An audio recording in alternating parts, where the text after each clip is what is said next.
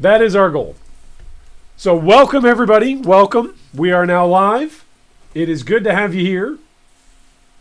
Bullet Bang is helping us out, letting us know that our mic is muted. Hopefully you guys have now turned the volume way up, so now you can definitely hear me. The best way to get folks to point out an error or to answer a question is just to make an error, right? Well, welcome, everybody. We are glad to have you here today.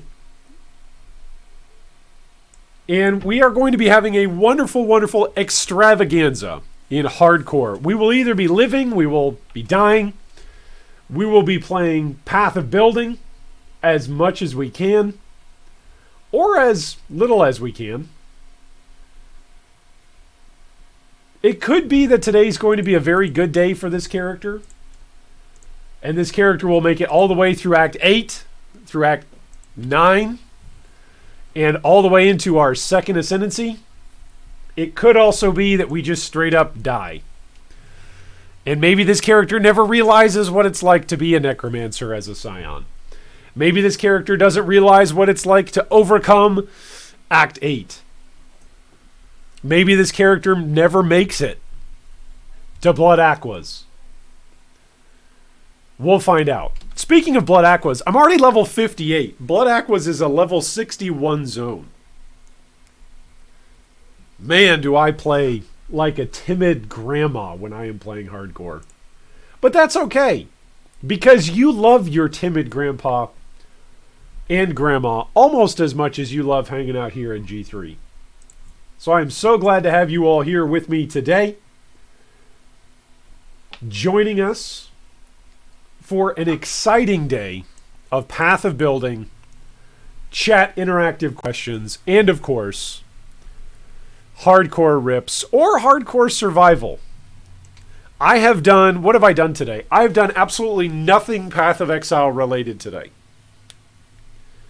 I've messed around a little bit on YouTube and on Discord. Other than that, this is my first time popping open the game.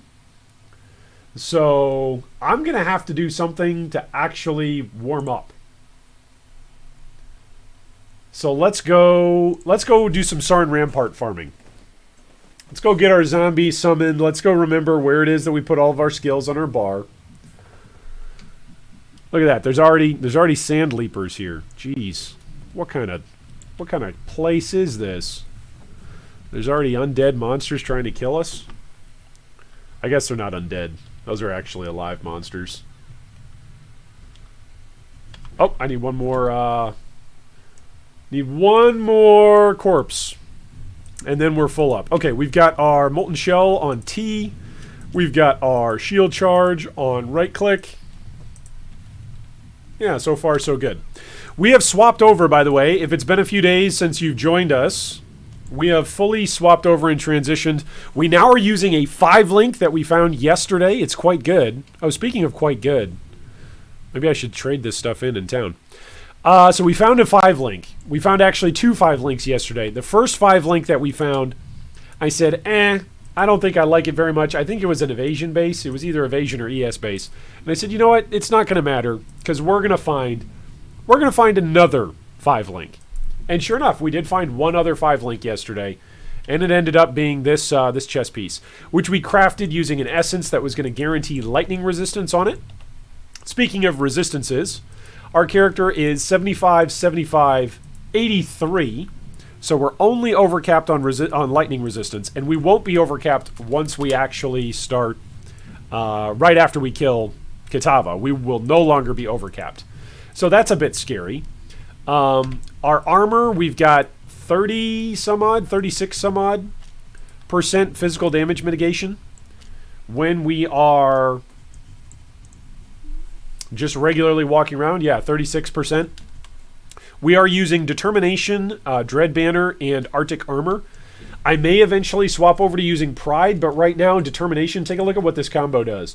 We were looking the entirety of this playthrough. I have been looking, hoping, searching, praying, longing for a granite flask.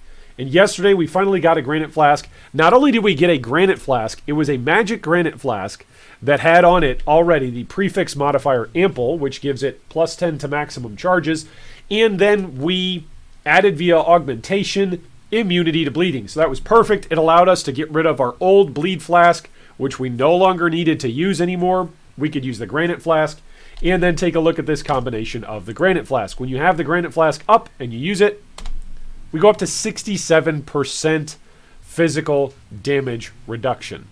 That is the percentage that we're looking for. So I'm probably going to throw glassblower's baubles at this thing, so that way the quality on it goes up as much as possible. And take a look. When I pop Molten Shell, yeah, we're over 1,500 Molten Shell HP while our Granite Flask is active. So that's a lot of temporary HP. It's not quite as much temporary HP as my sum total HP, but it's quite close. So that's what we're looking at. We're looking at a character that is looking to get as close to the physical damage mitigation cap as possible right now. In terms of chaos damage, I'm -19, or chaos resistance, I'm -19%. It's not exactly very good. Not exactly very good. So, anyway, that is the character update. This is what the passive tree looks like. Pretty generic. We came up and grabbed Death Attunement. We came over and grabbed Lord of the Dead. We grabbed Cruel Preparation. Then we came down through, grabbed Disciplined Training. We filled out the Silent Life Wheel. That was actually the first thing we did. We did Silent Life Wheel first before we came up here. Then we started filling in all of these various block nodes. We came in and we grabbed Mystic Bulwark. Came over and grabbed Sanctuary. Came over and grabbed Grave Pact and Devotion. And yesterday, as we wrapped up, we filled in Sacrifice, Spiritual Command, and Devotion. And I was debating whether or not I was going to come down through here to potentially grab Sanctum of Thought and then go grab this large Cluster Jewel, if I actually ever have Cluster Jewels drop, if we farm Delirium. And I think this is the way to go. I think going along this outside of the tree, right here, going along this outside of the tree, that way we could go get Spiritual Aid, if we want to, Righteous Army or Redemption. And then we also could come down here and grab Faith of Steel. So I'm going to come up here. This will give me a jewel socket. It'll give me a minion wheel. And then it also gives me the flexibility to come down and grab some more armor in this large jewel socket. So that's what we're doing today with our passives. We're going to be focusing on that left side of the tree. All right, but enough about me. I would love to hear about you guys today. How are you guys doing today? Welcome, Bullet Banger. Thanks so much for helping us with that microphone malfunction. Tyler, welcome, welcome. Mike, welcome. Rainbow Sam, welcome back, my man. Nicholas Fox, good morning to you wherever it is that you are in the world. James Moray, it's good to have you here. Happy afternoon to you. And Kong says, should I do a 5 Seals Unleash build using Arc or Shock Nova? Probably will roll into Trickster, but the build is so damn expensive. What do you guys think? Let's give Kong some suggestions in chat if you guys have them. Let's be a helpful community towards one another. If we've got questions, let's try to help each other along the way, getting better one game at a time. That's what we do around here. So we are now sufficiently warmed up, so let's go get our asses kicked. So let's go take on the Toxic Conduits. Definitely not going to die. We're definitely going to survive here. Right? That's the goal. We'll see if that works, though. We'll see if our goal pays off.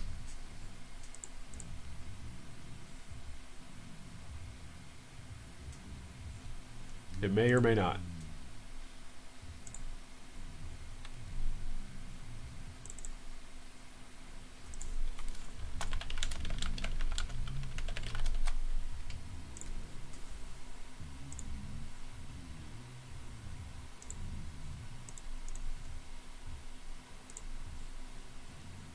All right, Scott says, I'm good. How are you doing today? I'm doing well. Tyler says, I started my first hardcore solo self-found because of you. Wow, Tyler. And what kind of character did you choose to go with? I'm glad you chose it. I'm glad that you're rolling with something and having fun. Are you enjoying it so far? Hopefully you ultimately will find that it's either a wonderfully enjoyable and challenging experience, or you'll find that you hate it and you'll get rid of it. Oh my goodness, I hate this chaos. Speaking of hating. There's going to be so much stuff that's going to try to kill me in these sewers. Oh my goodness. Not the least of which will be the lag. The chaos resistance, I may need to actually go up and grab the Chaos Wheel. This is like one of the densest zones in the entire 10x story campaign for chaos damage. So if your build can handle the chaos damage that's in the toxic sewers, I mean, they are literally called the toxic sewers. So if your build can handle this, then you might be okay to go forward. If your build can't handle this, then you're clearly not okay to go forward, right? There's only two options. You're either a dead character or you're a live character in hardcore. Those are the only two options. Tyler says, yeah, went HF Totem Inquisitor. Oh, nice. Oh, no, you're responding to Kong. Okay. Well, let us know what you chose to go with, Tyler.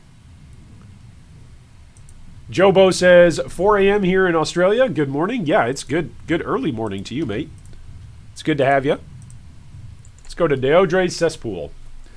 Mike Furr says, are you going to get Soul of Steel? Soul of Steel is one of my favorite passive nodes on the entire tree. The problem at this point is going to be how I'm going to justify pathing down to it. So if I come over and grab the large jewel socket here, I may be able to come down, path through here, through Barbarism, and then come down and path through Solidarity. Might be able to do that. That gives some more block chance. Grab Warrior's Blood. Now, I don't think I'd go over and grab Warrior's Blood. I'd probably just come down through here. How many passives is that, though? 1, 2, 3, 4, 5, 6, 7, 8, 9, 10, 11, 12, 13, 14 passives to come down. Now, that would give us Barbarism.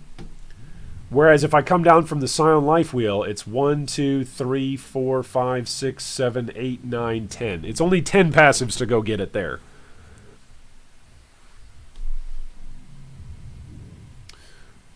One, 2, 3, 4, 5, 6, 7, 8, 9, 10, 11, 12, 13, 14, 15, 16. Yeah. Going from the Scion Life Wheel looks like it's still the fastest way to go. Alright, I'm going to have to touch this and then kill the Delirium as soon as we pop it, because my computer hates the Delirium. And that's okay. Hopefully by the end of 2020, the G3 HQ will update the computer gaming rig. We've been slowly updating things thanks to Patreon supporters over the last year to 2 years. The newest addition to the G3 HQ is, of course, the chair that I'm sitting on, which is amazing. It's amazing to actually be able to sit here and play a game without my back hurting, and I can sit here for more than an hour. It used to be that I would pretty much have to get up basically every single hour of gaming. One, because I have the bladder of your grandmother, and two, because my back just couldn't take it. In fact, when I used to do gaming consultation, I actually had a standing desk that I used. Back in the day. Back in my day. One of the things that we are also continuing today from yesterday's stream, it seemed like that was something that you guys enjoyed, or that the community enjoyed, was asking questions. So you can ask a question in a yes or no format. And it doesn't have to be about PoE. It can be like an AMA formatted question. And I will do my best to answer it in a yes or no manner. So you got to ask questions in a yes or no manner. Now you can just ask general questions as well, and I'll do my best to get to those. But asking questions in a yes or no manner is the way how to play our chat game today.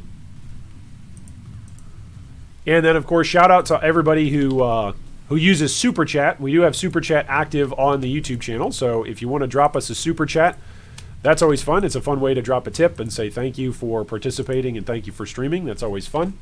Of course, we've got our Patreon links and our PayPal links down below in the video description if you'd also like to continue to support the channel.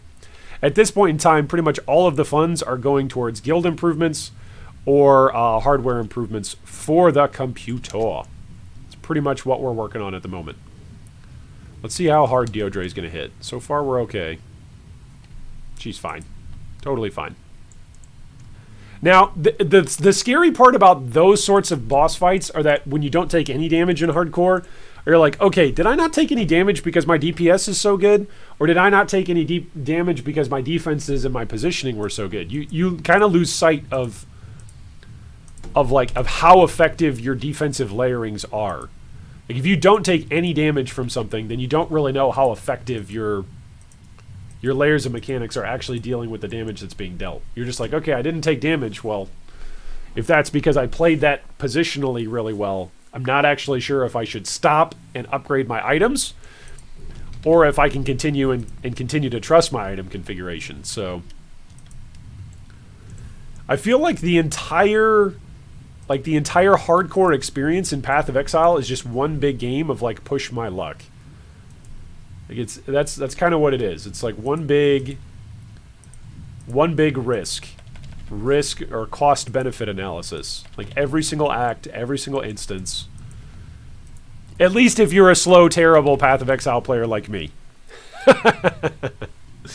If you're an esports god like most of you guys, then it's probably a joke to see how much I upgrade my character, and how much I'll wring my hands and get worried about upgrades, and how excited I'll get when every single piece of rare gear that I use has to have life rolled on it. Tyler says, I've never bothered to fix my resistances before maps, but it makes the game dumb easy. Yep. Hey, Steel, what's up, Woj?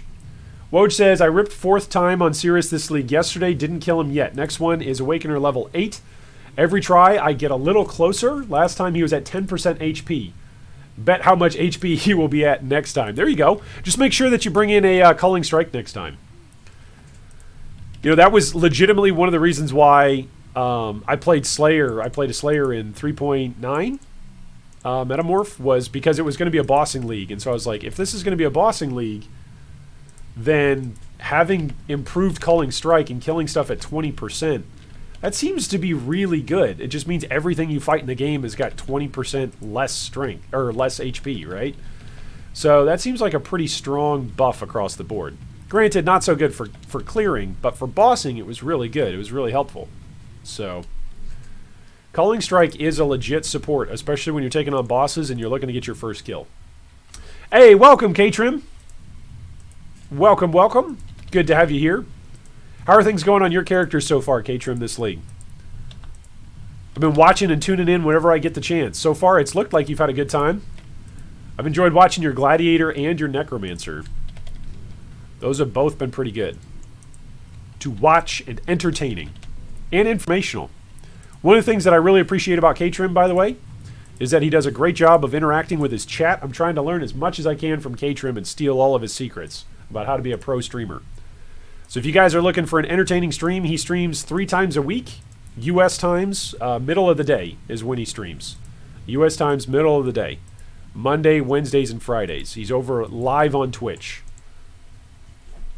And he also is kind enough to share his Twitch stream on our Discord channel, which, by the way, if you do also Twitch stream or YouTube stream, you can always feel free, if you join our Discord channel and you're a member of our community, you can always feel free to share that information in the appropriate spots.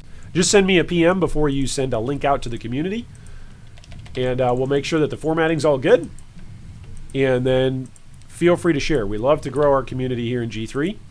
We love to support the members of G3 in their various hobbies and endeavors, like streaming. That's a fun thing to do. Woj says, Lamau, I could respec my Ascendancy to get Culling Strike on crit. Yeah, that's something you could do. There you go. That'd be the Assassin, right? Be one option. That's a 6 socket. We're picking that up. We're making room. Get out of here. Everything else that is not essential. There we go. Oh, also, last night, I went and played some on Delirium Softcore. So I need to change that. There we go. I had the uber strict filter on. Or the semi-strict. I had some kind of strict filter on for Softcore Delirium yesterday as I was wrapping up some more Blight maps on Softcore Delirium. Need to take that off so I can actually see things that drop, like Portal Scrolls, Wisdom Scrolls, crappy rares that I care about because it's SSF. Oh boy. I'm glad I remembered to check that relatively early in the gameplay today. Otherwise, I would have been like, man, nothing seems to be dropping. What is going on with my luck today? No, everything's dropping. You're just filtering it out, Iron. Got the memory of a grandparent. Not even. Grandparents remember like things like birthdays and stuff. Sheesh. All right, there's a reward from Malmoa. Let's come up here. There should be the exit to this zone up here. Oh, a magic pack. Good XP. Exit to the zone. There we go. To the Imperial Fields! Quickly! Away! Kaytrim says his Gladiator is fully ascended in mid-tier maps. Nice. Woj, you're playing the good old COC and balls. Nice. It's a great build. It's a very, very fun build. Are you playing it? I think you're playing it as the assassin, right? The assassin, cock and balls. I've seen a couple of those different builds that have been played with bows. It's quite interesting. It's quite fun. I like them. I think at some point, one of these leagues, I am just going to absolutely explode on my, like, currency, what I put into a build, and I'm just going to be like, all right, this is the most expensive build I've ever built. And it's probably going to be an assassin when it happens. Because why not? Hey, what's up, Cowsad? Welcome, welcome. Glad to have you here today. All right, let's sell off all of this junk. I need to actually sell it before I pick this up. I can remember how to play this game. Okay, on this one we're looking for... Basically everything is an upgrade here. For fire and lightning. Yeah, pretty much everything will be an upgrade.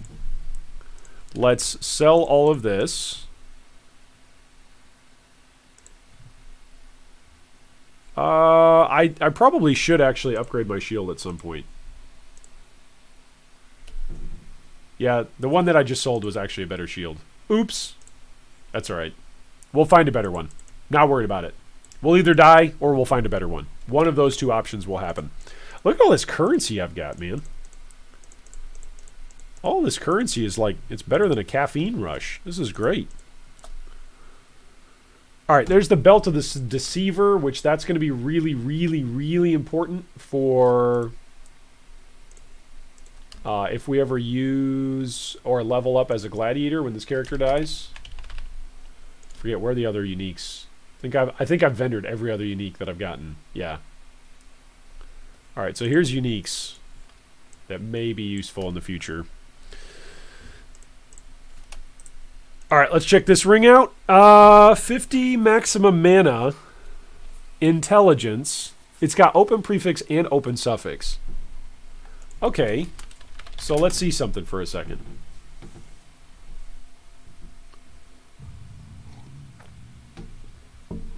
Hey, Kaytrim. That sounds like important work, man. Making masks for those who need it. That is a good thing to be doing right now. Thank you and your wife for doing what you're doing.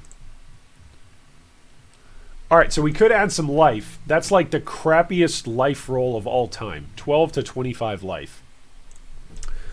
If I swap this out, what happens to my resistances? We're actually a little bit too low. Haha, 69. We're actually a little bit too low on cold resistance. But I can't roll all elemental resistances because it's already got that on there. So I could go... This is also cold, right? Yeah, this is also cold. What's on here? That's just all Ellie. That's 23 fire, but it's also got a life roll. It's got, man, cold resistance just seems to be what I need straight up. So if I just put cold resistance on here, and then I swap out my belt as my next upgrade, maybe that's what we'll do. Yeah, I don't have a chaos resistance yet. So that might be something that I do in the future. This belt has got to be the next thing that I upgrade. So maybe I get like a chaos resistance belt. Look for some kind of... either a leather belt or one of the heavy belts that's got strength on it. Maybe. Alright, so let's drop this into here. I might use that. Might use that. What's going on with these jewels?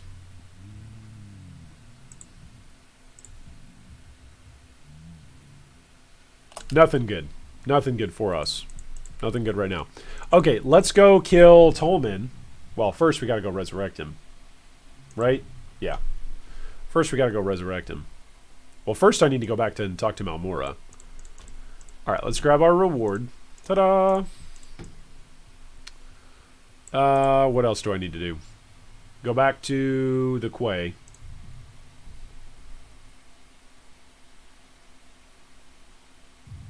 Is the unique belt an upgrade? Honestly, Mike, it probably would be. At this point, it probably would be. All right, let's come on up here. Yeah. And we'll go... Man, Faith and Steel sounds good. That would also help with some resistances. Am I going to go CI on this guy? If I go CI on this guy, I'll just redo everything down here, right? Anything that has life, we'll just redo all of this.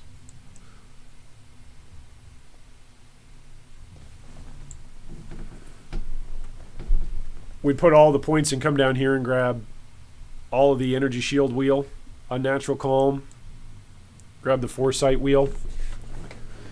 It's one thing we could do. I could do the aura stacking as well. That's what I did on softcore. On softcore for my summoner, I did the whole aura stacking thing, but not stacking as a guardian. Well, I have one of those. But for my necromancer, I tried to stack as much auras and an aura effect as I could to help out my zombies and my specters. Which it was pretty good. It was pretty good. I would say it's pretty good. I still need to test some more with the Redeemer sentries and see exactly what sort of preferred setup I would want for running them. Nope, that's not it. That's dead end. But we'll probably mess around with Spectres towards the end of the league. Right now I'm having too much fun in SSF. Oh, that's something that we said yesterday. A whole bunch of you were like, Iron, you really need to try Feeding Frenzy on your flippin' zombies. So we're going to try that. We're going to try Feeding Frenzy on the zombies. So we took off minion damage. We're going to try Feeding Frenzy and see what the quality of life is like.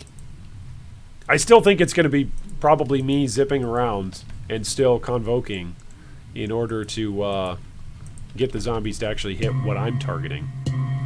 4-link. Nah, we're good at the moment. Those Conjurer Boots, are those something that I'm actually going to want? Those are blue and red. Oh no, those are just blue. ES base, no thanks.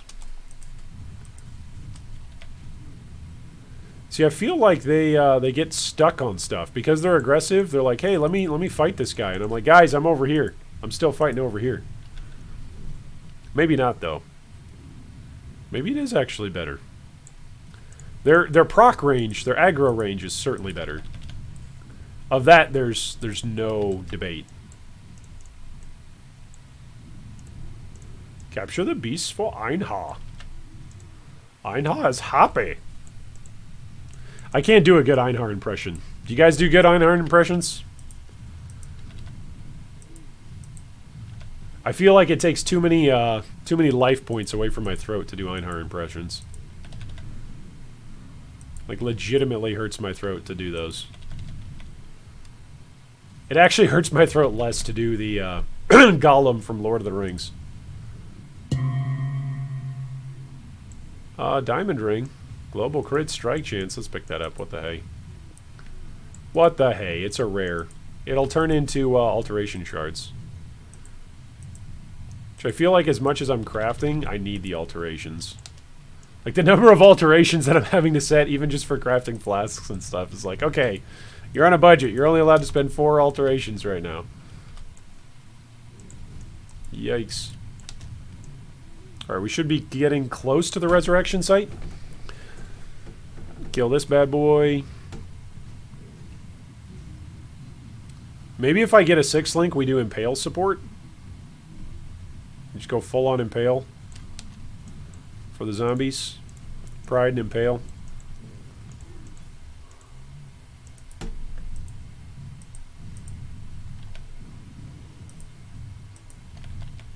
I wonder at that point if I would want to grab any kind of like physical enemies have minus physical reduction. Oh, I went the wrong way. But a 6 socket dropped. Don't care.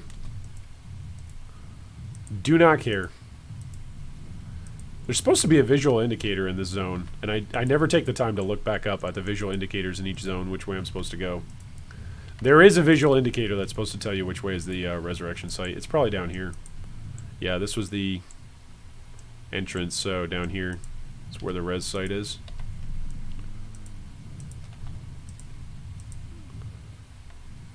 You guys are all speedrunners, though, right? You guys all know the all the tricks to every zone. If I knew them once, I wouldn't remember them. All right, let's go hand the Ankh to Clarissa. Put up a decoy totem. The real hero of Hardcore Solo Self-Found. Kong says, it will be long to farm those regrets. Yeah, I feel like regret orbs are actually pretty common this league. I have used most of my refund points, though, that I've gotten through the story. I've got 5 presently. So, and what, the Silent Life Wheel is like 12? 12 passives or something like that. All right, watch his Detonate Dead.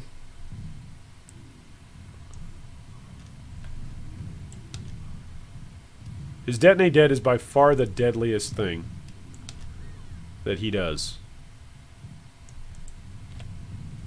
There we go. We got him. Ladies and gentlemen, we got him. All right, let's go turn these in for some more Jeweler's Orbs. Man, we're just making the currency. Cowshead says, I do an impressive me impression.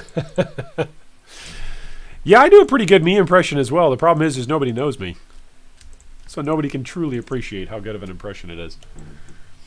Kong says, you should do Shield Bonkers or Katava's Herald for Pure Fist Specters. Yeah. Those are both good options. I like the Frenzy Charges for the speed. It's quite nice. All right, let's come get our passive point from Clarissa. Passive point from Clarissa. Do we want to come grab some armor and ES?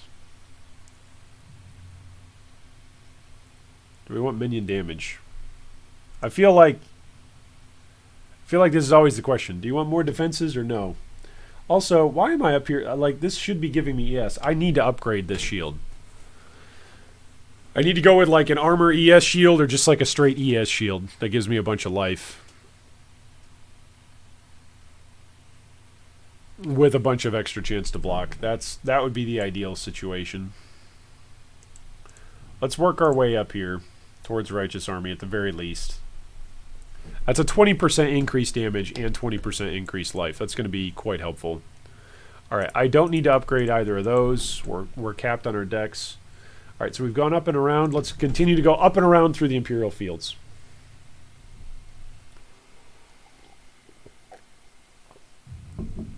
That is what we will plan on doing. Up and around the Imperial Fields. So, of course, for those of you who are just joining us today, we've made that announcement every day this week that we are trying to stream for at least 3 hours every single day this week. Because I've been watching all these streamers, and they make it seem easy, and it's not. I feel like it's way more easy to make a discussion video and have a focused topic and have a focused point of conversation than it is to stream. And to stream with gameplay as well. It's just, it really is. I feel like it's an amazing skill that these streamers have. So it's a skill that I would like to develop over time, as time allows. But of course, oftentimes my work does not allow me to stream as much as I would like. So this week has been a bit of a special extravaganza. That is our first map to drop. Is that a good omen? Is that an omen that our character is going to survive to maps? Find out more next time on G3 Live. So we have been streaming every day this week, and so far, I've got to say it's been fun. It's been fun for me. Hopefully it's been fun for you guys as well. I've been surprised at how important this chair has been to my like sitting comfort here in my office. Like I've been genuinely surprised. Like this chair, just to be able to do this. Oh my goodness. Like very, very helpful. Very, very comforting as I'm sitting here most of the day.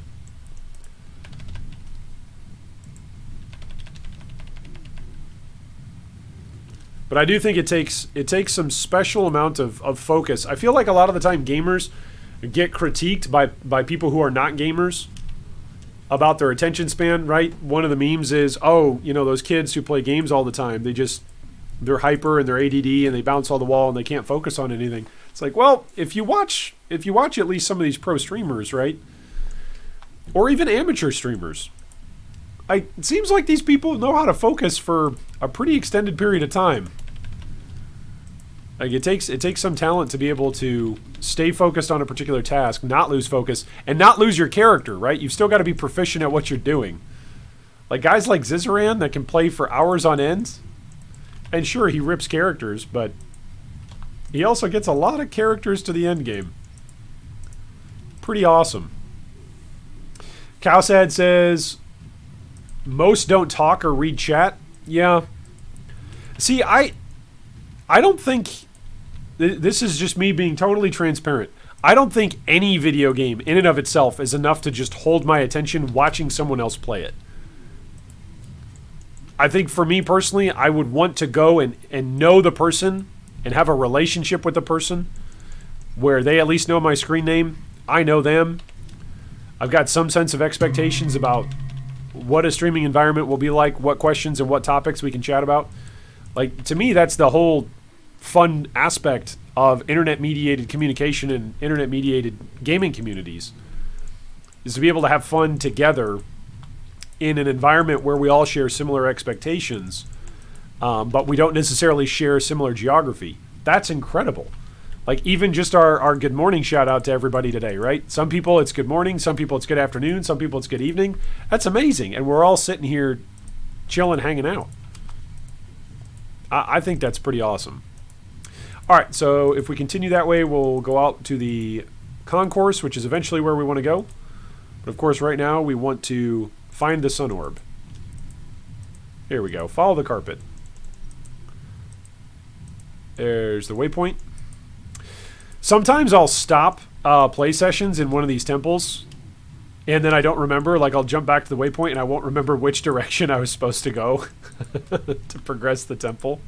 Does that ever happen to you guys? Nah, you guys don't forget anything. You guys don't have a boomer brain. Oh, man. Ooh, that was a little bit of a scary environment. Let's shield charge in the middle of a burning hot zone. Bunch of monsters. Oh, there's a chrome. Chromatic. Whoa, revives nearby enemies with onslaught. I just killed these guys. Now I gotta kill them again. Isn't that a James Kirk quote? How many times do I have to kill this guy? Pretty sure that was a Kirk quote, right? Or is that another Star Wars or Star Trek reference? I thought it was Kirk. Last night, the missus and I started watching Star Trek, the fifth movie of the Star Trek series. I'm a big, big fan of Star Trek. Grew up watching Next Generation with my family. And my wife and I, whenever we're having another child, we boot up Deep Space Nine. And that usually provides us with a couple of months worth of watching while we await for our new child to arrive. Tyler says, G3, can you post that elemental overload chart that determines the values when EO is worth it and it isn't worth it? Yeah, that was actually something that we discussed the other day, I believe, which I can post that video in the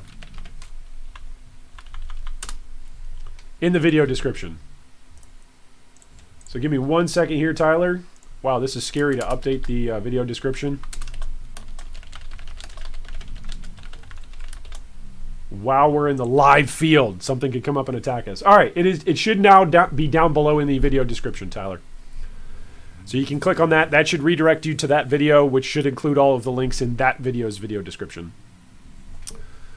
Mike says, I die a little inside every time you don't ID a strong box first. Yeah. Shifty says, with the power of the G3 community, I am able to wash my hands again. Even you can claim this power by supporting G3 Iron and donate to a social cause on his stream live here. Thank you, Shifty. Your memes are appreciated. That was worth a laugh. Kong says, Ziz plays hardcore solo self-found and can still screw up the game. He has the focus of a laser array. Yeah, he really does. Scott says it's called a hyperfocus state, and it's very common with adults with ADHD. Oh, there you go. Mike First says, check out T90 streams or videos. I don't even play that game, and he's my favorite streamer. There you go. That's excellent. Kaytrim says, for me, it was the original Star Trek series that I grew up watching. There you go. My wife and I, okay, so I want to say it was our I think it was our second, no, it was our third child, second living child. So on our third child, we actually watched the first season of Star Trek, the original Star Trek.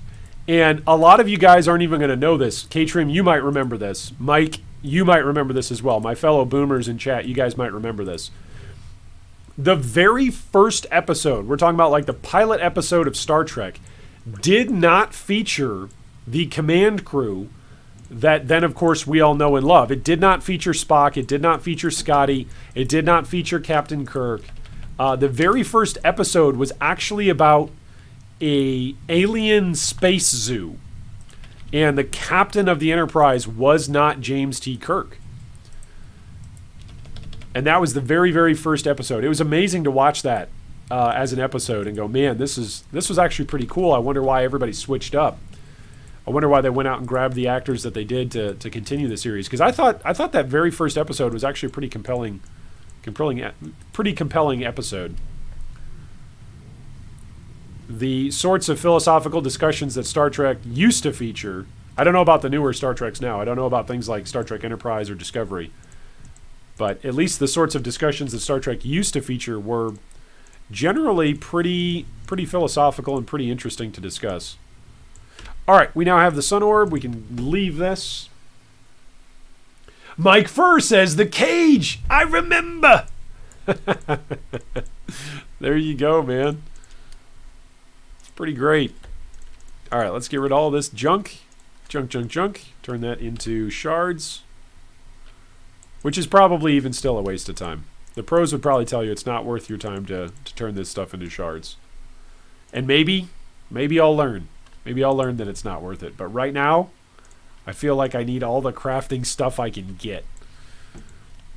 All right, so we've got one orb. We can now go through Solaris Temple. Hopefully this is the same instance. Oh, Kaytrim corrects me. Excellent, Kaytrim. Spock was there, but the captain was Pike. Excellent. Mike said everyone hated it. The Leonard Nimoy movie goes into it some. Oh, interesting. Is that like a documentary on Leonard Nimoy, or everyone hated the episode? Really? That was the original reaction? People hated it? I thought it was a fascinating discussion point. But the things I like to talk about are clearly not popular and are clearly not what other people like to talk about. I am amazed. I'm amazed at what some find interesting to discuss and others don't. We're all different people, and that's A-okay. One man might find something that's fascinating and is able to have hour-long conversations about it. Another person could sit there and listen to the same thing and go, this is incredibly boring. Whoa, hey, that was some damage there. These guys are actually causing some damage. I don't like that. Let's pop our molten shell and call it a day. By the way, I'm still using Feeding Frenzy. So those of you who are claiming that it's good, it seems to be acceptable, at least in the moment. But you know what? As soon as my character dies, do you know what I'm going to blame it on?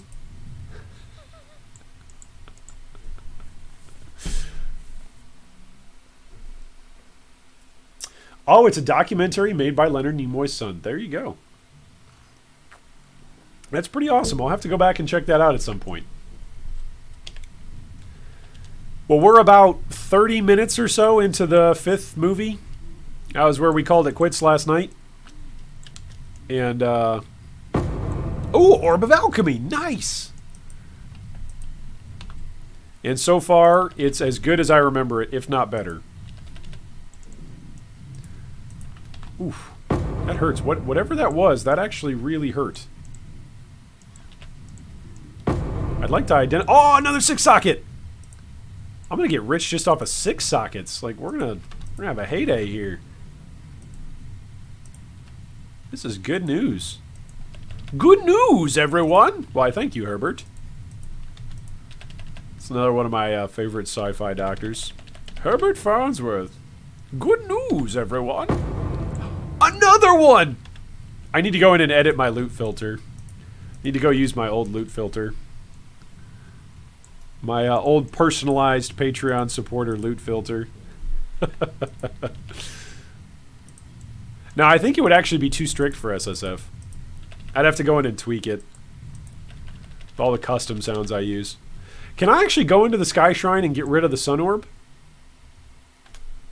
No, you need the Sun and the Moon. Okay. Yeah, it doesn't actually let you drop one of them off. Today I learned. And Essence, we love these. We love these for crafting. I feel like I should set up my Molten Shell on a cast when damage taken. Then again, it's at that point it's not going to be very reactive. I mean, it's automated reactivity, but it's not. I can't use it as a preempt. There we go. That's the word I'm looking for. I can't use it as a preemptive measure, like before I open a strong box or before I go and attack something that's rare. Also, I need to link it with increased duration. That's another thing I need to do. Link my Molten Shell with increased duration. 3 seconds is not long enough. A Glassblower's Bauble. I need those. Excellent. This zone, Harbor Bridge. Should I just do Harbor Bridge farming? Is that what we're going to do? I'm going to level to level 90 on the Harbor Bridge. Ha! Oh, man. Mike says, is that the one where they go back in time? No, that's Star Trek 4, The Voyage Home. Star Trek 4 is the Voyage Home where they go back in time. Because there is a whale probe that is assaulting the planet Earth. Which, you know, we finished that one up the night before. And that one has grown on me. I did not used to like that one. And this most recent watch through, I was like, this is a damn good movie. You know? The pacing, the plot, the way... Like, I used to hate that there wasn't a traditional villain. You know, Wrath of Khan is kind of like the epitome of, hey, here's a traditional villain in Star Trek, right? And... Voyage Home, really well done, despite the fact that there's not a traditional villain, I think. This most recent watch through. Maybe I've just grown as a person, and so grown to appreciate Voyage Home. Which Mrs. Draconis, my wife's take on Voyage Home was, hey, was this around the same time as, like, Free Willy? And Voyage Home was, like, 1986, and Free Willy was, we looked it up, 1993. So they were way ahead of the game in terms of the whole Save the Whales message. Or way ahead of the game. Star Trek was, at least in that regard. And they flew around in a Klingon bird of prey, and like they showed you what that was like. That was pretty cool. You should Vol it. It's really strong with your Granite Flask. Yes, Vol Molten Shell is exceptional. I agree. It is exceptional. I'm gonna keep leveling it up. Eventually, I might Vol it. We'll see. We'll see if I can find a Vol one. That's kind of been what I've been hoping for. Was to find a Vol one, but then ultimately didn't find one, so I just went out and bought one with Lily. I think that was yesterday's stream or the stream before.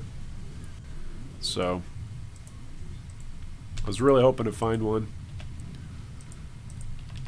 But we'll definitely try to corrupt it at level 20 to try to get it as a level 21 gem.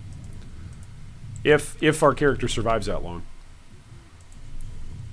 Leveling gems to level 20 in SSF, that's going to be a treat. I might actually use the Syndicate for that. Right? I think it's Torah. Is it Torah in research? Whoa, hey. A little bit of lags there. A little bit of frame lag. I think it's Torah in research, right? It gives you gem XP. Because I doubt I'm going to use an Empower or an Enlighten on this build. So I would think just getting like really strong defensive gems to level 21 would be what I would want to aim for. Although, you know, empower on zombies is not bad. Especially if it pushes you to like another threshold where you get another zombie. Mike says the first one is your favorite? The first Star Trek? Oh, that's nice. Yeah, the first one, my wife, her first reaction watching the first one was, that guy! He's from Seventh Heaven! He's the dad from Seventh Heaven! Which is then funny, because the dad from Seventh Heaven is in the first movie of Star Trek. And then the mom from Seventh Heaven is in the fourth Star Trek. Apparently. I learned this from my wife as we were watching. She was like, she's in Seventh Heaven too! It's like, okay, alright, great. I didn't watch Seventh Heaven. I'm glad you did, dear. Pretty funny. By the way, if you are having a good time today, if you're enjoying chat, I feel obligated. Nay, I feel it is my duty, my solemn duty, to ask you, if you're new to the channel, to go ahead and smash that like and subscribe button. Right? Is that the way the kids say it? Smash the like and subscribe button? That's the proper verb? And of course, if you're a veteran of the channel, you can just go ahead and ding the like button and make sure that you've got notifications turned on. So that way you're aware, when we're aware, that a new discussion or a new stream is live. It's always interesting to take a look at those YouTube analytics and see like, hey, this is what the average is of your liked videos. This is what the average is of your ding bells on videos. And it's fascinating to see. I know a lot of folks don't like it when a YouTube video or a YouTube channel says, hey, make sure you hit the subscribe button, make sure you hit the like button.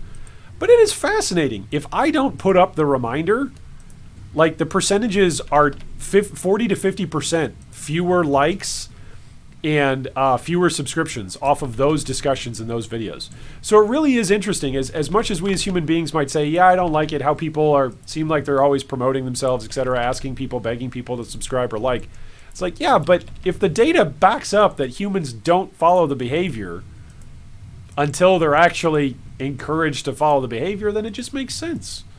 It completely makes sense why so many different YouTube channels come up with their own, you know, inside jokes and ways of talking about liking and smashing the subscribe button. Makes a lot of sense. Hey, what's up, Lauken? Welcome, welcome. Good to have you here today. We've been talking so far about hardcore solo self-found. We've been talking about different builds that a couple of guys have posted questions about in the G3 community chat. And of course, we've also been talking about Star Trek, the Star Trek movies and the Star Trek series. And of course, yesterday's wildly popular game of yes or no. If you guys want to ask any question, you can ask it in chat, and you can ask it in a yes or no format. It does not have to be about PoE. You can ask me a yes or no question, and as long as it's in a yes or no format, I will do my best to answer it. All right, let's go drop all this stuff off at Hargan. Look at all these Jeweler's Orbs that we just picked up. Ooh, how much armor? That's less armor. But is that because of the increased armor roll? Yeah, that's because of that. I should probably keep this then. Let's take a look. It's actually a worse roll. Get rid of it. I should probably keep this. 2 seconds later. It's crap. The power of the wisdom scroll, right? All right, we got sun and moon. What essence do we have here? Lightning damage to attacks and spells.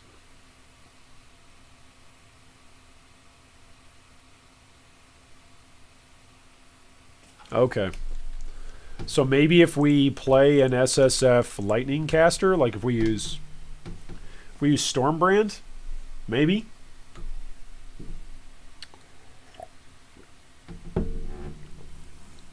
Laukan says, very nice. I'm slowly making my way to 100 for the very first time. Hey, nice. Congrats, dude. That's a big achievement. Kong says, I highly recommend Prometheus as a horror sci-fi for those who like sci-fi. Prometheus is where they take the big, awesome-looking ship and they land on the thing, and they're on the thing. And then when they're on the thing, they don't check to see if they're bringing anything back with them, right? No more spoilers. I just totally spoiled the whole movie, didn't I? Sorry. I think that's Prometheus, if I'm remembering that right. And I think, is it Prometheus or is it Event Horizon? Which one is it? Is it Prometheus or Event Horizon that that has the, who is it? The doctor from Jurassic Park. You guys know who I'm talking about? All right, I actually want to go from this way, I think.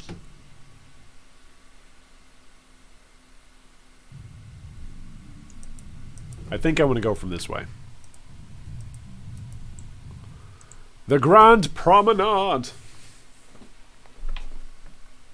I forget what his name is from Jurassic Park. I forget what his character name is. But isn't he in either Event Horizon or Prometheus? He's in one of those two.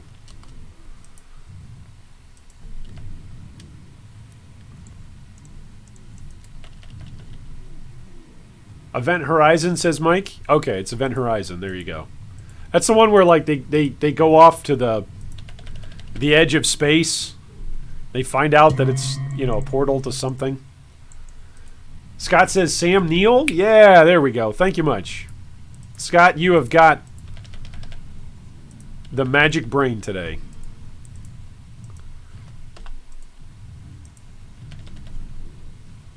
See, this is the sort of interaction for a community discussion that we ought to aim for. Where we all can ask each other questions and all help each other out. I think that's cool. Alright, so the plan here, I typically don't like fighting Yugal until like I've just got utterly ridiculous resistances, because sometimes the pillars that come up from the ground can actually rip your character. So typically I don't like fighting Yugal until I'm just thoroughly able to trivialize the fight. That being said, I think I'm going to try it. I nearly have 3,000 HP. 3,000 HP, 3,300 armor, or 33% armor, 30% block chance on attacks, 21% block chance on spells. I feel like between my two ascendancies, we're going to get, what, 30% chance as well, basically? About 30% for the blocks. So we're gonna cap out, hopefully, relatively quickly. It'd be really awesome if I could farm a Rumi's concoction. I'm going to need to look up if there's any way that I can get that. I'm actually going to Google that really quick. Is there a div card that'll give you a Rumi's?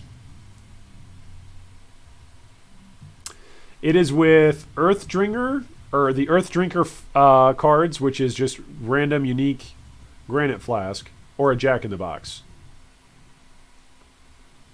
That's a bummer. So I guess I need to farm up Earth Drinkers. Earth Drinkers can drop in the desert or the dunes.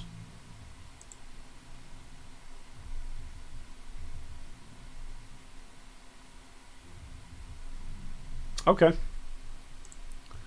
Desert or dune maps. That's not too bad. I think that's doable then. We could just farm up Earth Drinkers until we get a Rumi's. Because that gives us a bunch of additional block, and it still gives us that armor that we're looking for. It's at least one option.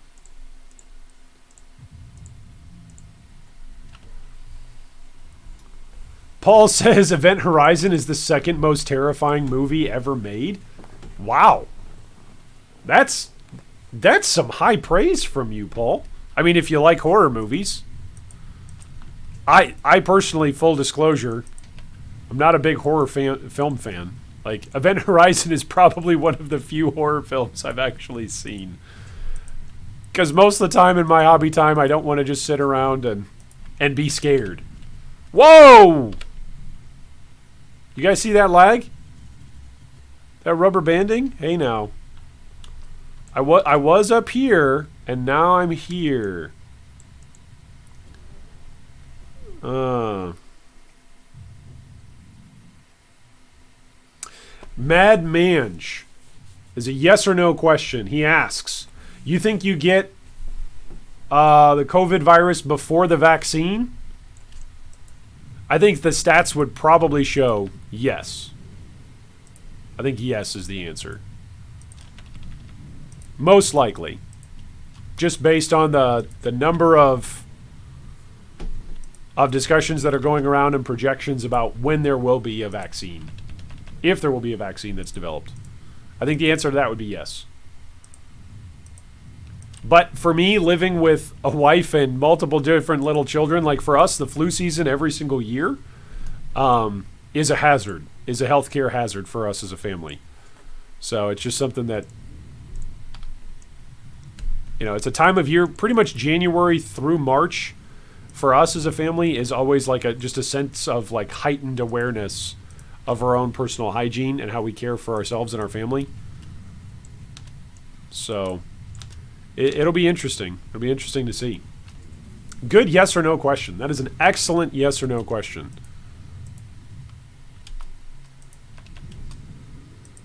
Was that the end? That should have been the end, right? Here's the vol letter. Where's the fragments? Oh, here it is. Here's the vol vessel. Boom. Walking right around it. Vol Stormcall. Vol Reeve. So it looks more and more like we're shaping up to play like a Reeve or Lacerate guy if we die here. Or rather, when we die. Yikes, we might die right now. We might die in this very instance. This might be the last instance this character ever experiences.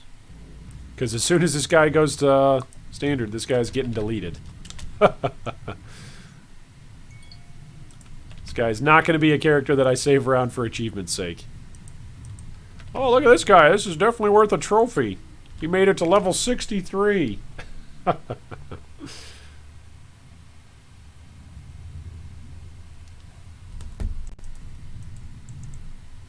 Alright, Wings of Vistiri.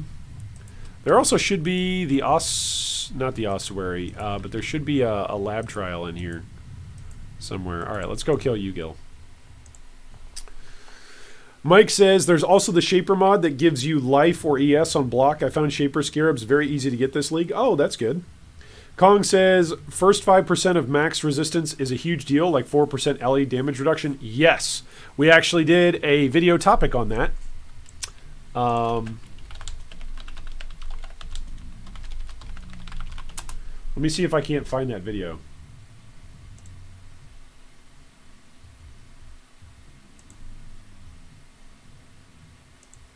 Yeah, that's an old video. That's an old video. That's from, well, not too old. September 25th, 2019. Not quite a year old.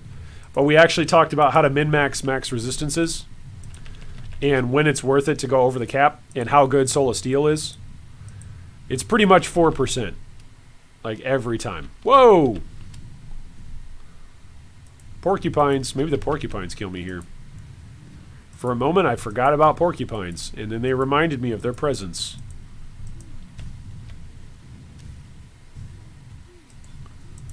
The latency spike has arrived. Yeah, the lag spike is now here.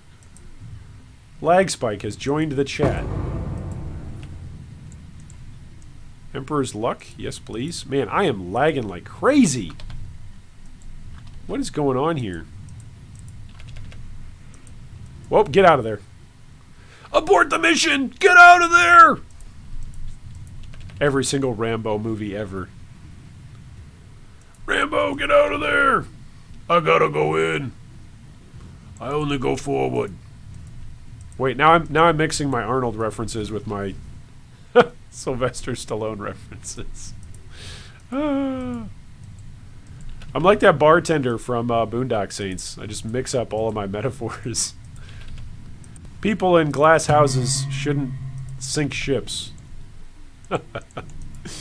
Oh, that's a great movie. Speaking of movies that are not horror movies. But Paul, I want to get back to this. Paul, you said Event Horizon is the second most terrifying horror movie ever made. Paul, what is the most horrifying movie? Or rather, chat. Everyone in chat, what is the most horrifying movie you've ever seen? Please tell me, because I'm going to add these to a list of movies that I will never watch. I will make sure I never, ever watch them.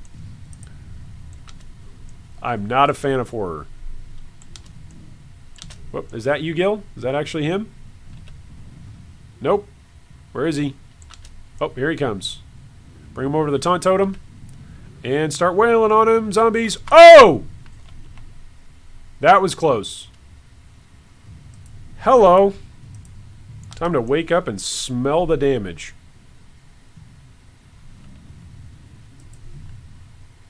So apparently don't stand still, because he's got a big slam move.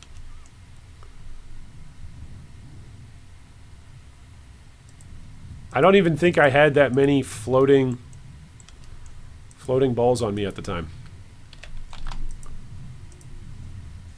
That was just scary. Like, it was a ginormous mouth that came out of the mirrored pool, like, trying to eat me. That dropped me to about half.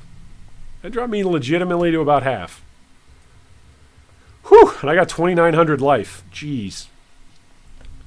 Alright, Soul of Arakali. We could do damage taken over time. I think I want to just avoid damage taken over time.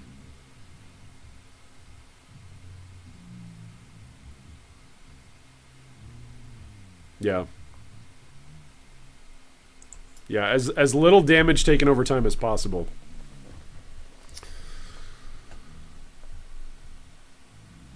Kong says you can get Prismatic Carapace on small jewels, which gives 1% equals Soul of Steel, but cheaper. And you can stack a load of them. Yes, I can. The problem, Kong, is that in this right here, I'm playing hardcore solo self-found. So the problem is whether or not I'm ever going to find or craft those small jewels. That's the only hang-up factor there. Other than that, you're right. Kong says his top movie is Exorcism. Mike says Aliens. Paul says Poltergeist. Not sure what that says about me. Woj says, I watched Kill Bill a few times when I was a kid, and I was always scared of the opening scene. It's fair.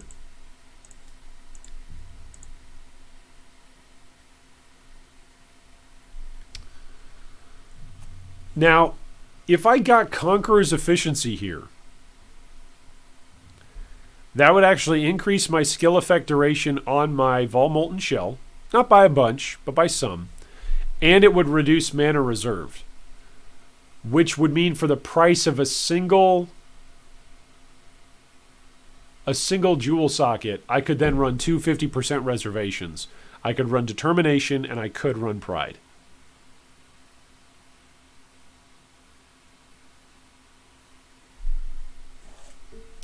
Conqueror's Potency. I could set up a Temp Chain setup.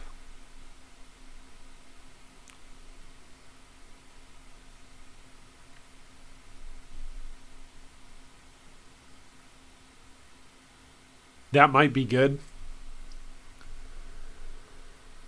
Increased effect of non-curse auras from your skills. That might be good as well.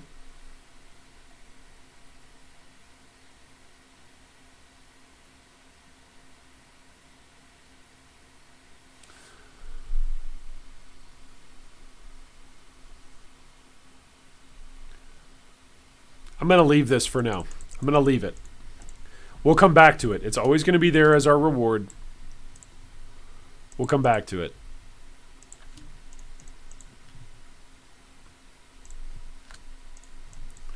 Let's check out this shield. Oh, I thought it said 72 life. No, it's 13 life, 72 armor. That is a crap ton of armor, though. That is an absolute crap ton of armor. 827 armor. It's a 700 armor increase. I just got to see what this is. What does that do to my fizz? I just go from, not even using Determination, I go from 25 to 37. How much life do I lose? I lose 80 life. I lose 80 life. What resistances do I lose? I lose a bit of cold resistance. I'm no longer capped for cold. I really ought to try to get a better amulet. Man, this amulet is just 32, like 27 strength and 32 HP. Can I get a better rolled amulet? Please?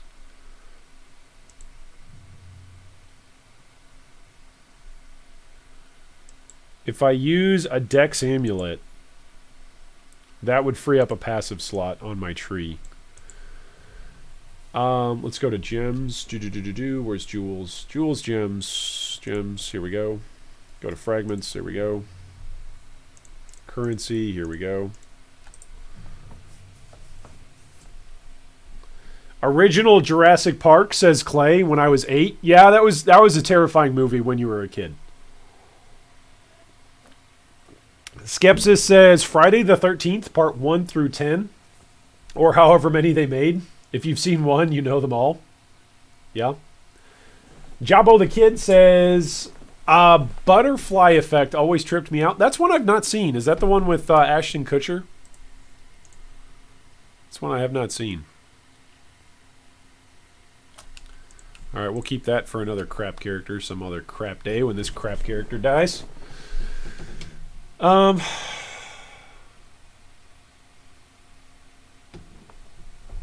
want physical. I don't want to regen. I think I should just straight up like transmute this. Well, what am I looking for? Talk this out. I'm looking for. Do I need that 4% all elemental resistance? Yeah, I do. Otherwise, I drop low on lightning. So I'm looking for something that's got cold and lightning and life. Cold, lightning, life, chaos. Those are what I'm looking for. Cold, lightning, life, chaos. That's not it. Alright, that's lightning. That's an increase in armor. Let's use a regal. All elemental resistances. And that means it's still got an open spot for crafting. That's not bad.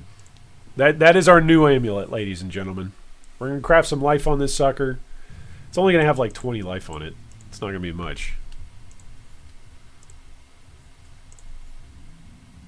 Yeah. By 20 life, I mean 16. But hey, how much life do I lose off of that? 78 to... Okay, so I lose about 60 life. 60 life, but my resistances are decent. Yep, my resistances are capped. And now can I get rid of this passive here? I still need 4 more. Okay, so I would need to bless this. Do I have any blessed orbs? I have 2 blessed orbs.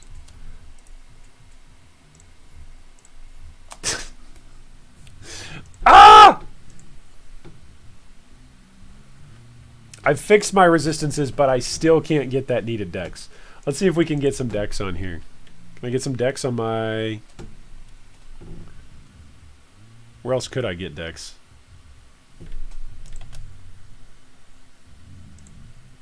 I need the 23 fire. Fire and lightning. Do I need 12? No, I don't. Ah, I do on the fire, though. Let's try it on the zombies. Nope, can't roll it.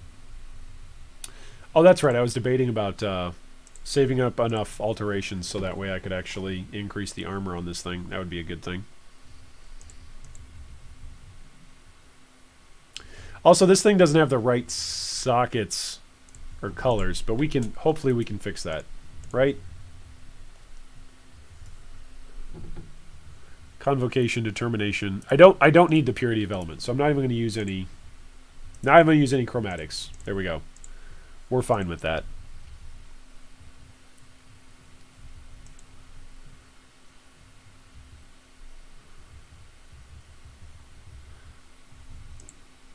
I think I'm going to want to set up cast when damage taken eventually. So let's fuse that. There we go. Perfect. Let's put Molten Shell in here. We'll put Determination over here. We can put Convocation over here. Let's go get a cast when damage taken. Let's go do that. Let's get cast when damage taken. Whew. Cowshead says, yeah, stay away from Sallow. G3 iron just shows the worst in humanity. From Sallow? Stay away from Sallow? I'm confused. Please clarify. Hey, what's up, Ethan? Welcome, welcome.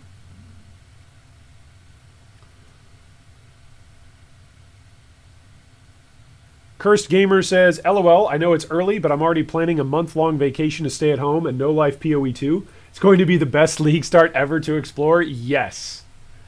PoE 2 is going to be amazing. Very excited for it. Alright, there's cast when damage taken. So this is 38 or lower. This is 58. So we can level this up a few times. Alright, we're going to keep this shield because the shield was really good. It has served us well. You have served me well.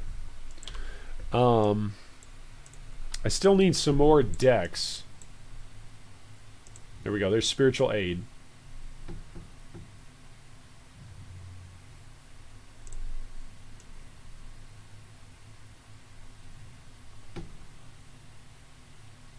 This would be 2 points to come up here. It'd be 1 point to come through here. So I think I'll grab this entire life and chaos wheel. 1, 2, 3, 4, 5. For 5 passive points, we get what? 16%? Oh no. That's 12% plus 8. 20% chaos resistance. And then 20% to life. It's not bad. And then we'll come down here and grab the life cluster jewel.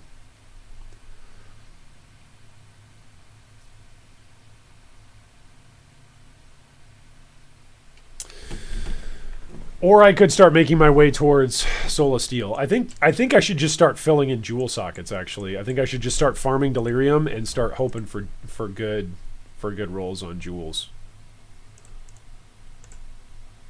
Alright, anything else that I'm missing here? Anything else that I'm missing here? Nope.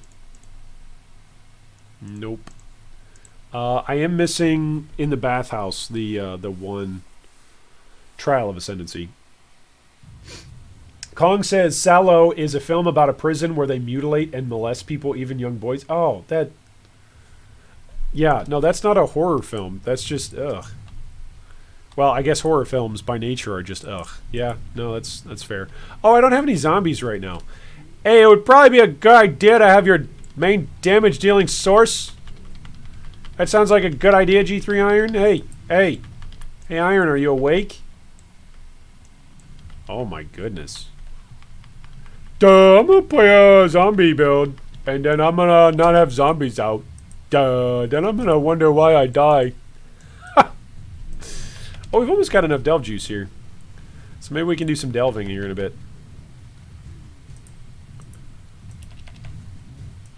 Oh no, there's Hector Titicus. Watch out. Watch his slam. Slam is no joke. Alright, Dread Banner leveled up. Cast when damage taken. Is that going to level up? Hopefully that levels up soon. I should probably go back and proc some more prophecies, right? I ran through a bunch of those prophecies real quick. That's what they gave me, like an alchemy and some jeweler's orbs. They gave me some extra mods using a transmutation. Pretty nice. Pretty good stuff. Alright, where's the next one? Here's the next one. Alright, we got 3 done. How did you die? I died in the bathhouse trial. Going across the floor. Being an absolute dum-dum.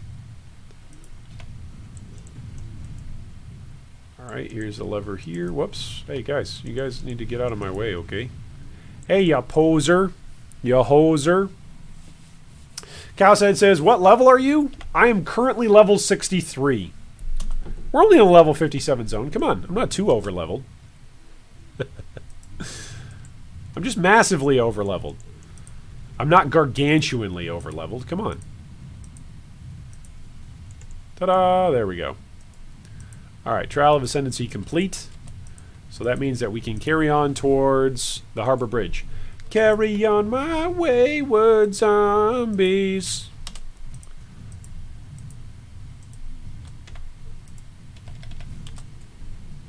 Hello and welcome to the sultry sounds of G3's Serenade. As G3 Iron recreates the best that Guitar Hero ever had to offer. Whoa, Black Betty, bam-a-lam. Ethan says, here, whenever you want to review, got nothing from my delve. Oh, bummer. Wish you got something from your delve, my man. We are almost done with Act 8. So, Ethan, you were up from, you were first on dock for us to take a look at your POB today. And then other than that, if we're able to kill Lunaris and Solaris, if you would like your POB to be featured, that we will take a look at and offer you some advice, there's a couple of things that you need to do. So focus. Let me have your attention for a moment. If you want us to take a look at your POB today, what you need to do is you need to join our Discord and send me a PM. In that PM needs to be included your paste bin for your build. All right, your paste bin for your build for POB.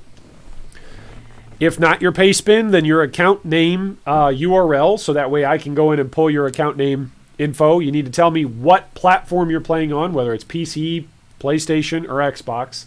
And then you also need to kindly let me know what it is that you're asking for help with. If you're asking for general build advice, if you're asking for help with survivability, if you're asking for help with a particular mechanic, if you're asking for help with damage, if you're asking for just general improvements or potential ascendancy swaps, those are all things that you can ask for. But please try to at least ask something specific. If you just, I'm just letting you guys know this right now. If you just send me your POB or just your account profile, I'm no longer going to be looking at those. Because at that point, it's more of a build feature than it is actually interactions where we're all helping and learning with one another. It's just taking a look at your build. If you just want to flex and show off your build, okay, that's great. You can send me a PM and say, hey, Aaron, I just want to flex and show off my build. We may not feature it because we're not here today to flex and show off. We're here today to hopefully get some advice and improve builds. If you've got a really awesome looking build that is flex worthy, but you have specific questions about it, then you can do that. That is definitely something that we welcome. But we're trying to be as helpful as we can to our community here today. That's the goal. All right, let's put these things in and drop this. And away we go. All right, so it's moon first. We'll see if we die here. I might actually. These are like slightly dangerous mechanics.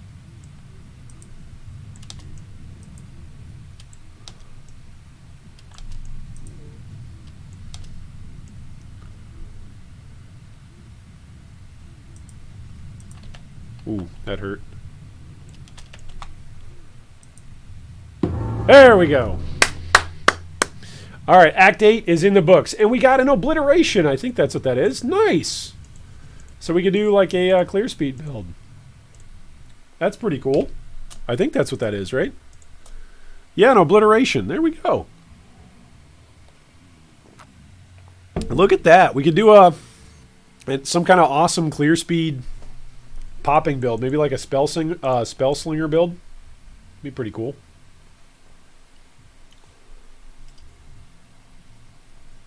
Nice. All right. Yeah, we just want to avoid damage taken over time. That's what we want to do. Whew.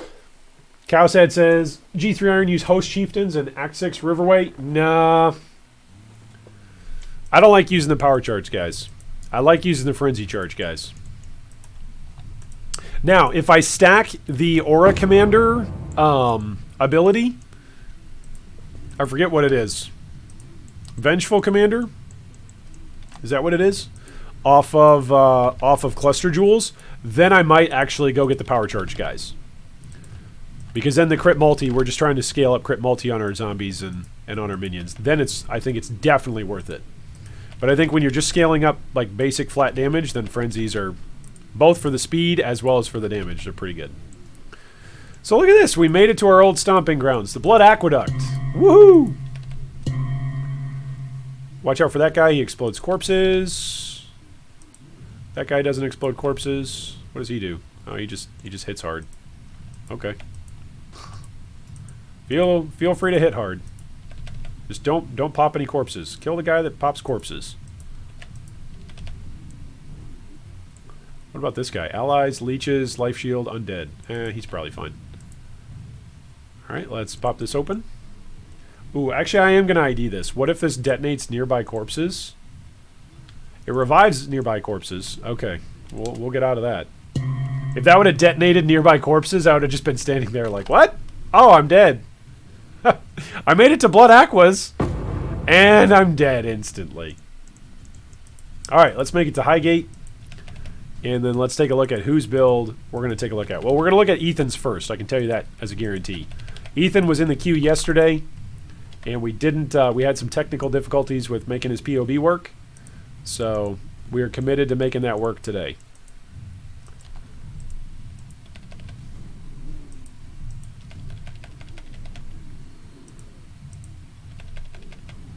Hey, there we go. Level 64 already. Boom.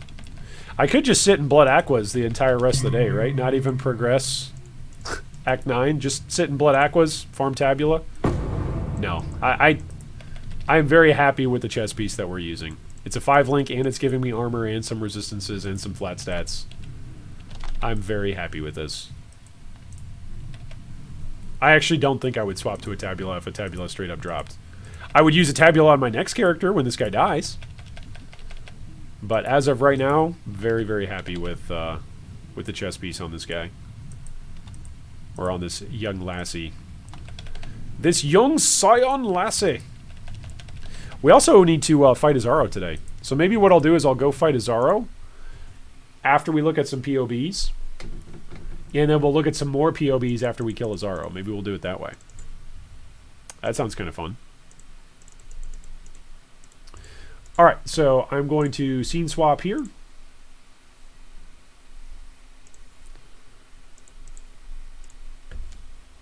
If I can remember how to function this. There we go.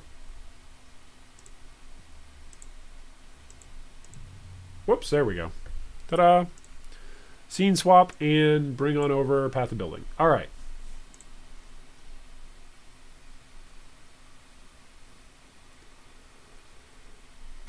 Oh, Mike says use both chieftains is what we're saying. I could do that. That's a fair point. Go 1 and 1 because I'm not at 3 yet. So go 1 and 1. That's fair. That's a fair point. Woj says I just alked an amulet with 1% damage per 15 dex. 13 fizz is extra cold and crafted increased global fizz. Hollow Palm version 2.0. Here we go. Nice. All right, my man. All right, so Ethan, let us know what it is that you're looking for in this particular build. Yesterday you said, okay, with mine I'd like more damage and HP, and just wondering which pieces of my equipment would be best changed first for the biggest increases. All right, so I'm going to pull up your characters. And I think, are you on... I don't think you're on... PC, right? Or are you on PC? Let's find out. Nope, you're on PC. There we go. All right, you're looking at the Gladiator. Let's import. And then we're going to generate a paste bin. So that way anybody who wants to take a look at this together, Ethan's build will be down below. His paste bin is down below.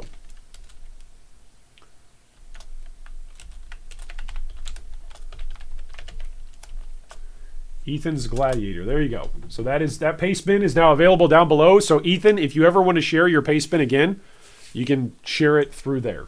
That link down below will share this snapshot of your build. It won't refresh because that paste bin is essentially a snapshot in time of what your build looks like now. If you ever go in and make changes to it, you'll need a new paste bin for it. All right. Oliver Smith says, hey G3, sorry I'm a little late. I just got finished concreting the slab for the new playhouse. Nice! 8:35 p.m. Welcome! That is a level up achievement, man. Way to finish up your chores today. Woj says, Iron, fix your POB camera frame because we can't see the whole POB. I think that's by design. I think I don't want to have the whole thing showing. There we go. How's that? Is that any better? You guys let me know. Because if I drag this all the way over here, you guys can see the whole thing, but then like a whole bunch of the stats get covered up by the chat box. So if I drag it to the left a whole bunch, then POB gets a lot smaller. So we'll try this for today. Try this for right now. All right. So what do we got going on here? Ethan, we've got a Gladiator going on, and we are aiming for more HP and gear upgrades. So first off, you've got Outmatch and Outlast, which gives you Frenzy Charge on kill with main hand, Endurance Charge kill with offhand, 10% more physical damage while at maximum Frenzy Charges, 10% reduced physical damage taken while at maximum Endurance Charges. Yep, that's pretty good. Arena Challenger, which gives you 2% more attack and movement speed per Challenger charge. And you get 10 max Challenger charges. 25% chance to gain a Challenger charge when you hit a rare or unique enemy while in Blood Stance. Gain a Challenger charge when you kill an enemy while in Sand Stance. You got Blood in the Eyes. Attacks have 25% chance to cause bleeding. Attacks maim on hit against bleeding enemies. 10% chance to blind with hits against bleeding enemies. And enemies maimed by you take 10% increased damage. And Gratuitous Violence. All right. So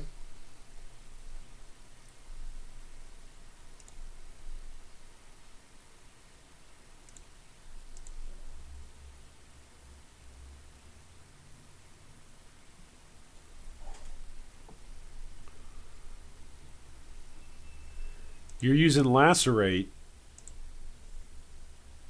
Ooh.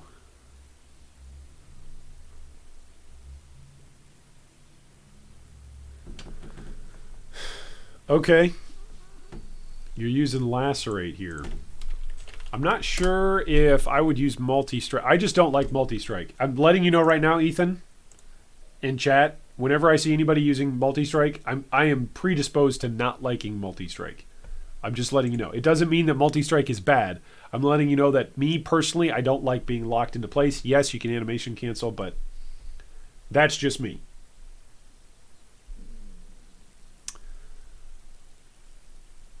You could go Ruthless.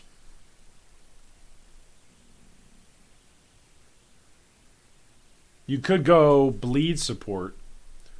Or you could go Deadly Ailments. So probably Multi-Strike is going to be the best flat damage out of all of those. But that's just one thing looking at your gems right here, right away. Okay. Taking a look at your items. You have got the Wrath Edge Ceremonial Axe. This is a 219 DPS axe. It gives you socketed gems are supported by level 20 chance to bleed. Okay, we don't really care that much about that, but it gives you 15% chance to cause bleeding on hit. Attacks have 25% chance to cause bleeding, 33% increased damage with bleeding, 60% chance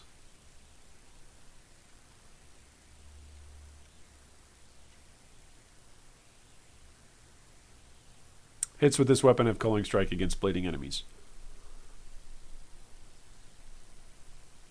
Your bleed DPS is 393,000.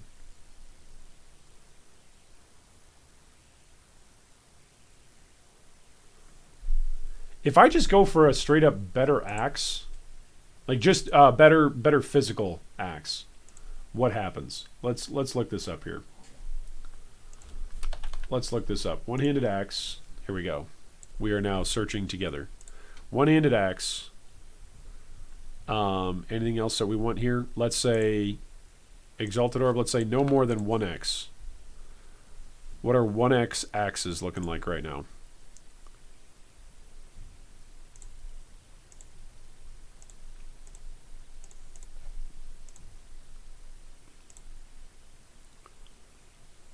All right. You can straight up, You straight up get like a 500 DPS, 450 DPS axe. For an X. Now, that being said, that doesn't mean it's going to be better because you're scaling your bleed. Like, the bleed on this is probably a lot. Your combined DPS is 762. So if we add this Rune Rend... Whoa, that's not the one. Is that the one I just added? Oh, it's because it's physical. I just clicked on DPS. No. Give me physical DPS. Thank you. Let's add this guy. 400 DPS. Okay, thank you. 400 physical DPS. Wow, that was silly. I can read. Sort of.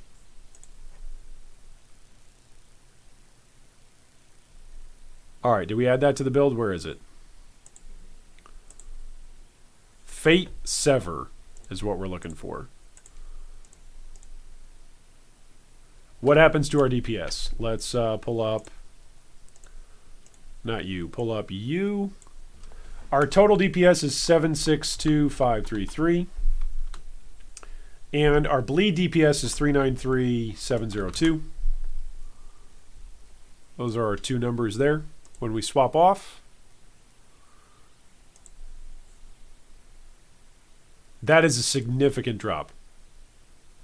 That's a significant drop in DPS.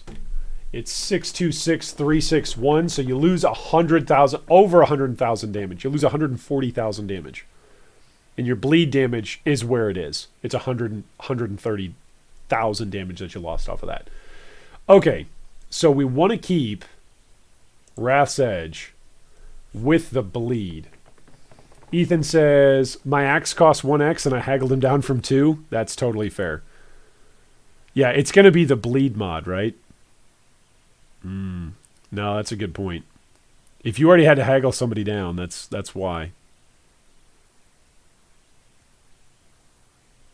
So that's actually a fantastic axe then. That's a fantastic axe. Okay, we'll come back to this. We'll come back to the axe. So Soul Taker is good. Insufficient mana doesn't prevent your melee attacks. That's pretty good. To Woj's point, I believe it was Woj, or was it somebody else? You don't necessarily need Blood Magic linked with Leap Slam since you've got Soul Taker. It's a good point. Your helmet has got lightning resistance and life, and you've got the Lacerate mod on there. So that makes it pretty desirable. Your body armor is nothing to write home about. 100 life, some cold resistance, and then percentage life, percentage mana.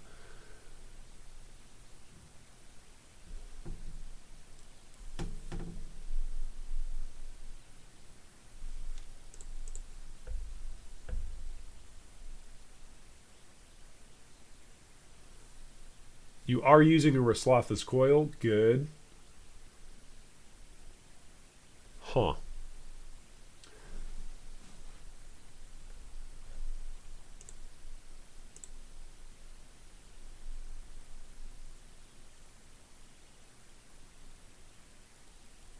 I wonder if you could pick up... I mean, it would be several X, but... I wonder if you could pick up an Astral Plate that's got the Explodey chest on it. That's going to be pretty expensive, but that's something to go for. Hey, what's up, Nicholas? Welcome, welcome. I'm enjoying Hardcore SSF a whole bunch. I'm really loving it. This whole week, we've been streaming at least 3 hours a day. I think the last 2 days, we've streamed 4 hours for the last 2 streams, and it's been very fun. So right now is the point of the stream where we're taking a look at different POBs. And right now we're looking at a Lacerate Gladiator. And we're offering some suggestions about which gear pieces to upgrade next. These gloves right here, Ethan. These gloves.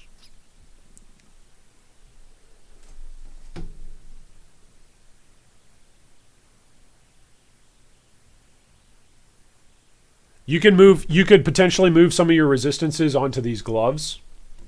And then you don't necessarily have to worry about resistances on your chest piece or on your helmet. And then you can look on your helmet for a nearby enemies have, what is it, minus physical resistances or take increased physical damage. Forget what's the title of that mod.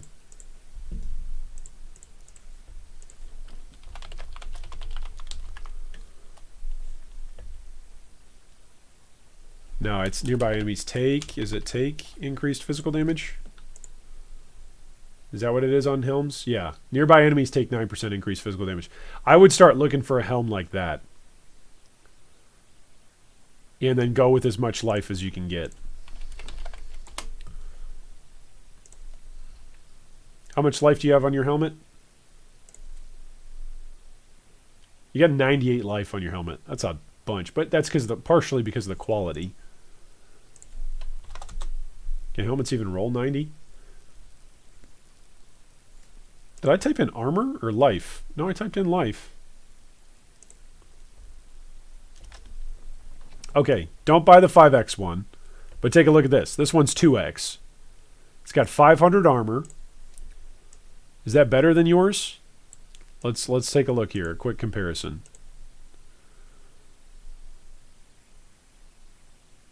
It's got 200 less armor. Obviously, it doesn't have the lacerate on there.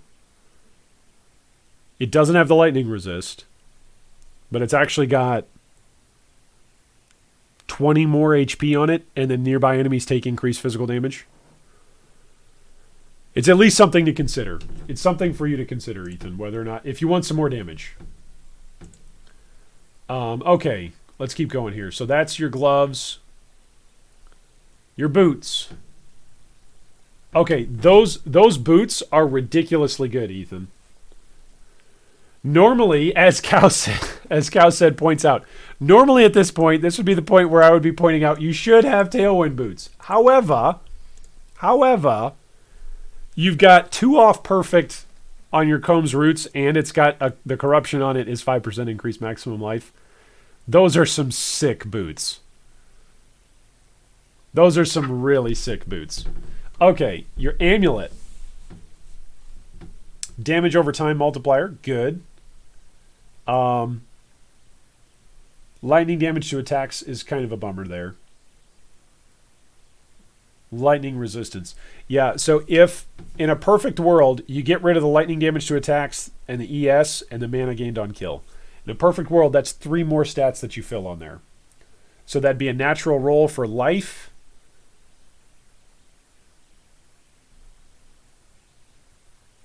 Maybe percent armor.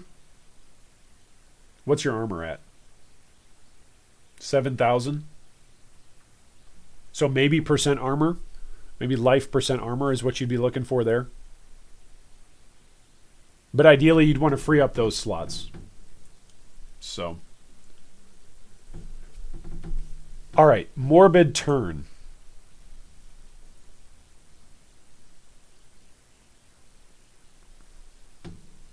This is your vulnerability on hit ring. So it's acceptable. It's allowable. I get it. That being said, oftentimes you're going to want that on a steel ring. So in a perfect world scenario, if you want to min-max, you're looking for that on a steel ring. It's going to cost you a boatload, but that's what you're looking to improve there. Your second steel ring, good. Physical, all elemental, and then a whole bunch of resistances and then life, good. The only way to improve on that is to have a naturally rolled life roll. It's the only way to improve on that. It's really, really good. Also, have you used catalysts on these rings in order to increase them? That might be good. Might be pretty good. Yeah, your boots are good. You guys are pointing it out in chat. Like normally I would be telling people because it's kind of a meme around here. If you were not around when when Tailwind first, I've been watching too many kids shows with my kids. Tailspin. If you were around when 3.9 first came out and we found out that Tailwind could be rolled on boots, it was like, if you can, you should be rolling Tailwind on your boots. So that was a meme the entire league as we were helping people with POBs. So that's why we always reference that. There's a couple of different builds that make exception to it. And your Combs roots are absolutely an exception. You should keep your Combs roots. Those are exceptional. All right, your Sloth is here. I actually read something the other day that when you improve the quality on Rislathas, you actually want to improve it to 19%, because when you improve the quality to 20%, it doesn't actually increase the more, but it does increase the less. So when you improve your Rislathas coil and when you dump catalysts into it, just improve it to 19%, and that'll be at the best spot that it can be. Tailwind increases your action speed, Ethan. Tailwind is a buff that increases your action speed across the board. So it increases your attack speed, cast speed, move speed. Everything that's an action speed, it increases it. But your build doesn't need it. Your build doesn't take advantage of it. You're not a crit build even, TBH, so you don't have to worry about it. All right, you've got your Avengers Quicksilver Flask of Dowsing. Good. You've got Lion's Roar. Good. Sulfur Flask. So this would be an upgrade. This would be an upgrade right here if you can go for a Bottled Faith, because enemies on consecrated ground take additional damage. So that would be good. Am I remembering that right? Is that the right one? Bottled Faith? I think that's the one for consecrated ground. Yeah.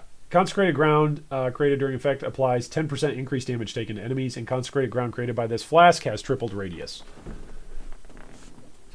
And because it's a sulfur flask, it still gives you the 40% increased damage on the implicit. So you're looking for a Bottled Faith. Don't worry, they're only like 14x. But that's, or several x. That's what you're looking for, depending on the time of the league. You got a Silver Flask, which gives you Onslaught and removes poison. Nice. You can get immunity to poison, just so that way you know, up here with your Pantheon. You could come up here and get it. I believe it's through, where is it? No, it's through, what's her name?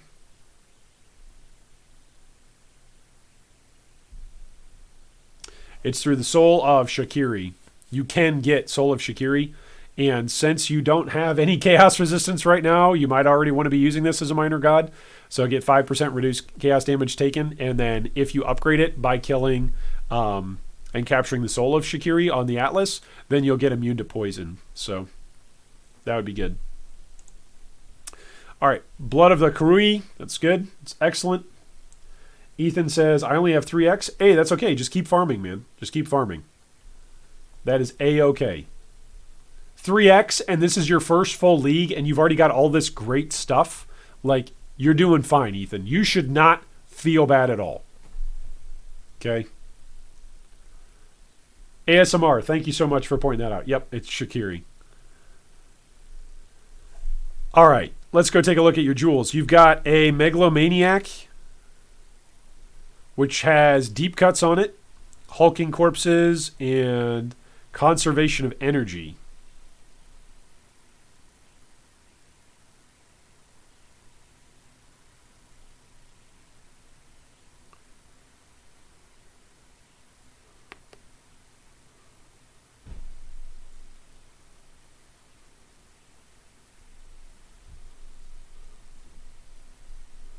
I'm kind of confused by this one.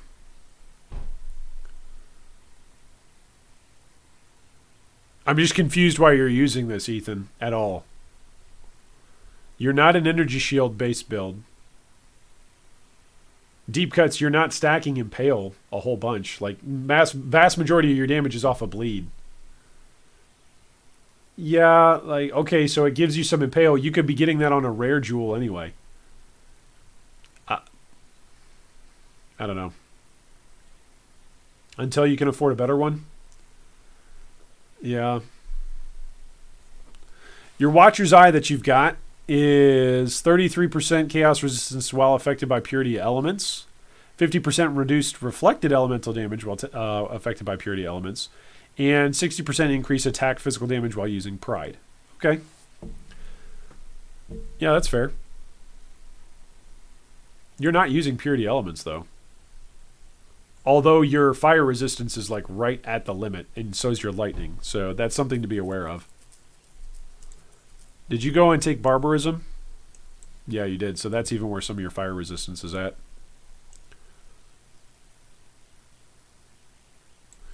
Are you working your way into here? Is that what you're doing right here with this piece of dexterity, Ethan?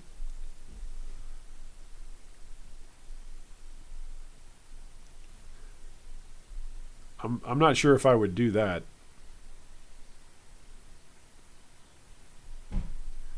If your accuracy isn't good enough for you to be killing stuff right now at level 92, then you need to respec some other things. Yeah, this is good for hits and ailments. Where's the... I forget, where's the other ailments? Wow, I can't type.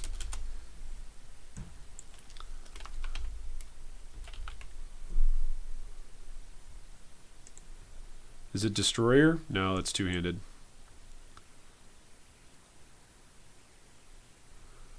Yeah, that's one over there. Yeah, that's the two-hander. Gladiators. Okay, you've got that one.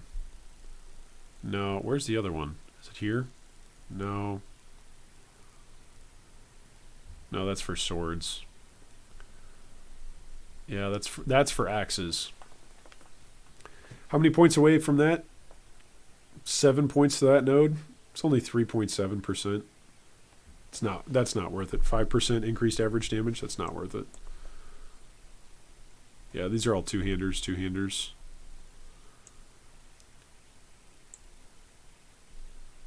You don't need accuracy because of Resolute Technique?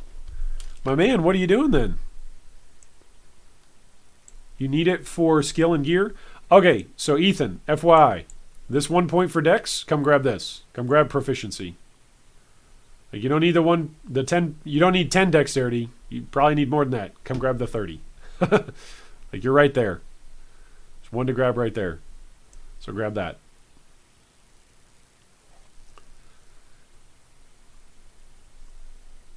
Yeah, I get that you do impale. I'm just saying.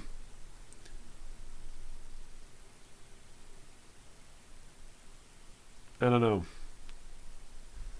Yeah, you don't have enough dex on gear. Okay, so I would get rid of this dex and come here, grab proficiency. Are you allocated? I thought you were. I thought I saw that you had allocated. Yeah, you do. You've got ambidexterity. Ambidexterity, that is your allocated anointment. Which is pretty good.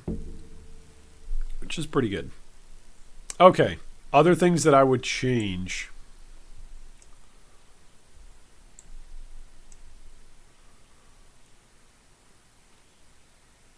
Did you not go Crimson? No, you did. Okay. I was going to say, if you didn't go Crimson Dance, that's a pretty good boost to damage. I think I would change this out. That's just me. I think I would change out the deep cuts. You're only inflicting one impale at the moment. So I'm pretty sure I wouldn't even go for deep cuts at all. And then what's on your small jewel?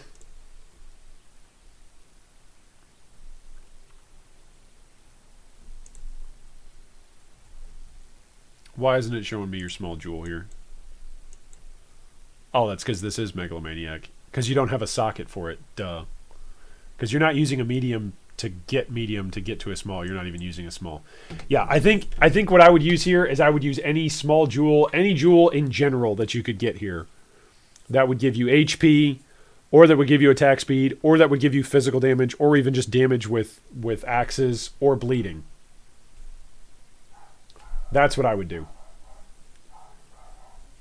That's one thing I would do. Also, depending on where you're at with your passive points, you can fill this out for 15% more life, or again, you can replace this jewel with a jewel that's got like 7% maximum life. And then come up and grab this jewel. So this would be 3 passive points. This is 1, 2, 3, 4. So you would just need to farm to level 93. And then you're there. You could even get a jewel that's got percentage maximum life. And then between these two jewels, you're going to end up with more maximum life. You could even throw dexterity on there, which would open up another passive point for you, so you wouldn't need to use proficiency.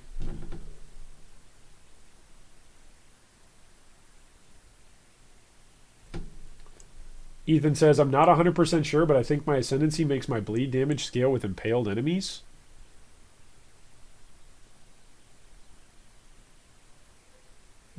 No.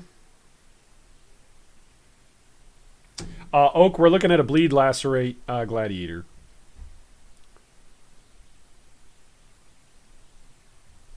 So, if you're thinking about the Impale Ascendancy, Ethan, that's the champion. The champion has Master of Metal, and that's over here. It's the champion who messes around with Impales.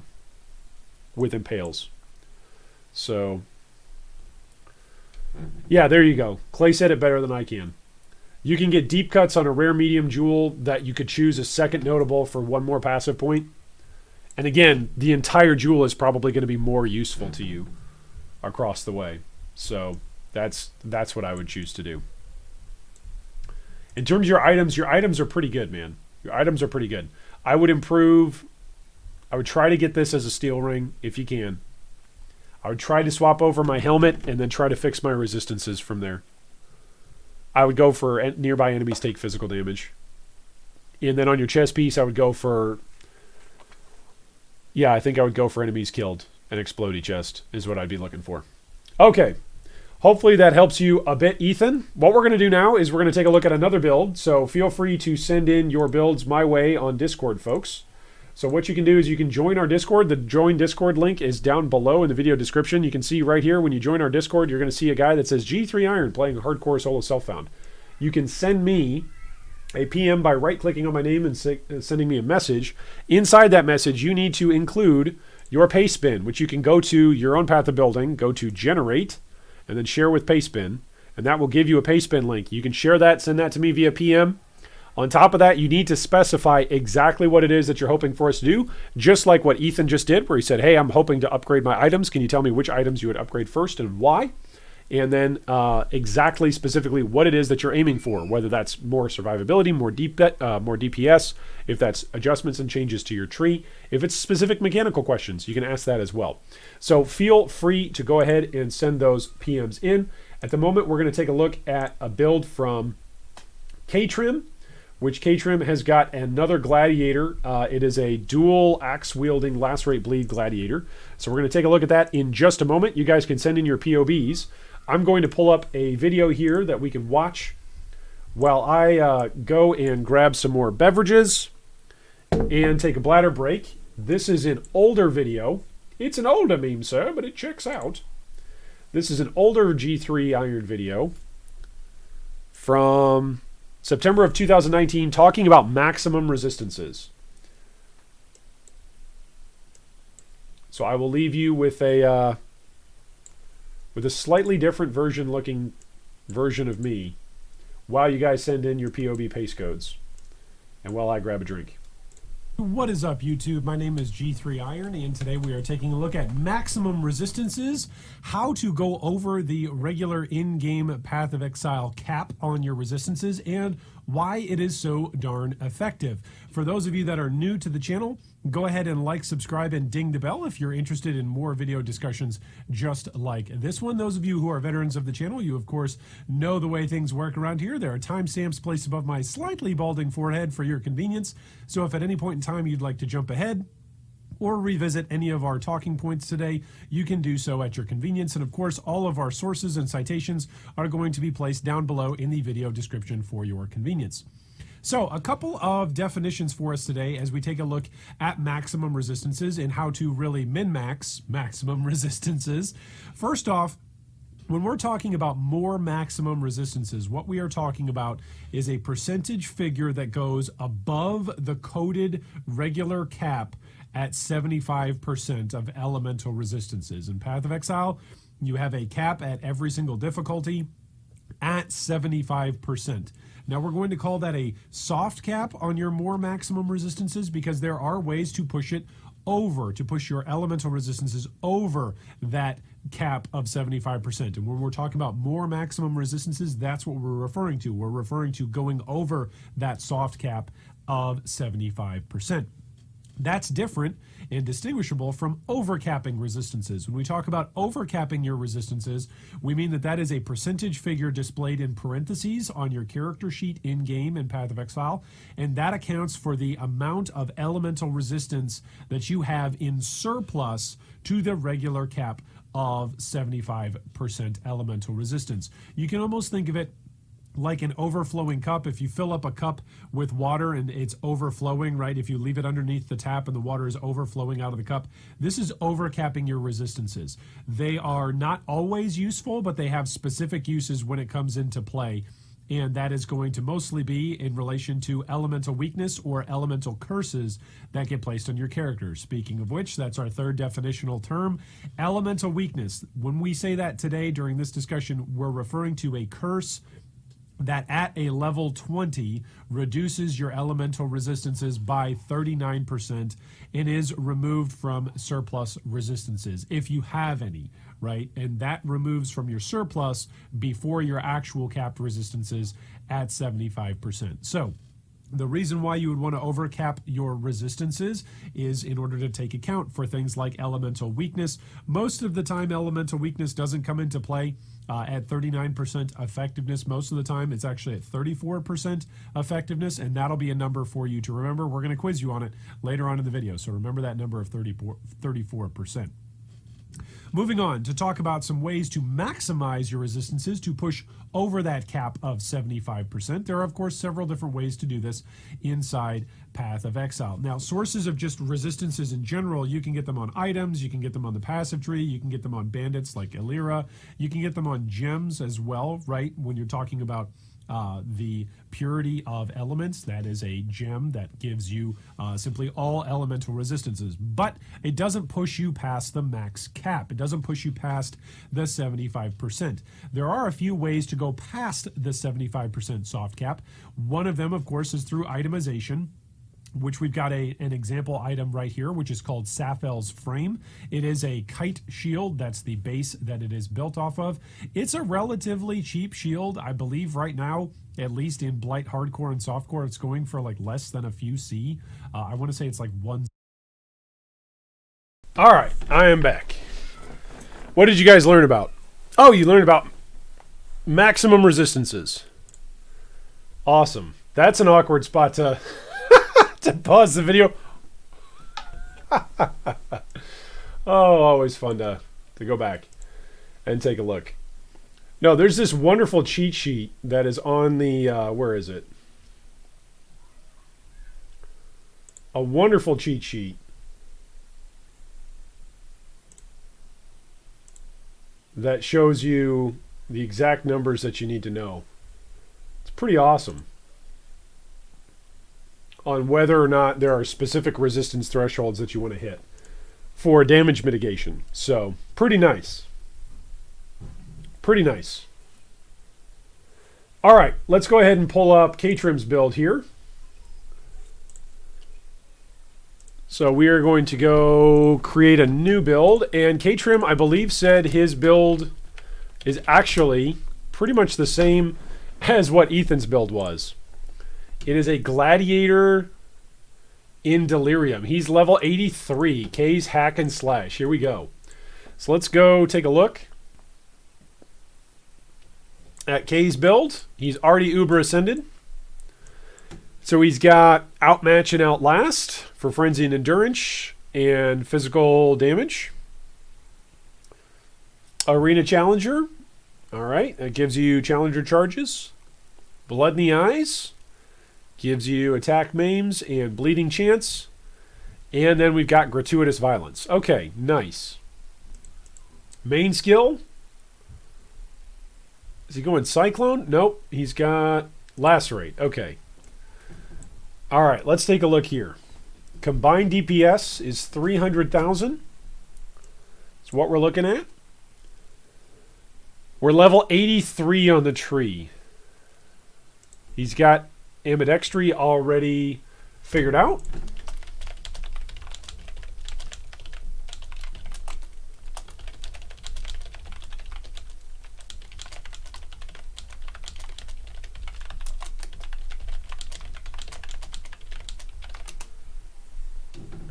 I'm going to go and create a paste bin for Kaytrim's build, so that way if anybody wants to join along and taking a look, we all can take a look together.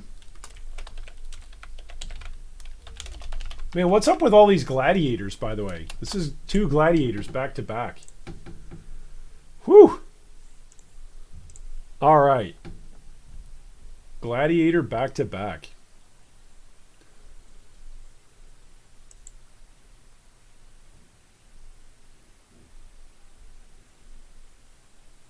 So far, so good. I like this. I like this so far, but let's take a look at his jewels. Deep cuts, okay. Impale, again, Impale is not that big of a portion of the build. It's 85% or 85,000 damage. It's not that big. It's something, but it's not that big. Smite the Weak, 40% increased attack damage against maimed enemies. That's good. And then Vicious Skewering, chance to cause bleeding, chance to impale, and then increase effective impales inflicted by hits that also inflict bleeding.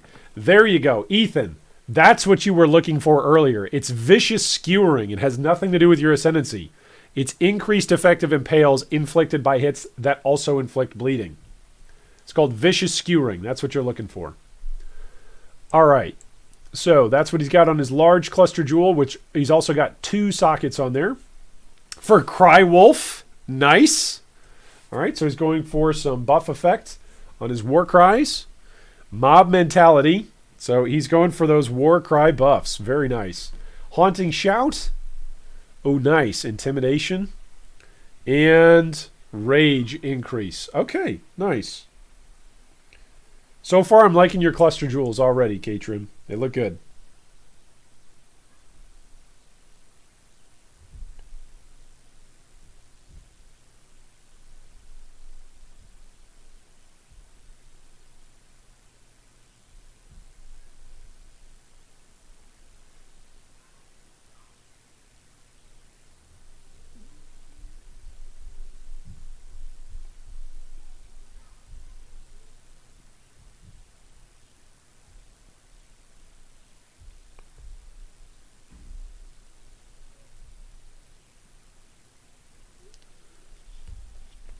All right, so we've got the Agony Spawn.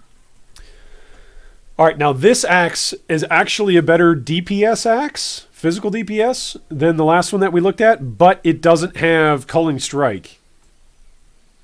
Yeah, so it's not quite as augmented as Ethan's axe, but that's still a pretty good axe. We're, of course, using Soul Taker. And then on top of that, for our helmet, we've got Life, Lightning Resistance, Lightning, and Chaos. Very nice. I like that. Thank you, beautiful. Do you like your bread? I do. I'm looking forward to having a piece of your bread later on tonight, right, with dinner? Yeah, me too. My 8-year-old made some bread today, so we're going to try that later on tonight with dinner. Okay. So you've got the helmet here that's got lacerate damage on it. That's quite good. But if in any way you can look for a helmet that's got the nearby enemies take increased damage, we just pulled up that trade. I actually still have that trade pulled up here on a tab. Like, take a look at this. You and Ethan are both going to be competing to try to buy this tab, or buy this helmet. That's an excellent helmet there. It's got great life. It's 2x. Granted, it's not lab enchanted yet, but nearby enemies taking 9% increased damage is going to be worth more than the lab enchant in terms of damage. Here's another one that's 2x. This is over 100 life that's on this, and it's got lightning resistance.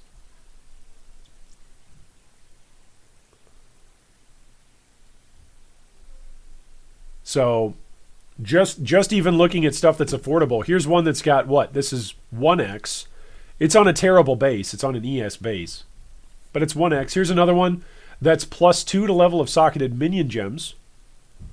You're probably not using a golem, but if you were, that'd be nice. That's 1.5x. So there's some options, right? There's some options. Here's one that's 2x. It's got 97 life. It's got fire and cold resistance on it and the nearby enemies. So there's lots of options here for your helmet. Just to let you know, Kaytrim. Lots of options. Lots of options. Okay. Your body armor is Belly of the Beast. Looks pretty good. Obviously, it's not very helpful to say this, but for people who are looking to just min-max and ultra min-max their build, then you can corrupt it or double corrupt it. But I feel like corrupting and double corrupting unique pieces is generally easier to do, especially in Trade League, than rare pieces, because it's tougher to find the exact stats that you want on a rare piece than it is on a unique. So if you corrupt something and it poofs, like, you can always go out and get another one. There's probably a supply and a market of it. Whereas rare stuff, it's a bit more risky. Ethan, how would you put an enchant on something? You go run the Labyrinth. The Labyrinth is how you enchant things. At the end of the Labyrinth, when you kill Izaro, he gives you an enchantment fountain at the very top of that room with all the chests. There's an enchantments fountain. So, what's up with the mic? I don't know, Calsad. What's up? Oh, never mind. My YouTube bugged out. There you go. When in doubt, it's user error. All right, your gloves, Kaytrim, look pretty solid. They've got good armor on them. They've got good life. Again, good resistances. The only thing that you'd improve, it's actually the opposite of what I just told Ethan. The only thing you can improve here is if you get gloves that have got a physical roll that add to it, but you're getting some of your resistances here off of your gloves. So it's a good spot to get that amount of resistances. But if you could improve those resistances, bring them up from 34 and 25, bring those both up to 40, that would be a pretty sizable improvement.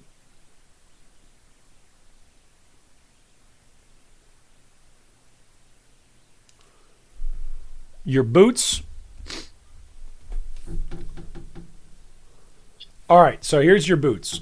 Here's the thing. You're a Resolute Technique build, so your crit doesn't matter, so I'm not going to tell you about Tailwind. These are really, really good boots if this was 2 years ago. There's just a lot of additional mods you can get on boots now. If not even 2 years ago, if this was 2 leagues ago, if this was before all of the crazy, silly influence expansion stuff that happened in 3.9 for all the various mods that you can get.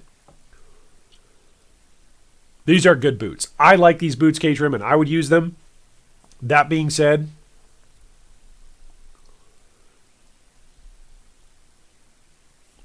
let me pull up this one particular example. You could get 8% chance to gain Onslaught for 4 seconds on kill. That's one example. On boots. It's an Onslaught generation source, your boot slot now. That's one particular example if you want to improve your boots. All right, your amulet. You're using in presence.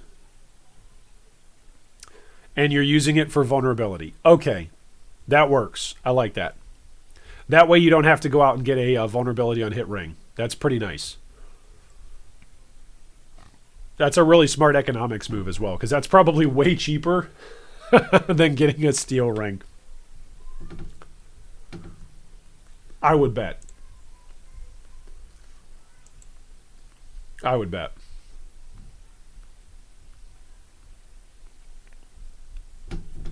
Okay, your second ring is a 2-stone ring. Gives you some life, cold resist, chaos resist, physical attack damage. Same thing applies for both of these rings, Kaytrim. If both of these could be steel rings, the implicit on steel rings is flat physical. So it's a considerable amount. I think it's like 6 to 14. Maybe it's 9 to 15 that can roll. What are steel ring bases? POE, steel ring. What's the base on a steel ring? It's 4 to 14. Yeah, 4 to 14 on steel rings. So that's some more added damage that you'd get in there. All right, let's take a look at your belt. Your belt is giving you some resistances in the fire and cold department. It also gives you 2% maximum life. That being said, If you swap this up to a, where is it? To a Rislatha's Coil, what happens to your deeps? Your DPS is 308 right now. Let's clear all this. 308, 305. If we swap this to a Rislatha's, what do we go up to? Minus 345206. You gain 36,000 damage if you go up to a Rislatha's on your combined DPS. That's a bunch. Now, you're no longer capped, and your life goes down by 100. I mean, you tell me if you think 36,000 extra damage is worth rearranging a few resistances and going down by 100 HP. I would say yes. All right, on your flasks. Now, that being said, Rislatha's Coil is incredibly expensive now that everybody's using it. So I get if you don't have the funds to do that. Bubbling Divine Life Flask of Staunching. Immunity to bleed. Okay. Movement speed. Nice on our Sulfur Flask. So that would be something, again, increase would be with a Bottled Faith. Avenger's Silver Flask of Dowsing. Nice. Removes Ignite and gives you Onslaught. 3,000 to armor. Nice on your Granite Flask. How much armor do you have on this build anyway? 8,000? Okay. And Concentrated Eternal Mana Flask of Adrenaline. I guess that's just there for speed, right? Because you really don't care about the mana for your skills. I guess that's just there for movement speed, right? I would think I would want a Warding Flask here. You don't have a Warding Flask. I think I would want a Curse Removal Flask.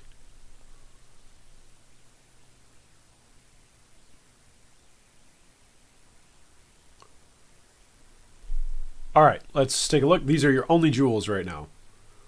Are right here, and then the Bramble Paws, which gives you increased attack speed with one-handed weapons and attack damage leached as mana. Don't care so much about that. And some flat cold and lightning. We're way over on cold. We're slightly over on lightning. If you could roll a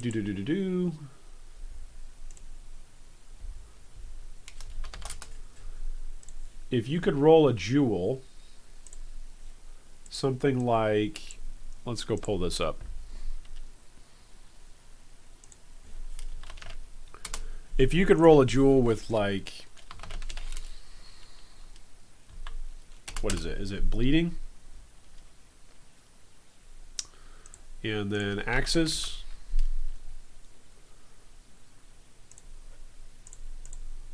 See what those are like. Oh yeah. Look at that. Look at that. These are an elk. Look at how good these are. All right, now if I add life onto this, watch this the price spike. Whoops, not total life. Maximum life. No, not life per second.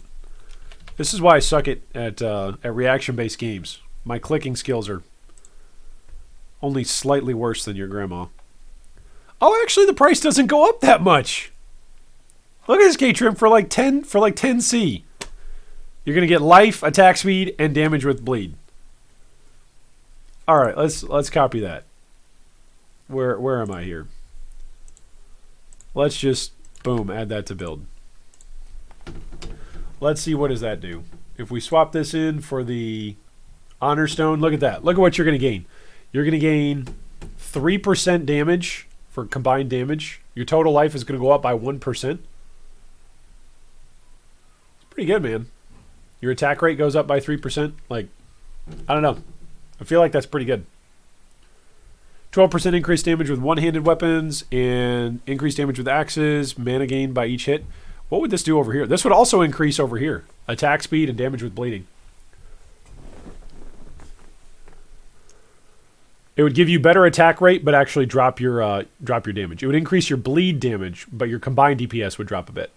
So you'd get life, but you'd lose a little bit of bleed. So that's a couple of things that you could do. It's a couple of things you could do, Kaytrim. All right. Enough taking a look at POBs. We're going to swap over here. And let's go get started on Act 9 of our solo self-found adventure. By the way, if you're watching the video on demand, you can, of course, take a look down below in the video description, which should allow you to follow along with all of the various paste bins that we just took a look at and all of the future paste bins that we're going to take a look at today.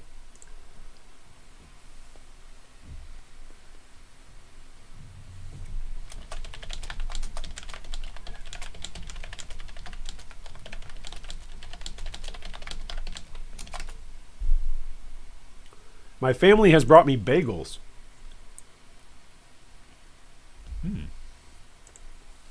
Quite scrumptious.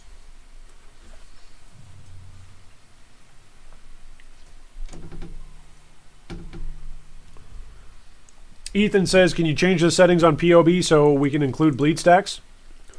Even if we include that, it's just going to bring the numbers up, and all of the other numbers that we're taking a look at comparatively would just be up, right? We're just looking to improve his base stats that, again, are going to improve all of his stats across the board. It's one of the reasons why I don't mess around with a whole lot of ticks in Path of Building unless a particular player, like the other day we took a look at, I forget whose build it was already because we've looked at so many different builds this week, but we took a look at a power charge stacking void battery dual wielding assassin. That was really helpful to actually go in and mess with all of the different POB settings, because there's a lot of damage that isn't going to show on a build like that unless you tick specific settings. So if you're looking for ways to improve your damage and it's contingent on you having power charges, that's something that you want to go in and actually mess around with. Like, as soon as we saw that both your build and Kaytrim's build were Resolute Technique builds, it's like, all right, that already checks off like a whole bunch of things that we can discuss and interact with. So that's just one of the reasons why a lot of the times when we're looking at people's Path of Buildings, we don't necessarily go in and mess around with a whole bunch of their settings. Because oftentimes, frankly, it just isn't worth it. You can still improve the core concepts of the builds without having perfectly accurate numbers. If we improve his base damage, whatever, regardless of what's ticked, the build will still be improved.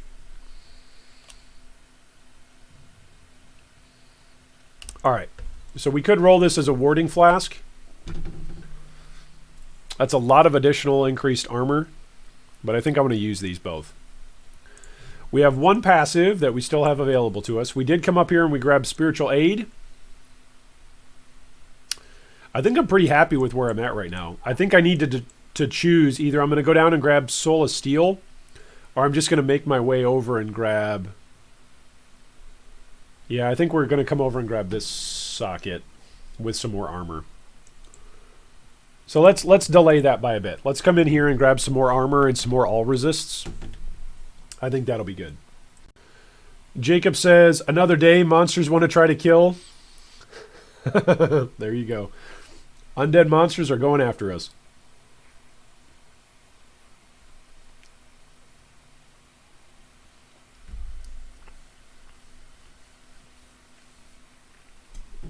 Yeah, Ethan, you should totally go after the Vicious Skewering. Just look up any jewel that's got Vicious Skewering on it. That's the jewel that gives both damage for bleeding and damage for impales.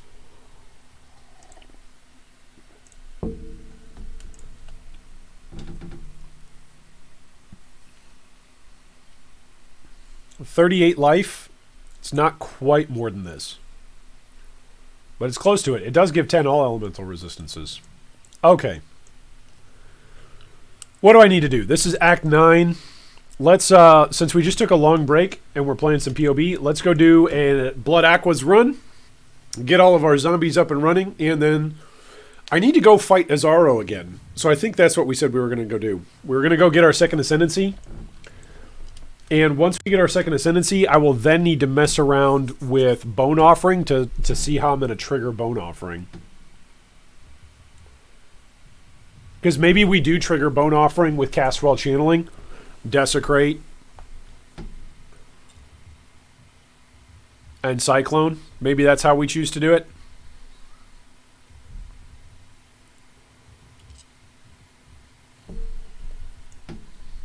Maybe that's how we choose to do it. I didn't say that's how we're choosing to do it. Unlike so many others, I am not a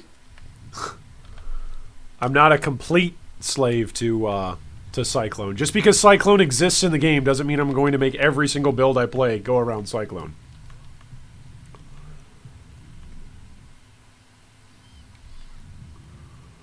Mike says you could go all the way around the outside ring, take the armor and life nodes all the way around and go up to Soul of Steel through Bloodless. Yeah, the trick there, Mike, is we were counting the passives earlier. SOS is Soul of Steel, Ethan. So here's the passives. 1, 2, 3, 4, 5, 6, 7, 8, 9, 10, 11, 12, 13, 14. That's 14 passives to get to Soul of Steel. Now, the argument for it, Mike, and that was my outer route for my summoner on 3.9 for my strength stacking summoner. You get a lot of really good nodes. You get Juggernaut out here. You get Barbarism out here. What's the other one? Oh, Inexorable is not bad. You can come down. Utmost Might is what I was using for my Baron strength stacking summoner. And then you come in here, you grab Bloodless. Like, that's what? 1, 2 with the Jewel Socket, 3 with Juggernaut, 4 with Bloodless. That's 4 different keynotes that you're coming in to grab. It's a really good spot of the tree for defenses and for life. And then the 5th one would be Soul of Steel over the course of 14 passive points. It's just less passive points to come straight down through Scion. And you pick up 1 Jewel Socket, but you don't pick up all those other keynotes. So I probably will do that. I'll probably make my way down and around. 14 passives. That puts us at level 78. Right? Really 79 because we need this one as well. This will be level 79. So that puts us into the 80s as we're going for a large Jewel Socket, which we don't even have any Jewel Sockets at the moment, right? To really make use of. Not much to speak of.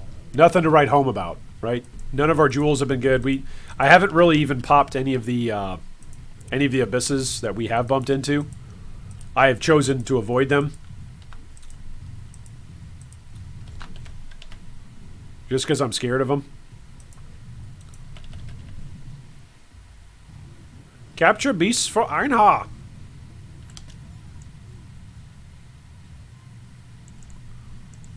That Viridian Jewel might indeed be the best jewel that we found so far. Yeah, look at that. Lightning damage. Woohoo! That really helps us. Really just puts our build over the top. It makes us go from crap to not crap. I'm being sarcastic for those of you who don't know.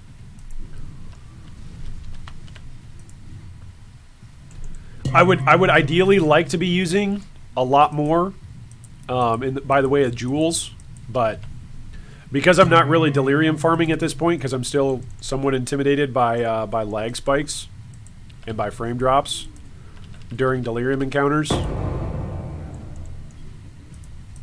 Maybe once we get Bone Offering going off of my second Ascendancy, that's when I'll go, okay, let's farm Blood Aqueducts like a couple of times with Delirium on it and see what we can get.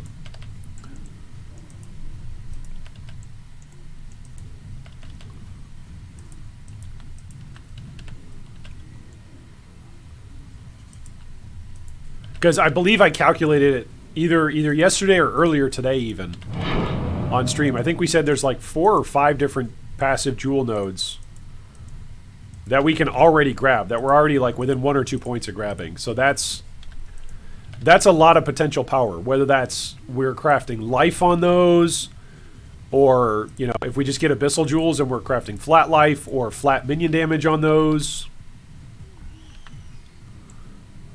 You know, there's quite a bit that we could do with those jewel sockets. And then, of course, there's the new jewels. You know? The new cluster jewels. So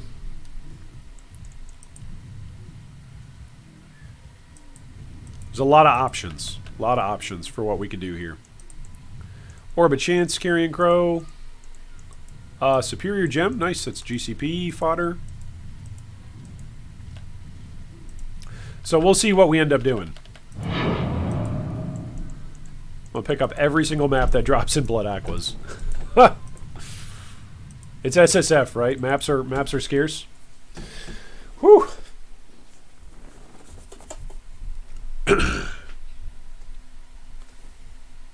Hey, what's up, Anthony? Anthony says, morning, G3 Iron. Do you have many POB builds in the queue for today? I think we've got 1 or 2. Oliver says, cast when damage taken, level 1 linked with Desecrate and your offering of choice. We could do that.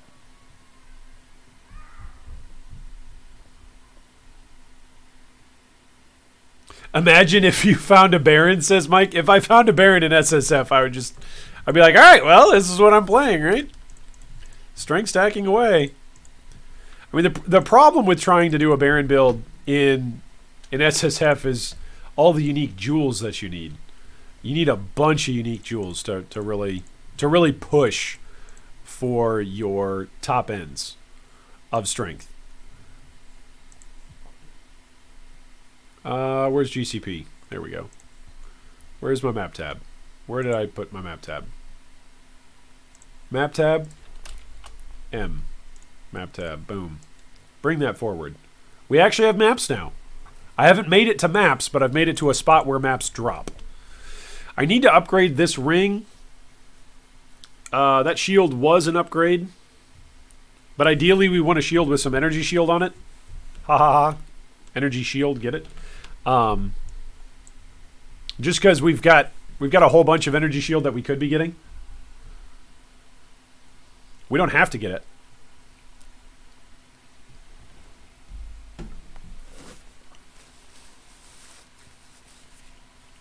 The whole reason why we grabbed Arcane Guarding was just for the block. So that's the whole reason for it.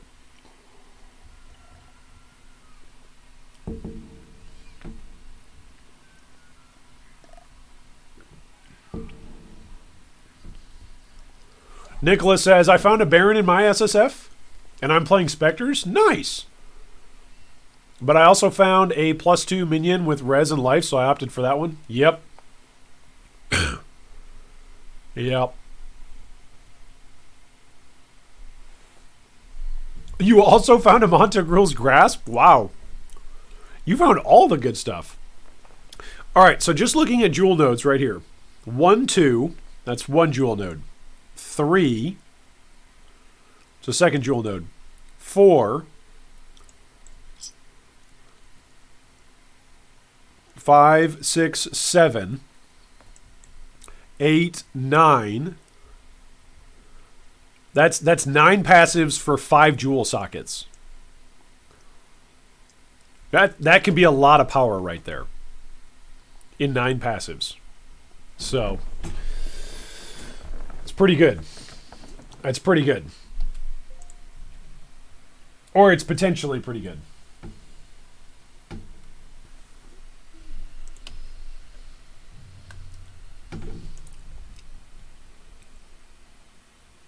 All right, once I get 6 alterations, I want to roll armor on this, so let's buy some of those alterations, and then let's go put some armor on this chest piece. I remember that's something in my hideout, right? That's something for crafting. We were looking for 6 alterations to put increased armor on this thing.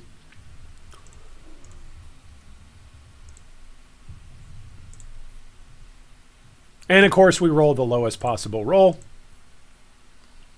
So be it. I probably should have just put the flat armor on it. Crap. Jeez. Oh, geez, Rick. I really need a belt. Anybody want to sell me a belt in SSF?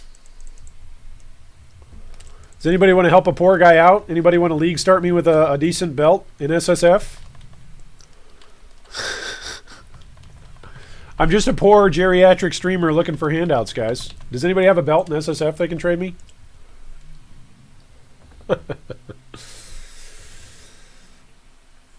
All right, we are 10 levels above what we should have been at when we next encountered Izaro. So we should be able to kill him, right? Right, guys? Right? He's a level 55 zone. I need Chamber of Sins Act 2. or Act 7, Part 2. Chamber of Sins. There we go. Wait, did I just go to... I just went to Act 2, didn't I? Yeah. Act 7, Part 2. There we go. Cowshead says, Ethan, G3 made a great video on flipping currency. Oh, are you asking about economics, Ethan? We've got bunches of videos on that stuff. You need like 150x for Awaken Multi-Strike and Better Axe and Ball of Faith, yeah. There's a ton of different ways that you can make currency in Path of Exile. The easiest by far and the most straightforward is just to keep running your maps. You will accumulate currency just from running maps. That will happen. You need to sell everything that you pick up. You need to put it into bulk tabs and sell it at bulk prices. But Delirium is by far the easiest league I've ever played where you can just farm for your currency. Straight up currency farming has never been better. It's not that great of a league for crafting. Best crafting league of all time, I still think, was Synthesis. But I know I'm in the minority there. I know everybody else and their brother hates Synthesis or hated Synthesis. But there's a few of us. There's a few of us old geriatric folks who are like, nah, Synthesis was the best. Back in my day, you could pick up rare items and then turn them into better rare items. And then you could take those rare items and craft regularly on them. What am I doing in this zone? Nah, I don't want that. I'm looking for the Trial of Ascendancy here. That's what we're looking for. Is it over this way? Is it over yonder? No, this is the way to Piety. It's over there. It's up over here. I just missed it. As always, the bald one missed it. Yeah, I would just say just keep running your maps. Keep fighting Conquerors. They're going to keep dropping Exalted Orbs. Keep fighting Sirius whenever he comes up if you can clear him. Even if you can't clear him, have somebody come in and clear him for you. Because his boss drops will drop exclusively to you as the fight owner. So I've tried to teach that to newer players. Like, even if you can't clear an endgame boss, it's still worth it for you to have somebody come in and carry it for you. People can't scam you anymore. Stuff drops for the owner of the zone. So it used to be that stuff would just drop for anybody in the zone in a free-for-all. Like, go inside the map, and you're there with Cirrus. The carry goes in and does all the work if you can't kill it. And that was actually a change in 3.9 Metamorph that they made. That bosses now drop, or Cirrus now drops stuff to the owner or the host.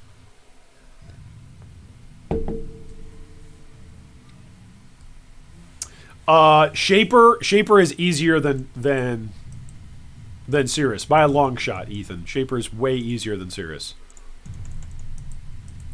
In terms of time, he might be longer for some builds just because of his phases. Because in between phases, you have to essentially jump through a map. You have to go through a map. But other than that, I think he's way easier than Cirrus Awakener level 8. All right, let's go die to Izaro. What do you guys think? You guys think we're gonna die here? Make your predictions in chat. Drop your predictions in chat. What act do you think G3 Iron is going to die in? Are we going to die in Act 9? Are we going to die in a lab? Or are we going to die in Act 10? Or are we going to die beyond Act 10? Are we going to die in maps? Make your predictions now. Because I'm about to go fight Izaro. And potentially die.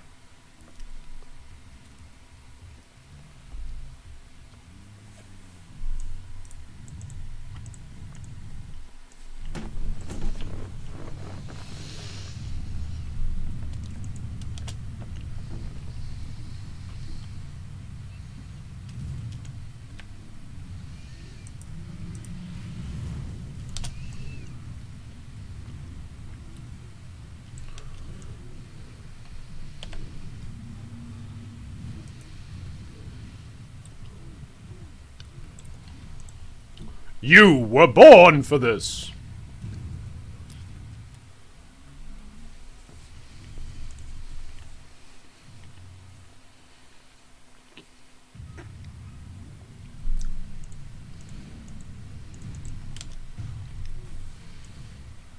Ethan says you won't die.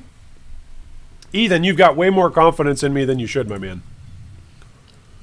I die with some amount of frequency.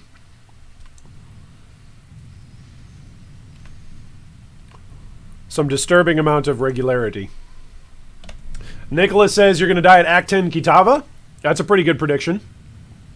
Mike says maybe up your flasks. Yeah, maybe. Maybe I should actually bobble this. Christian says Merciless or Uberlab. Definitely a death.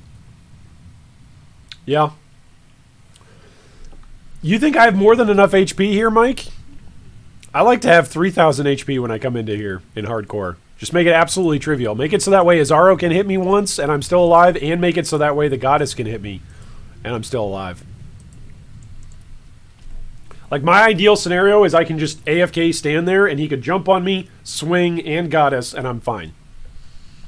That's my ideal scenario for hardcore. But because it's hardcore and because it's solo self-found, we often don't have that luxury. This is, however, the longest or the furthest I've ever made it in a softcore league. The highest hardcore character that I've ever had was in Trade League during, when was that? Blight. Made it up to level 94 before that character ripped. It was either 94 or 95, I forget which. And it was a witch. It was a summoner. Because, of course, why would it be anything else?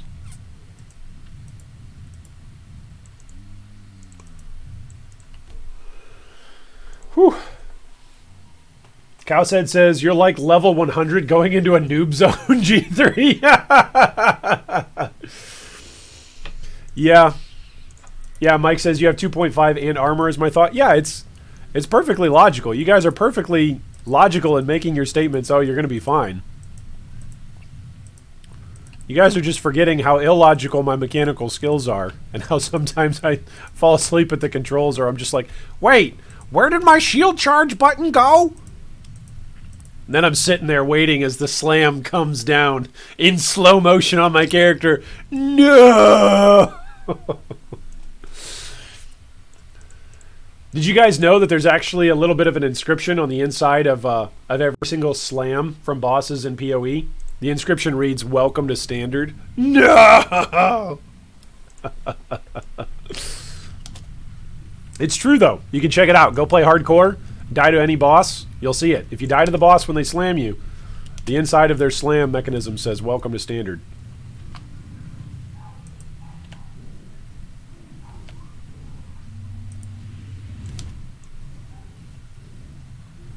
See, mechanically, I should be good enough at this fight. Like, I have 5,000 hours played on this account in this game. Then I've got my standalone account that I don't even know how many hours are on there. You'd think mechanically I would be good enough to just avoid the damage by now.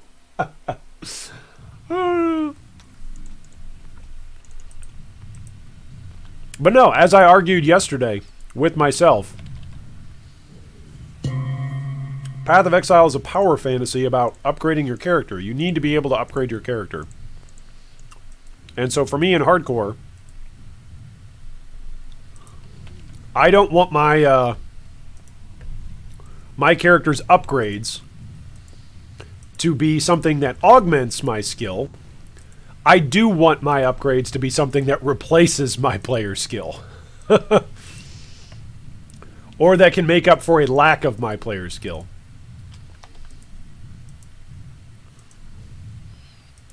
Like traps? What if I lag out here and I just like rubber band back into traps? Traps don't give a crap about your gear. Like, there are some very specific builds that can out-regen traps, but most builds can't. Regardless of your level. You could die to traps in the very first Labyrinth. If you rubber band back far enough. So. Yeah, Ethan, we actually have... I'm going to go here to a safe spot. Ethan, we actually have a video that I think might be helpful for you.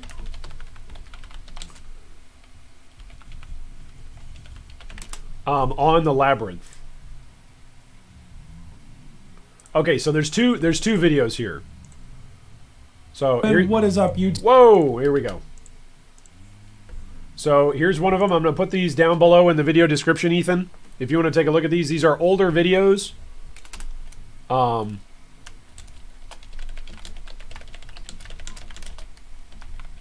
Which is funny. It's an older video, which means it's a younger version of me. And it's a balder, less bearded version of me. But both of these videos will... Hello, what's up, YouTube? We are here today. We'll walk you through the Labyrinth. We'll walk you through getting started in the Labyrinth.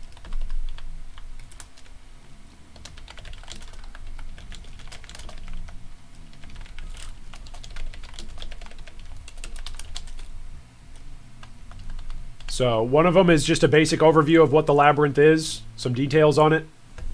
And one of them is a walkthrough on his fight, about the different abilities that he's got and how he rotates.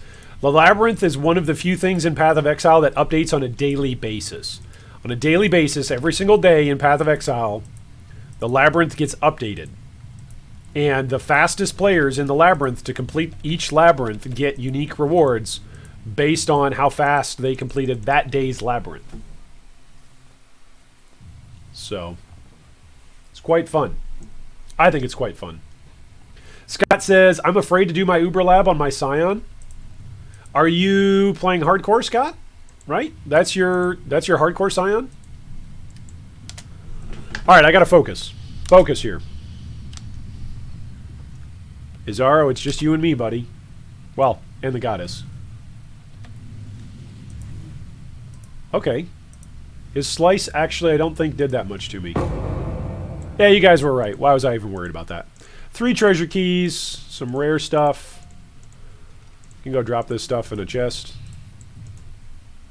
Alright, what are we going to get here? Anything good? No? Nothing good? Actually, there's some good stuff there. Go drop this stuff in the drop tab. Let's go pick up all this stuff. We need the alterations. We need the chromatics.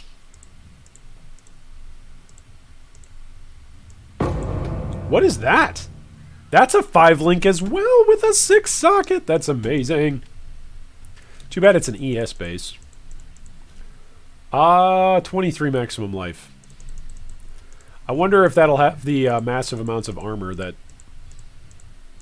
when we've got. It's probably much too low level actually to have that amount of armor on it. Is that superior? No, it's just curse on hit. Okay. Those gloves might be an upgrade, right? Those are 4-linked gloves. I just need some gloves to roll me a whole bunch of life. That's all. All right, speaking of gloves, we can put these on boots or on gloves. Because we love these boots so much, we're going to put them on these. That's a crap. Absolutely crap. Lab enchant. And we have 2 ascendancy points. So we get to go which ascendancy? Necromancer. Woohoo! Yay! Alright, now we could come up here, or we could come over here with our 1 ascendancy point left.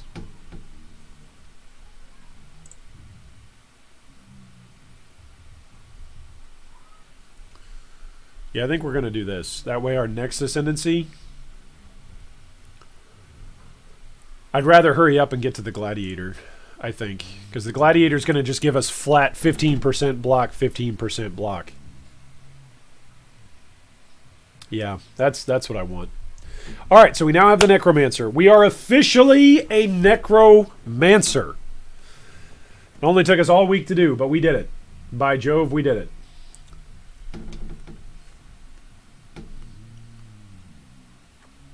Alright, so now we can make Bone Offering apply to us. Whew. So now I'm not sure what we want to do to proc this.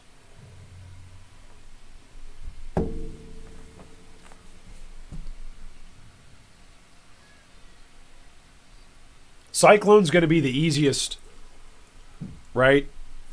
But Cyclone's not going to give us Fortify. I could still keep shield charge going, right? I could still keep shield charge.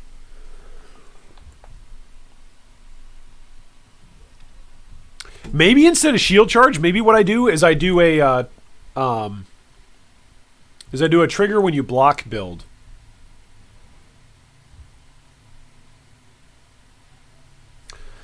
What I could do, some of you may not know this, some of you may know this.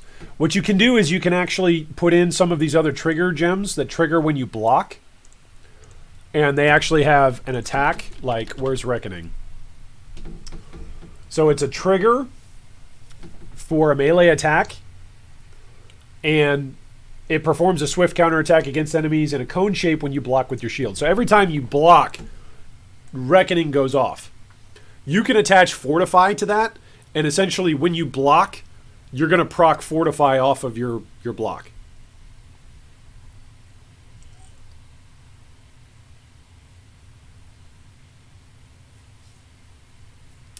Cyclone, Fortify, Castwell Channeling, Offering.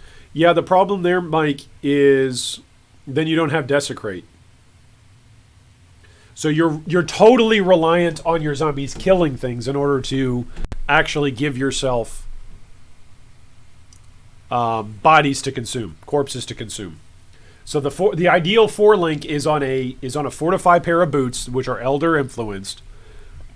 Cyclone, Castwell Channeling, Desecrate, Bone Offering, supported by in the boots Fortify. Oh, and if you also can get increased duration on there. That's the ideal scenario. So let's look up for triggers. Where is it? Is it Vengeance? Chance to perform a swift counterattack against all enemies around you when you are hit. The weapon range increases that area of this attack. Requires a melee weapon. Yeah. I think I'd rather do Reckoning. Because I think I can do that with my wand. Whereas Vengeance, I would have to swap.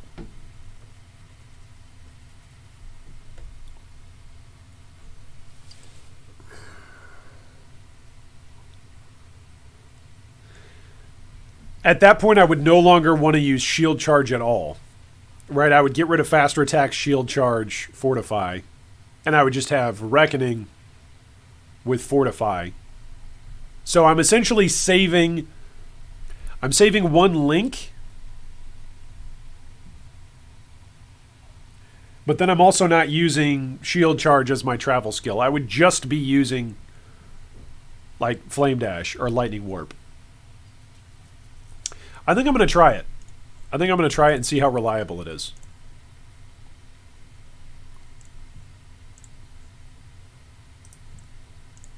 We'll try it. What the heck?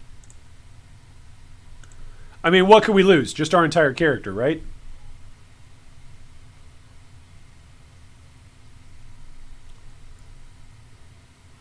What are you saying, Cowsad? You can also take it out of your cast when damage taken?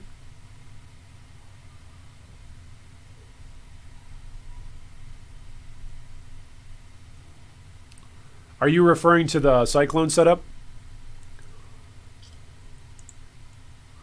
So ideally, the Cyclone setup is 2 blue. Oh, well, now I don't need Fortify, right?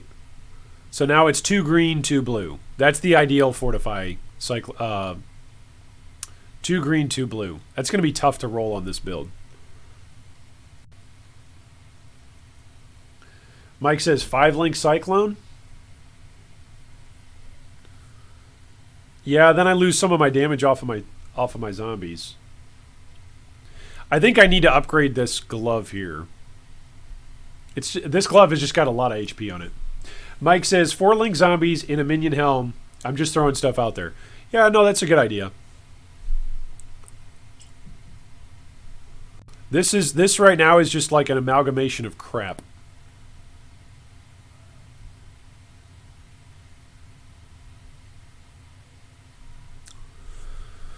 Two green, 2 blue. So energy shield.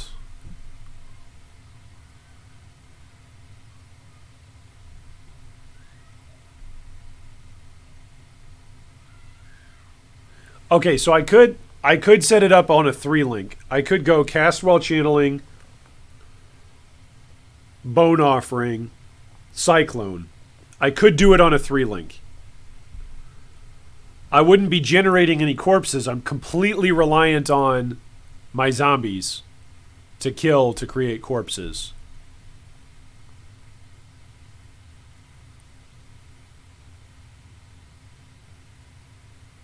I actually kind of like that idea. Then I only need it on what? 1 green and 2 blue? I can roll that on a wand. That's a lot easier. That's a heck of a lot easier to roll.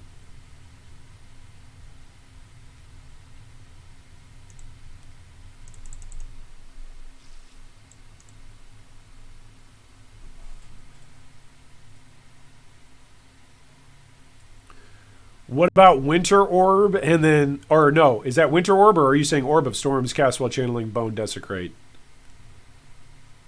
The elemental equilibrium is not going to matter, Cal said, because I'm not doing any elemental damage. I mean, I could swap over at that point and do Spectres for elemental damage. I could do that.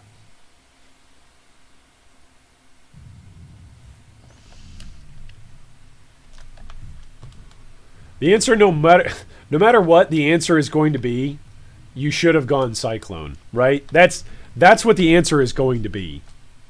By the way, I'm up to 3 Spectres now. Woohoo! So now we've got 2 Frenzy Boys and 1 Power Charge Boy. Orb of Storms. Okay. Yeah.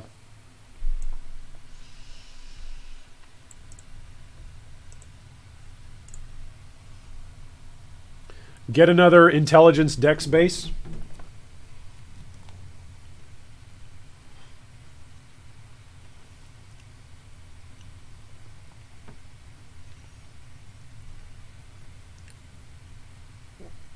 If I'm cycloning around anyway, though, here's the thing about dropping shield charge.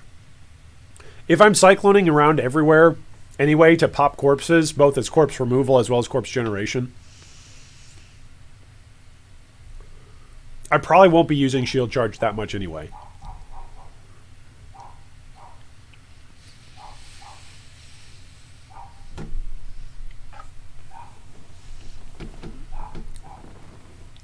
I think what we're looking at here... is I need a high energy shield with ES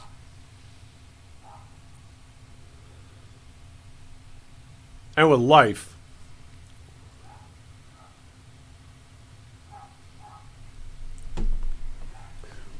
I think that's what we're looking for.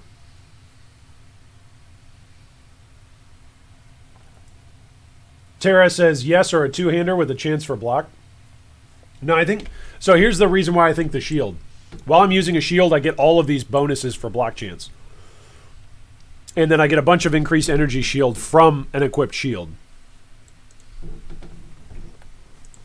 So I think if I try this on a 3-link, I won't have the auto corpse generation through Desecrate.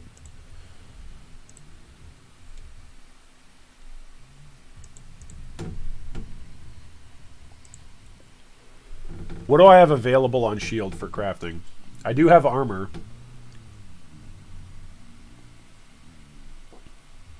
I've got increased just flat energy shield as well. Okay. So I feel like I've got a couple of things that I could roll here. So let's go to Act 9.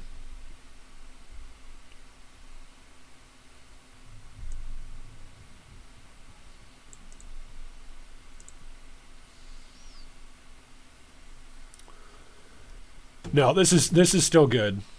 This is no longer good. All right, let's try to craft on that leather belt as an improvement on our leather belt. I could swap my, what is this, Carrion Golem and Maim. I could swap that over to basically anywhere at this point.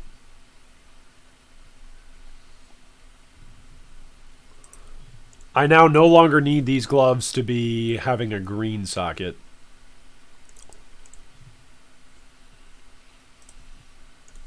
And I don't need minion damage on my Carrion Golem. It's nice, but it's not a required.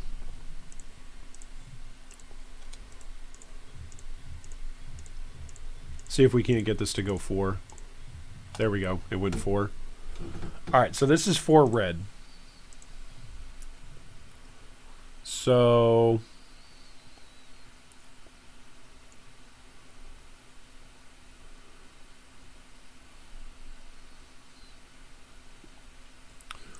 is there anything else that I would want to put in here? Oh, I could put Animate Guardian in my helm. That's something else that I could do. Because that's linked with Raise Spectre and Meat Shield.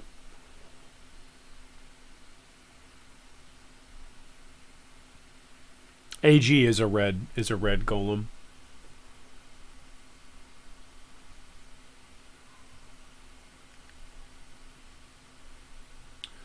Ideally, I want cast 1 damage taken Molten Shell set up with a 3rd red for increased duration. Okay, so let's... There we go. Let's do that. Yeah, so we can put determination and then what? Increased duration.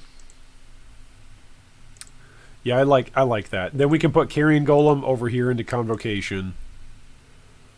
Along with MAME support. I need to roll one of these, I guess, as... No, this is increased duration. I need to roll another one of these as blue, I guess. Man, figuring out colors on a summoner where I'm trying to have so many different important links, it's going to be... I got to say this. This is something that's going to be amazing about PoE 2. Not having to worry about fusings and having links built into gems and not on items. That's going to be amazing. Right? Is that not going to be amazing?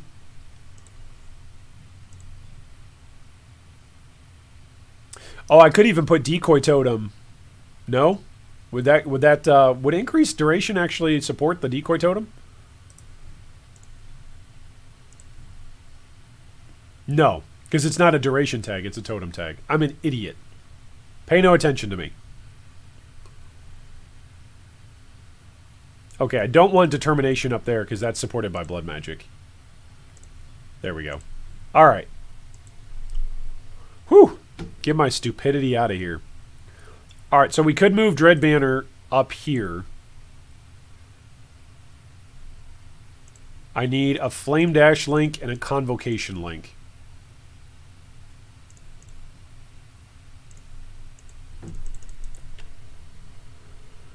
Whew. Power creep, yeah.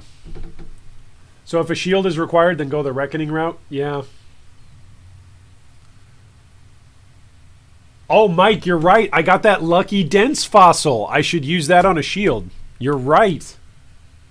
Mike, you beautiful person. You're absolutely right. All right, and we also want to craft on this belt. We want to try to make this belt a little bit better. A little bit better than this one.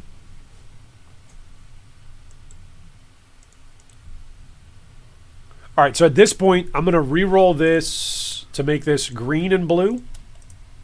1 green and 2 blue. 1 green and 2 blue. We will go Cyclone. Do I have enough decks to use Cyclone? I think I already have a Cyclone, actually. Cast while channeling. And then where's my Bone Offering? Right there. Bone Offering. And where's my gems? Cyclone. Yep, Cyclone right there. Okay. Oh, I don't think I can use Cyclone with a wand. Ah! I'm a moron. I am officially a moron. Yeah, you can't use it with a... Okay. I got to use a claw. That's right. I got to use a claw for the Cyclone setup. Oh, man, I'm a moron. All right, so... And that's okay, actually, because that'll give us increased attack speed. So I'm okay with that. I'm okay with being a moron. Hopefully you guys are okay with me being a moron, too. Now, I could roll on something like this. I could try to roll ES on that, but it's not a ES base. That's the risk.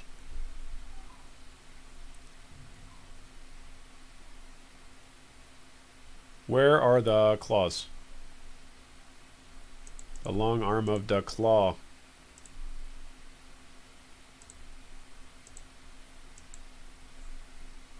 What am I thinking? Go back to Act 8. Grab a claw. Cast with damage taken with block and fortify can work. I can work with a reckoning hit. With a reckoning ability. Click on purchase items, not sell items.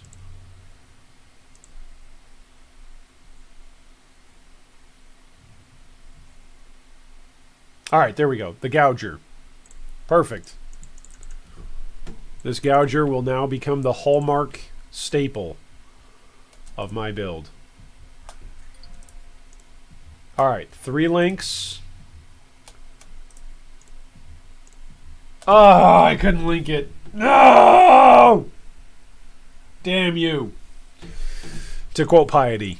Damn you. Alright, now I gotta go buy some, where is it? Fusings? Yeah, we did it. Okay. Whew, it's a good thing we found all those jeweler's orbs. Alright, Castwell Channeling. Bone Offering. Cyclone. Alright, now, the only thing I'm missing is a spot for Convocation in Flame Dash. If one of my unset rings... Yeah, I prefer offering on Cyclone if I can get it there, because it's just constantly going off.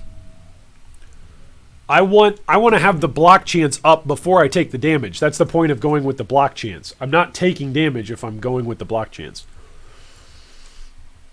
Alright, unset. Where's an unset ring? Item level's only 55. I am actually going to use some chaos on this. Here we go. Mana, lightning resistance. Life gained on kill. Nope. More lightning resistance. I don't need lightning resistance. If anything, I need cold resistance on the ring.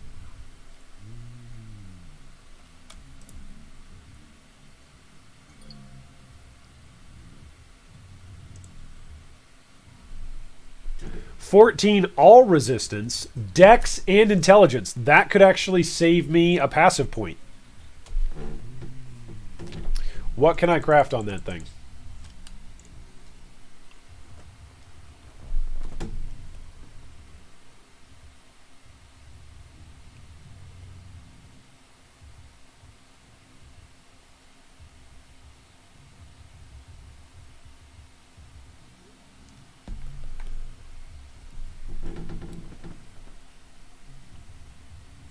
Oliver says, I used to use it on the old Spirit Offering when it used to give us more ES. Yeah.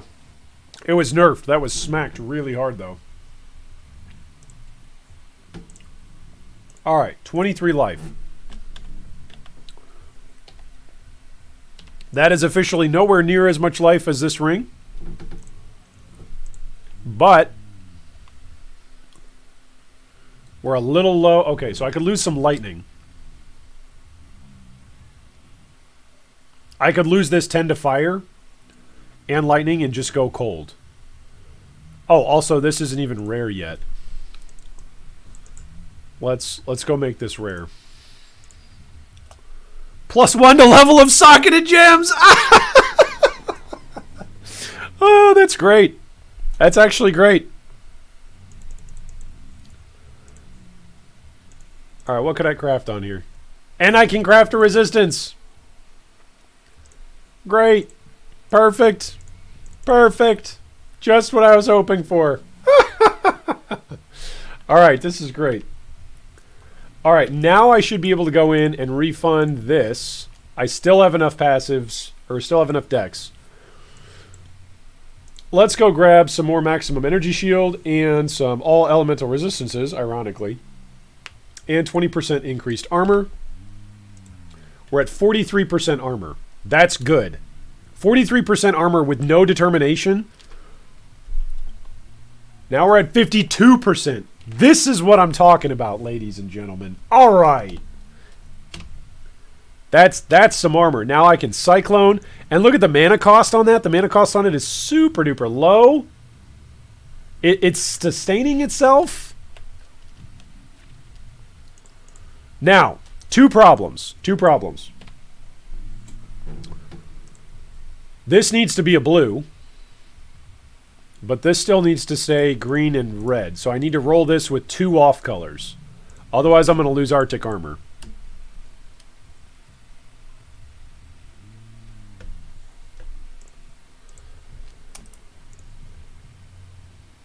Oh, it's not linked, but that's okay. I don't need it linked. Hey, that's perfect. All right, Flame Dash, bada boom. Convocation, bada boom. Fortify, Reckoning. And I've still got a belt that I can craft on. All right, this is great. All right, anything here that I want to craft on? A belt, cold resistance.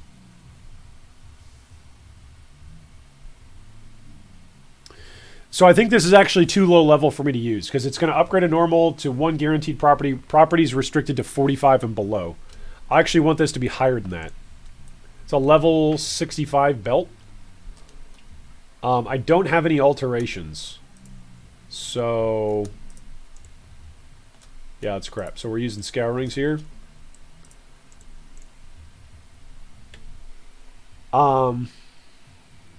That's not bad. It's got an open prefix and an open suffix. That's going to fix actually a lot of resistances for me, isn't it? Yeah. Wow, I'm almost ready to take down Kitava with those resistances.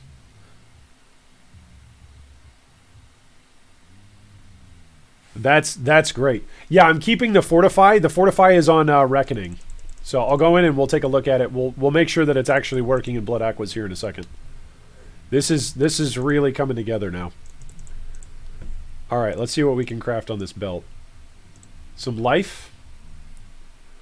I don't have any chaos resistance. All right, let's just craft some strength on there. That's some flat life. All right, so now I'm down to what? 2,700 life, but I got 52% estimated physical damage reduction. I need to keep upgrading my cast when damage taken. Where is that? Increased duration, cast when damage taken. Molten Shell is lasting for 3 seconds right now.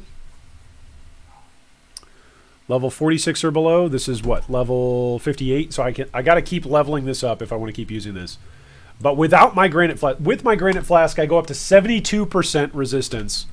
And I go up 2,600 temporary life on Molten Shell. Now, with no Granite Flask, and with just Molten Shell, I go up 1,200 life. I like it. Meanwhile, I can just constantly be popping around. Is there anything else that I want to do? I could put Desecrate into my cast when damage taken setup. But then it would cycle. It would cycle between cast when damage taken setup and Molten Shell. I actually don't want that. All right, let's go see if I did all these upgrades, and let's go see if I die in Blood Aquas.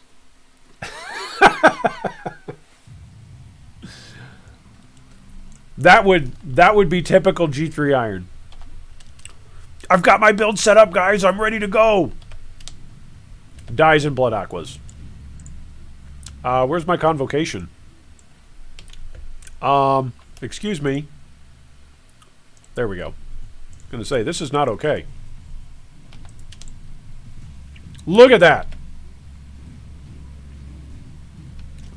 Look at my spell block, ladies and gentlemen. 52, 55, 45 on the block chance. That is what I'm talking about. Now, here's a question. I'm actually not sure if Reckoning can go off while I'm cycloning. That's actually a good question. Can Reckoning go off while I'm cycloning? For Fortify to work with it. That is a good question.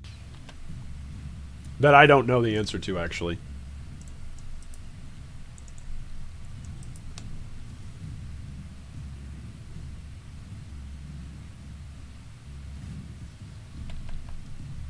You know what? Maybe I'm misremembering it.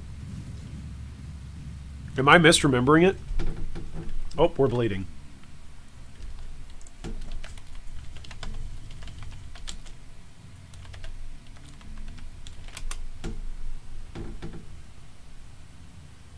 I think it's the, I need to find this. I think it's a cluster jewel. I think it's a cluster jewel. That is what makes this actually work. I think there's a cluster jewel that makes it so that way your fortify can trigger, I think. Alright, for those of you who are wanting to join me in my epic quest, I'm down below in the video description. I'm pulling up this notables document. It's down below in the video description. I feel like every single time I stream during Delirium, I'm looking up some cluster jewels or some sort of notables. And I believe there is one that's like, that makes it so that way this works. It's either this or it's some other obscure mechanic that makes this work.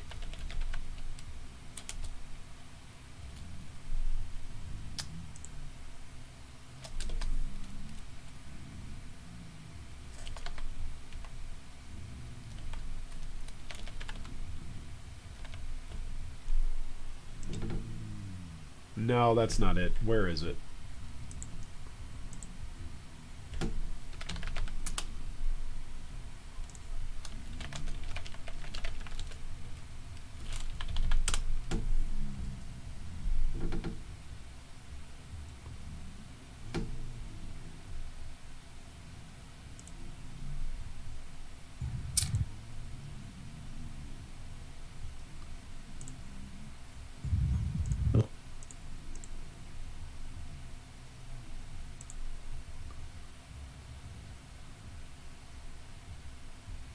No, this part's not it, I don't think. Where did I see this? I saw this set up. Somebody had set this up. Who was it that set it up?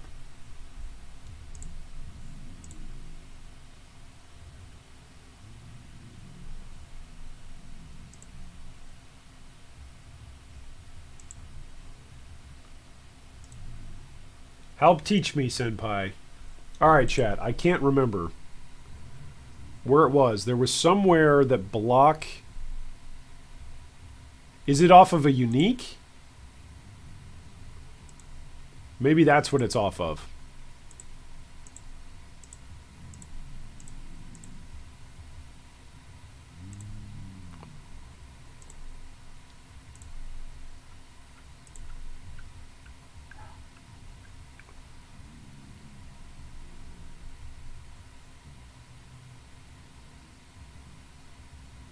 No.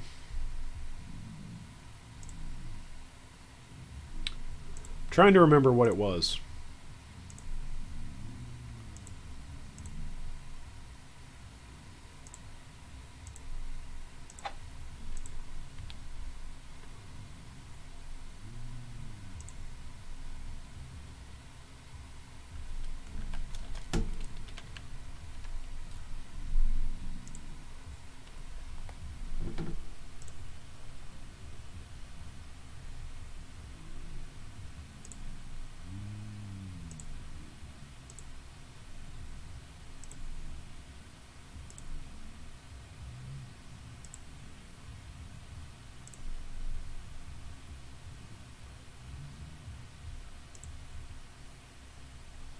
I can't find it. I can't find it. I don't know what video I was watching. I don't know what Reddit thread I was reading.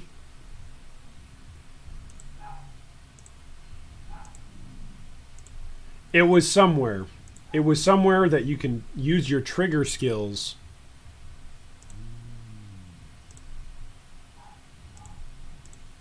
But that's how somebody was using to proc fortify.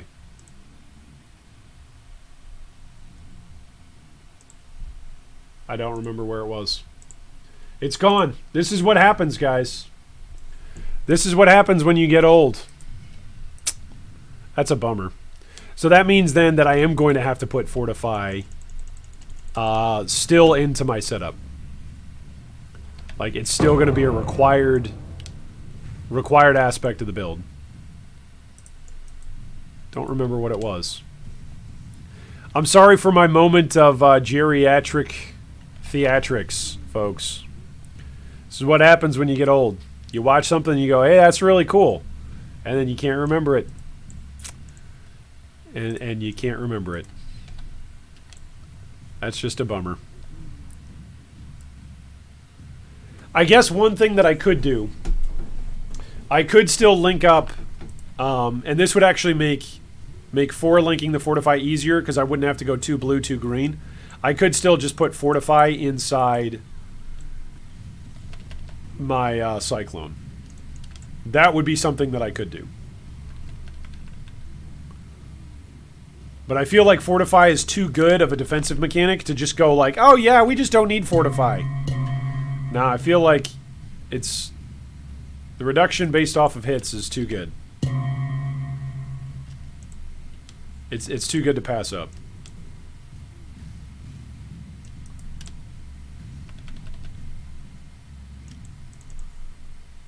Yeah.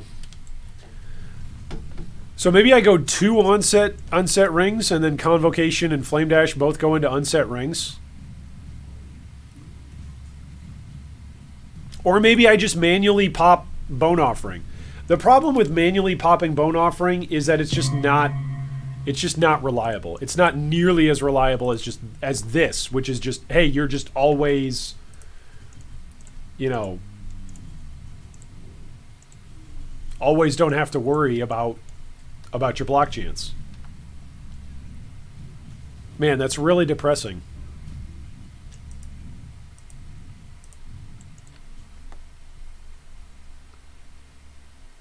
That's really depressing.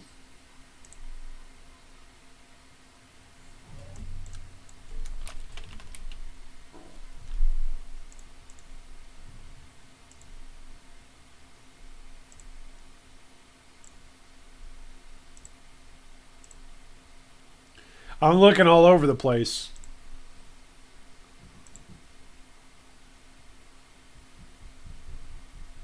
Oh, this one would be good. This would be a good notable. 1 with the shield. It's on large jewels. It gives you recover 50 life when you block, 50% increased defenses from equipped shield, 5% chance to block attack damage while holding a shield. That would be good.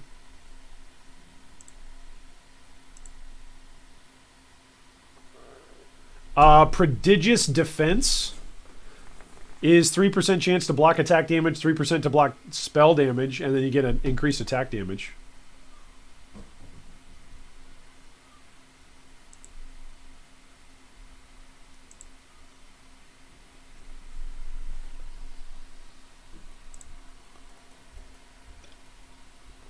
Oh man, Second Skin would be great. 3% to block attack, 3% to block spell, 30% increased armor. Sign me up. Oh, Stoic Focus. Channeling skills deal 25% increased damage, but then 4% chance to block attack damage while channeling, 4% chance to block spell damage while channeling. That would be awesome. Yeah, that would be really good. Huh. Oh well. Oh well.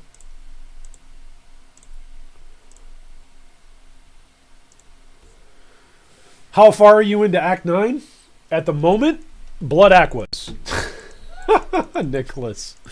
But we did take down our second Izaro. Alright, let's start making our way this way.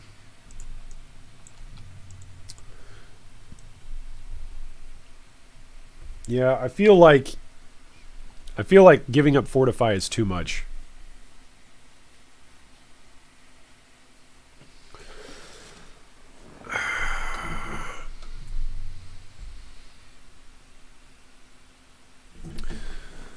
So maybe I do just reduce my damage. Maybe I do just put him on a 5-link. Put Cyclone on a 5-link. Go Cyclone, Spirit Offering, Cast while channeling, Fortify. That would need 2 blue, 1 red, 2 green. Man, that would be tough. Nicholas, feel free to go out and grab a few beers, man. How about you craft it? Yeah. I'm just sad. I'm just sad because I know I saw that somewhere. Oh, all right. Well, if you're enjoying the stream, by the way, make sure that you give us a thumbs up and a like on the stream. It does a lot to tell me, hey, Iron, we enjoy you streaming. You should stream more often. Conversely, if you think there's any way that we can improve the stream, or you've got a suggestion for our next stream, feel free to drop me a comment or drop me a chat message and let me know.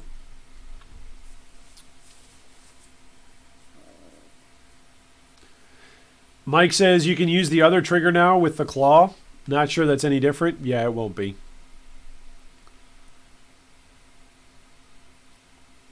Now, I saw it somewhere. I'll look it up. What I'll do is I'll look it up later on tonight. When I'm putting one of my kids to bed or something, I'll be searching on my phone madly, smashing away, like, where did I see this? This ingenious way to proc fortify off of a melee reckoning trigger hit. In the meanwhile, I'm going to put shield charge back in instead of reckoning. In the meanwhile. Eventually I'll get rid of Arctic armor, I think. Because I've got 42% armor now. This is more armor than when I started using Arctic armor. So it's a 25% mana reservation. So if I could go like Temp Chains with Blasphemy, that would be awesome. But getting Blasphemy into this setup, it's going to be tough.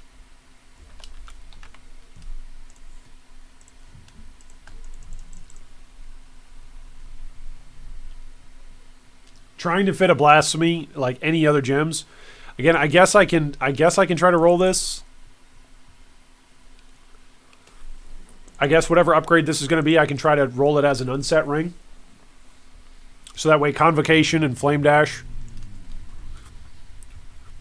I mean, in theory, I don't even need Flame Dash, right? In theory.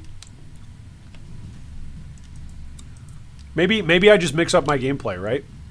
Maybe it's like, hey, you shield charge into packs, and then once you kill them, you proc your cast while channeling. And then since your cast while channeling lasts for a few seconds, then you shield charge around. I feel like that's pretty intermittent, though. I feel like I'm not going to actually have it up all the time like I should. Also, maybe I should swap now to an Onslaught Flask, since attack speed actually matters while I'm using Cyclone. Mike says, I honestly think the Sand Stance thing is better than Temp Chains, but I play evasion characters mostly. Yeah, that's fair.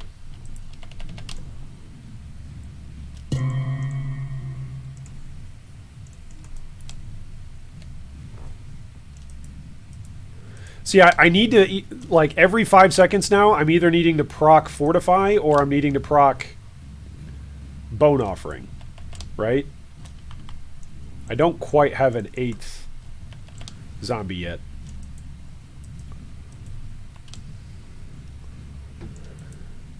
So I need to upgrade my shield. Ideally, we want a high ES shield. I know I don't have much defenses based on ES. But hey, one can dream, right? I think I've got like 20% increased energy shield off of the tree. Like, it really isn't that much.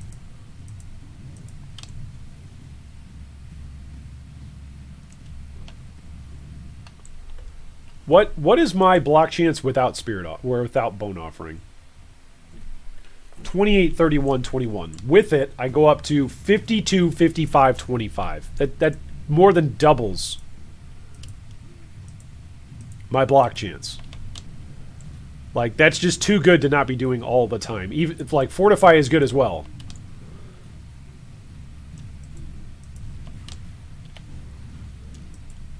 This is a very, very tanky character, right? I'm using a lot of different tanky mechanics. I'm probably panicking about stuff that can't kill me anyway, but for right now, I am still a bit panicky about it. Right? Maybe I shouldn't be, but I am. Oh, this is where we get introduced to the Syndicate. Maybe the Syndicate will just straight up kill me, right? Then I don't even have to worry about anything. My character's dead, so I wouldn't have to worry about anything. I might want to drop a decoy totem for this guy, right?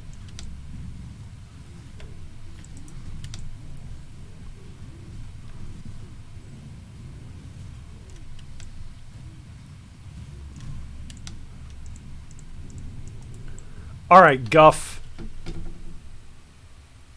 Let's imprison you. Get you out of there. I actually feel like I'm going to want to unveil stuff. Because, like, crafting actually matters in SSF. Never before have I been more excited to actually see veiled items. That's pretty crazy.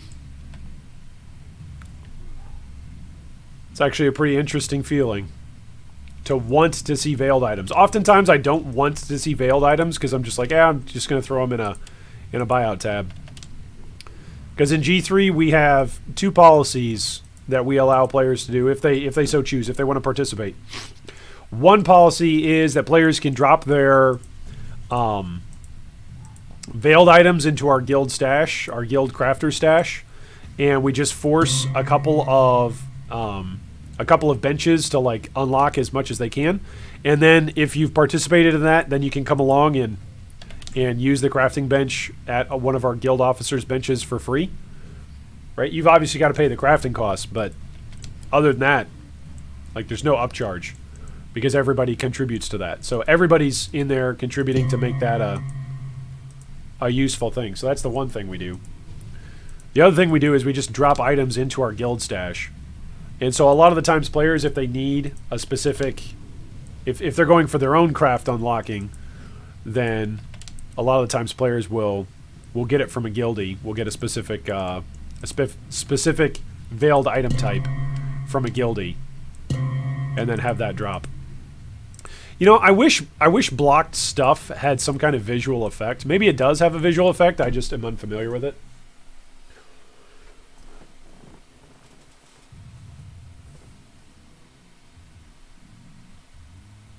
Chris says, what other spells play like Stormbrand? I've really been liking Stormbrand. Another spell that's... You're going to hate this response. Another spell that plays very similar to it is our Armageddon brand, because it's a brand. It doesn't clear quite as fast as Stormbrand does. But it actually bosses better than Stormbrand. Well, Archmage Stormbrand pretty much bosses as well as anything. That's a spell nowadays, but it was originally designed in its mechanics to be the bossing version of the brand. Stormbrand was meant to be the clear speed version, and Armageddon brand was originally designed to be the heavier hitting, but slower of the two brands. Yeah, I think I can make this work. Just shield charge into a pack, right? Shield charge into a pack, and then you start spinning. I think I can do this. So I'm using shield. You know, essentially, if I could figure this out, I wouldn't have to use shield charge, and I would actually free up a gem socket. If I can figure this out so that way I could get my Cyclone onto a 4-link, then I could use it to either be constantly procking Bone Offering, either by having Desecrate socketed, or if it's a red socket, I can support it by Fortify. And then I just always have Fortify, and I can't be stunned. I don't have to take Unwavering Stance because for some silly reason, Cyclone is just the most amazing skill in the game, and you can't get stunned while you're using it. Oh, but it slows you, Iron. It's got built-in penalties. Yeah, okay. Built-in penalties that are so bad that everybody uses Cyclone the instant they can use it.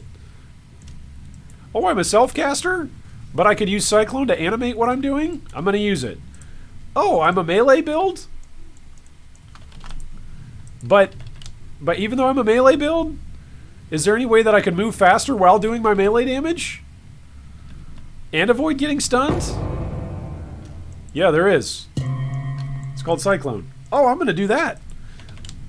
Oh, you're a summoner? Yeah, you're a summoner. So you don't do any damage on your own? No, you don't. Well, you're definitely not going to want Cyclone then, right? No, you're still going to want Cyclone because you're going to use it as a cast while channeling support gem. To constantly proc and trigger things. Like, it's just... It's not that playing melee is bad or feels bad. It's just that Cyclone is so good. Like, how is anything else supposed to compete with Cyclone? Seriously. Oh, I can't even pick this up right now? You gotta be kidding me. You have got to be kidding me. Crafting recipe.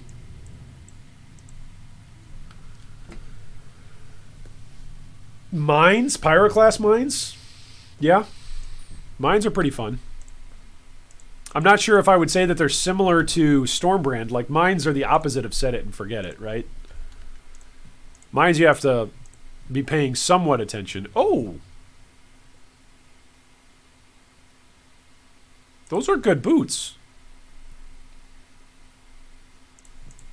Yeah, those are actually good boots. Let's make a veiled tab. Oh, I still have all that crap from the from the lab to sell. Let's make a veiled tab. Dex, fire, cold. It's armor, so that would be red and green.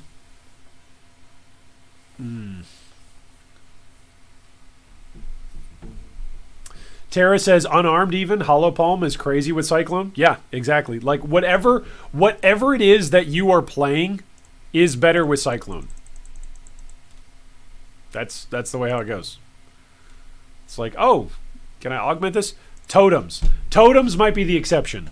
Maybe if you're a totem user, there's no way to make it so that way it's better with Cyclone. Maybe. Oh, I've even got knockback right there. That's actually pretty nice. Hey, what's up, Pure? Welcome, welcome. Nice to have you here, man. Oh, I wanted to take a 15-minute nap at 1:45 before the stream, then set my alarm for 2 a.m. instead of 2 p.m. Hey, man, naps are good. I am glad that you got a nap in. Cowshead says, not pyro, you said it and it kills everything. That's fair. But you're constantly having to summon it, right? Whereas with brands, like you set it and then you pretty much forget it. All you have to do is, press brand recall. Like that's it. All right, so we're getting a lot of life back from our claw. We've got a bunch of, just an absolute crap ton of defensive block now, which is good. Man, look at all this good stuff. Should keep those. Sell all the rest of this crap.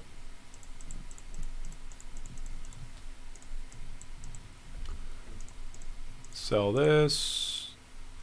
These are relatively low level. And those are about the same level as me. Should probably take a look at those rings.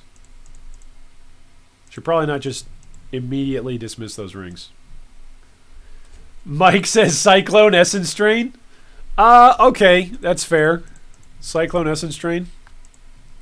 You could set it up so that way you're just firing Essence Strain out. Cast while channeling, right? Firing out all sorts of little bullets everywhere. Or Contagion, right? Make it so that way Contagion's going everywhere. It's a possibility.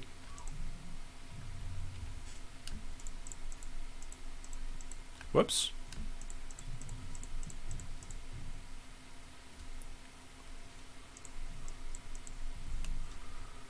All right, let's drop this stuff off. Let's take a look at this stuff. Is that better? No. Life, but too little of it.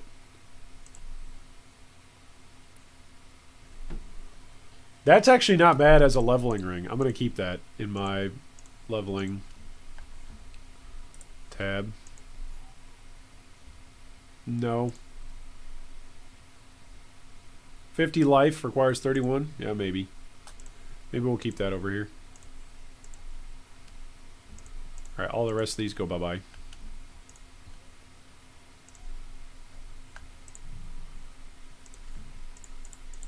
Bye-bye. See ya. Sayonara. Let's get these over here. Okay. J. Lou says, thanks for your suggestions yesterday. I'm watching your stream while running lab. Guardians are so tanky that he ignores the traps. There you go. Laucon says, I can confirm no synergy between totems and Cyclone. That's fair. J. Lou, I'm glad the suggestions help, man. That's what we're all about. Making suggestions and then hopefully helping you improve, and you help the community improve as well. Cowsad says, this is making me want to craft, damn it. G3 Iron, you're doing too much of a good job. I mean, what am I doing a good job of doing? I'm just sitting here going, I need upgrades. That's all I'm doing. Sitting here going, I need a 6-link. Actually, I don't need the 6-link for damage. Like, that's the thing. I think I'm going to swap this over. I genuinely think I'm going to swap this over. So that way I'm on a 5-link for my Cyclone. The trick, as always, is going to be getting the right colors. Getting 1 red. Yeah, 1 red, 2 green. Because I need Desecrate in there as well. I don't know. The other nice thing about having Fortify linked in with Cyclone is that Fortify lasts for a few seconds, right? So right now I'm alternating between using Shield Charge to activate my Fortify and then using Cyclone to activate my Spirit Offering. Not Spirit Offering, Bone Offering. And I really do feel like not having to worry about alternating, like, that's going to be a lot of quality of life. Just, if for no other reason, then I'm going to get into the bad habit of just shield charging around or just cycloning around. And then I'm losing one of my 2 buffs. Like, I want both of those buffs to be playing off of the same activation, so that way I can just focus on that activator.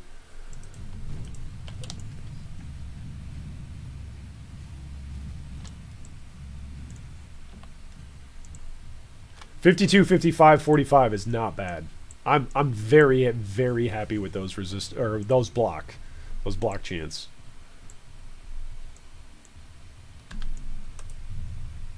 I do need an energy shield. That's what I need. I need an ES shield. Even if I only had like 500 or 600 energy shield, it would still be something, right? Every something is something.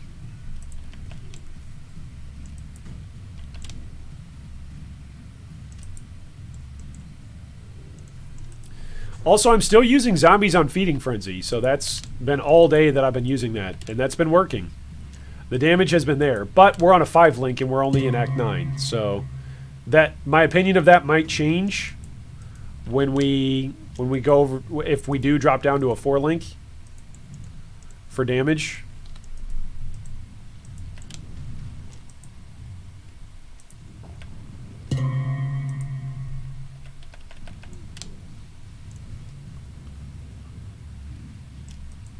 Whoop, Orb of Chance. There we go. I need to keep leveling up my cast when damage taken setup. Yeah, I get 1,200 temporary life from that Molten Shell. That's really good. I guess probably the biggest danger to this build, besides just like straight up, hey, your block fails and you just get one shot. I would think the biggest weakness to this build is going to be dots. Because block does nothing against dots. So I'm going to need to figure out some way to insulate myself against dots. Hey, what's up, Kevin? Welcome, welcome. Thanks for asking how we're doing. Wife is doing well. Still pregnant. Baby's doing well. So that is all good news. Baby is growing. Baby is still on schedule to join us out here face to face in late July. That is when baby is due. You know, it's kind of funny because I started with what? Duelist and Templar, and then my third character was Witch. And I did that partially because our gender reveal right at the beginning of the league was whether or not I was playing a male or female character. So it's kind of funny, I think, that I started playing a Templar and it ended up being meta. I just got lucky in that regard. Ended up being meta, the class that I chose to league start with. Because of my wonderful son. Alright, we got to go find the factory. What level is this? 63, I'm 66? Yeah, so we're still well over the zone. Whoa, hey now. Don't let those guys get you. Also, another reason to argue for why you should just constantly be using Cyclone and never use Shield Charge is at least partially because of using claws that are giving you life gain on hit. Like that should at least be part of the equation. Like it's not a lot, right? But it's something.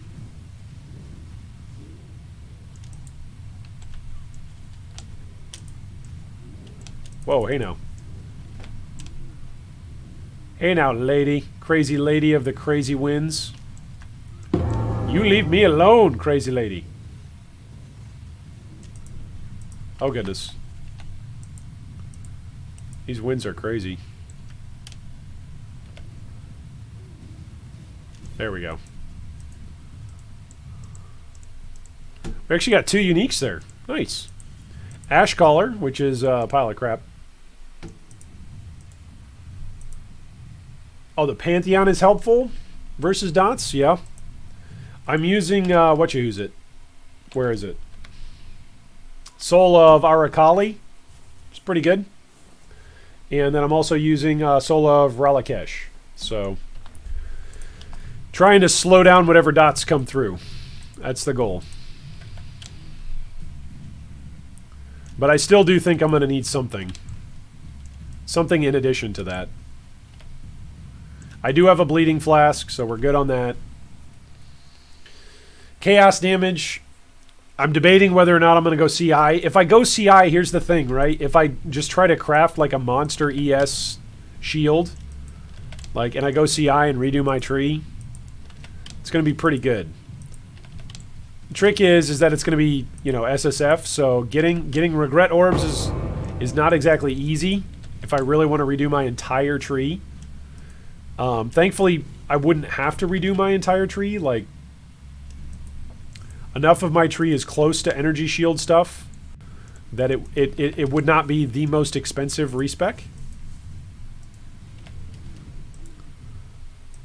But nonetheless, I would still need several more than the 6 refund points that I still have remaining from my quest line. So, all right, let's go see if we get one shot by this guy. I forget his name.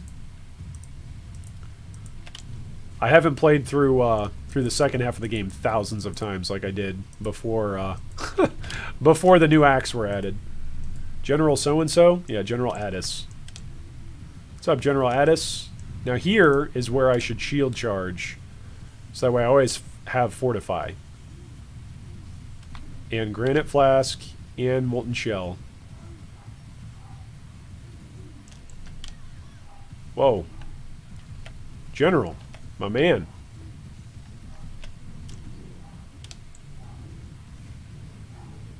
My damage is pathetic.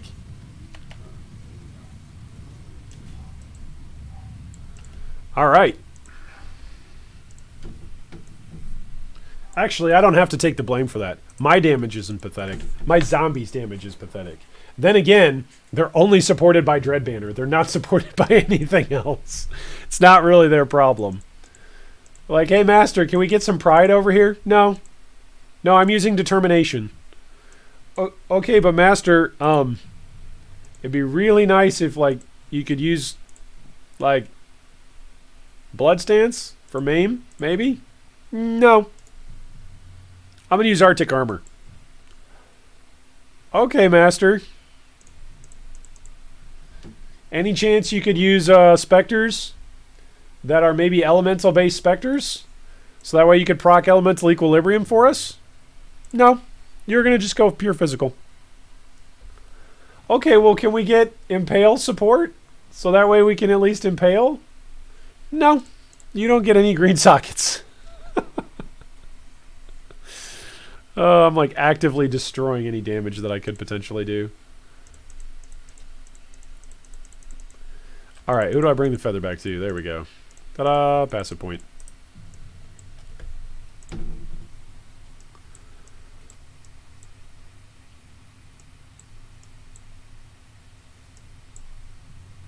Alright, and we're going to keep moving down here. I could go grab Resolute Technique, too. Then I would always consistently hit. Alright, we are going to pull up the next person who is in Q's spot, which is Kompus. Kompus, here we go. Here we go, mate. We are about to feature your build. I'm going to take a break from leveling just for a moment. Because I feel like, honestly, I need the break. Seriously, I feel like my head needs a break from all of this, like, trying to recolor and remishmash. Like, I don't want to make a mistake just by being like, okay, well, let's just do this. And then rearranging everything, going into a new zone, and then dying. Simply because I wasn't used to it and I could have taken a break. So, let's take a look at a path of building. Let's take a look at Kompus's POB. Kompus.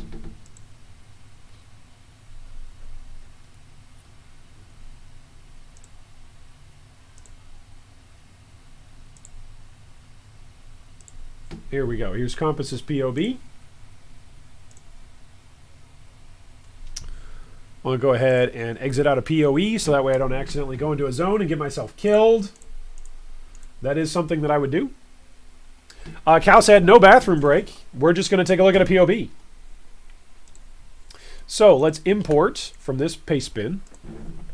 And I'm going to go ahead and add this to our video description. So this is Kompus. Kompus, how do we spell your name? Komps. All right, Kompus, what kind of build are you? You are a witch. You are a witch's Necro. You're a Necro. That's right, you're SSF. You are an SSF Necro. You're just like me. I mean, except I'm a Scion.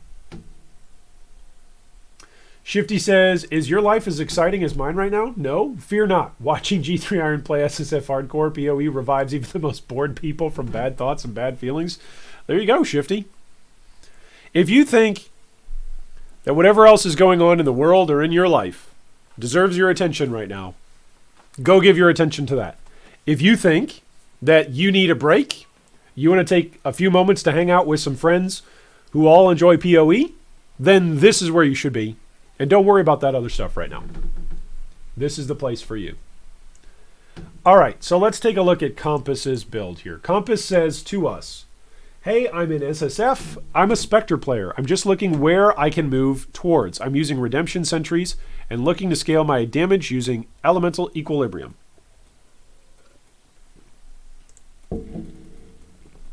All right.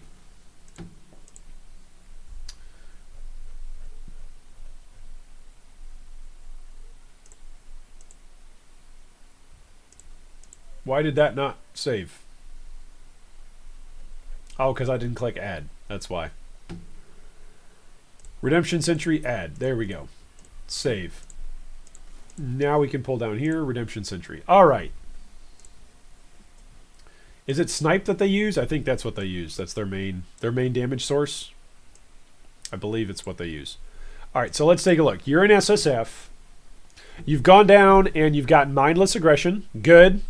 To then unlock unnatural strength. Good. Always go. Those are like the first two that I go for, regardless if it's hardcore, softcore. If you're playing Necromancer, the amount of damage that you get from playing a Necromancer and giving all of your minion skill gems +2 to level, +2 to your Spectres, +2 to your Zombies, +2 to your SRS, +2 to your Animate Weapon, +2 to your Animate Guardian, +2 to your floaty boys, Holy Relics. Like, +2 to your zombies. Like, everything is good.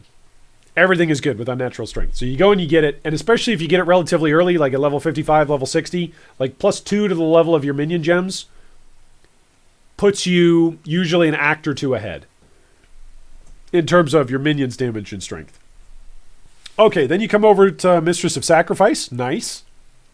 This is essentially the same way I would set it up. Your offering skills also affect you. So which offering skill are you using? Let's go and see. All right, let's see here. Wow, this is a lot of stuff set up here. 6-link Raised Spectre. Alrighty, and you've got a bunch of stuff in here enabled for probably for the slave drivers, or is this for the redemption sentries that are all saved up? Either way is fine.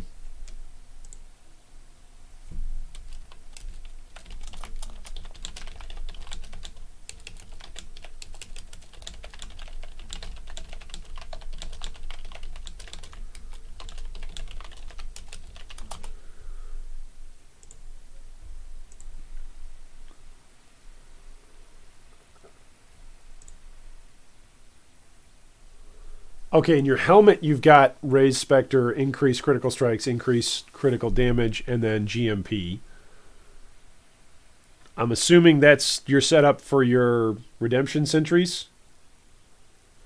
Nicholas says, yeah, sorry, it's a bit messy. I changed over from Frost Sentinels. Okay. That makes some sense. So I'm not going to comment on your Spectres at the moment, just because it's a bit confusing to take a look at. I'm going to comment on some other things. Right now, in your body armor, you've got Raised Zombie, Animate Guardian, Feeding Frenzy, Meat Shield, Elemental Army, and Carrion Golem. So you've just got all of your utility stuff in a 6-link.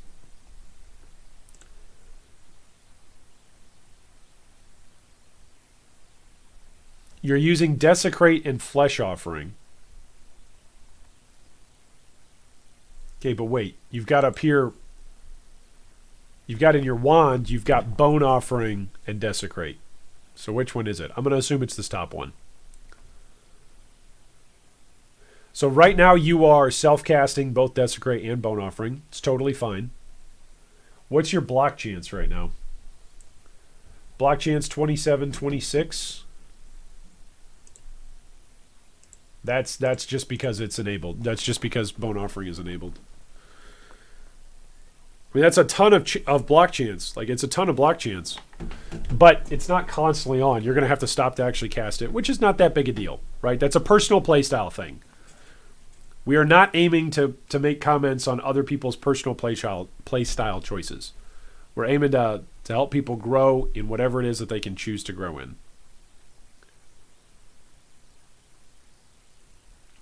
Is your phase run also linked? Yep, with your cast when damage taken. Oh, you've got an updated POB. All right, excellent. Kompus has an updated POB. Let's go back. Let's take a look. And let's update. Hopefully it'll be a little bit cleaner. Here we go. We're going to update the video description, so if anybody wants to join along, you won't be quite as confused. Kompus, this is why people hate us Necromancer and Summoner players. They're like, what? Why do you have 17 different links set up? Well, it's got to be set up for if I want to use zombies as damage, or Animate Guardian, or Spectres, or yeah. It's fun. All right, let's take a look now. Second wind, Convocation, Dash. Okay, Raise Spectre. Yep, increase critical strikes. Okay, so this is set up for your damage on your redemption sentries. Frost Bomb, Assassin's Mark, Curse on Hit. Nice, and Spell Cascade. Okay, so Frost Bomb is really good. If you're new to the game, one of the reasons why Frost Bomb is really good is it applies exposure, so it gives nearby enemies around it that got hit by it minus 25% to cold resistance.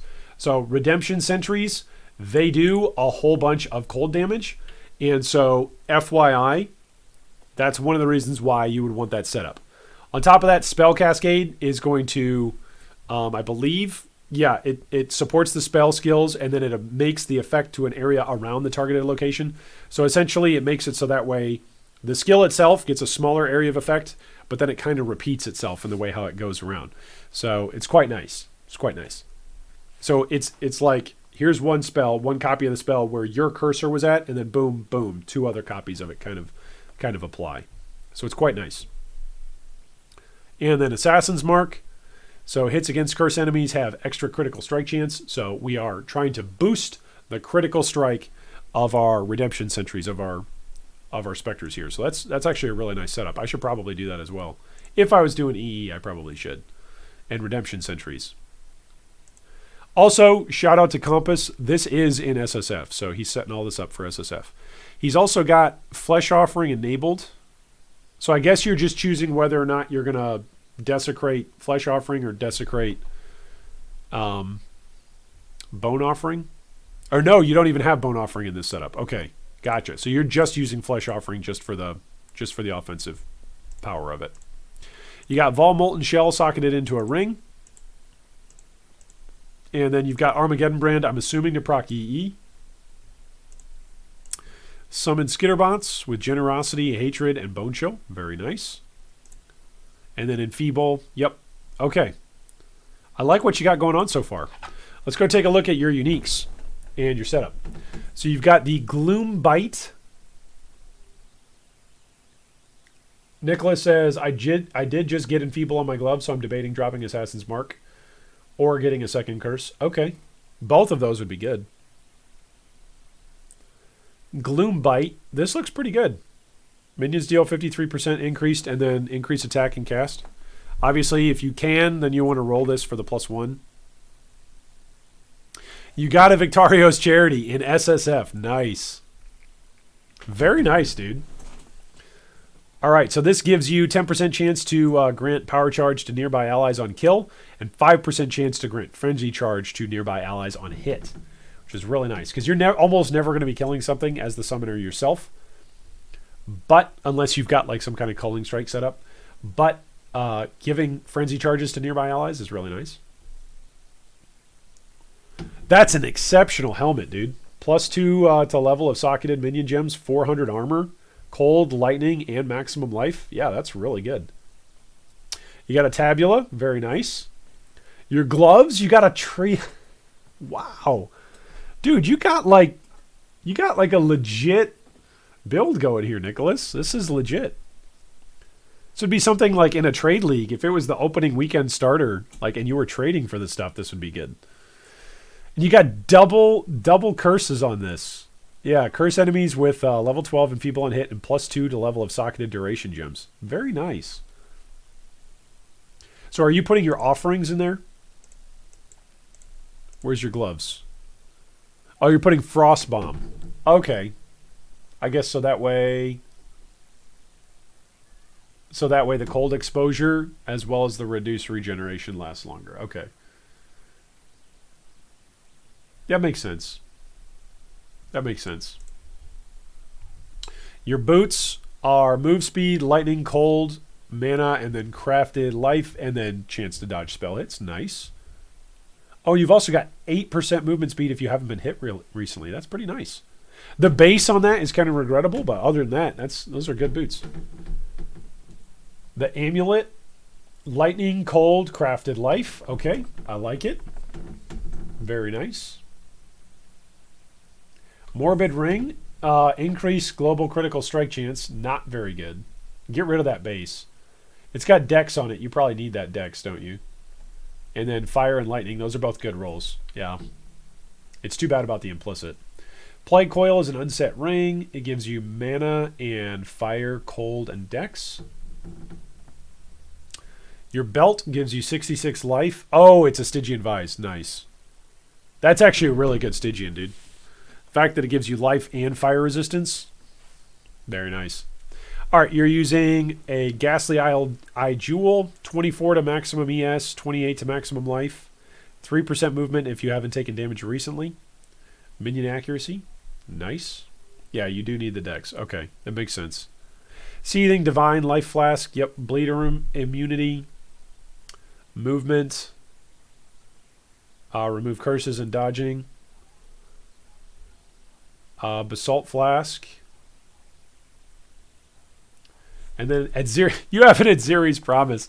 That's hilarious. That's your, yeah, that's hilarious. That's your amethyst flask. It's at Ziri's Promise. That's like the weirdest SSF flex ever, Nicholas. That's pretty funny. Just a point of consideration. You've got 22% physical damage reduction right now.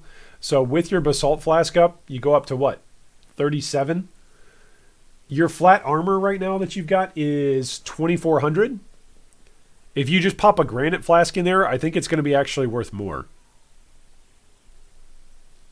Because you're at 22% physical damage reduction just off of 2,000. Like a granite flask is 3,000 flat. So if you can get a granite flask, that might just be a straight better than the Avengers Basalt Flask. And if you want to use both, then use both. But at the moment, just for the amount of armor that you've got, I think it's actually better to go with the Granite Flask, I think. All right, for your cluster jewels, you've got Feasting Friends and Vicious Bite. Nice, you got Vicious Bite, dude. In SSF, that's excellent. That's exactly what you'd want for the crit build. You've got the Bramble Pole, Strength, and then Life. Okay. The Phoenix Cut, which is Elemental Resistances, Maximum Life, Strength, and Dex. Oh, you actually need that for the Elemental Resistances too. That's rough. The only Granite Flask I got so far is Lion's Roar. I mean, use it. You're using it, Ziri's Promise. Like, why not, right?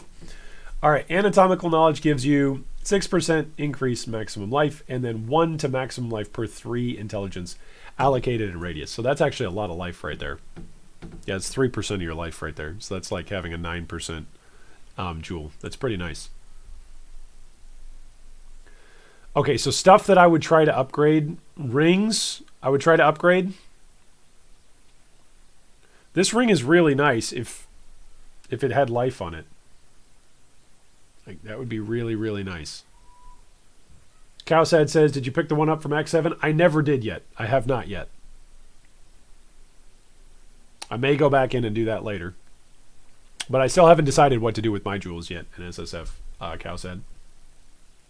Mike says, hard to do this looking at gear in SSF. Yeah, I mean, it's a different world, man. It's a different world. So here's what we can do. Nicholas says, oh, did I mention I got called the Brotherhood? Nice, dude.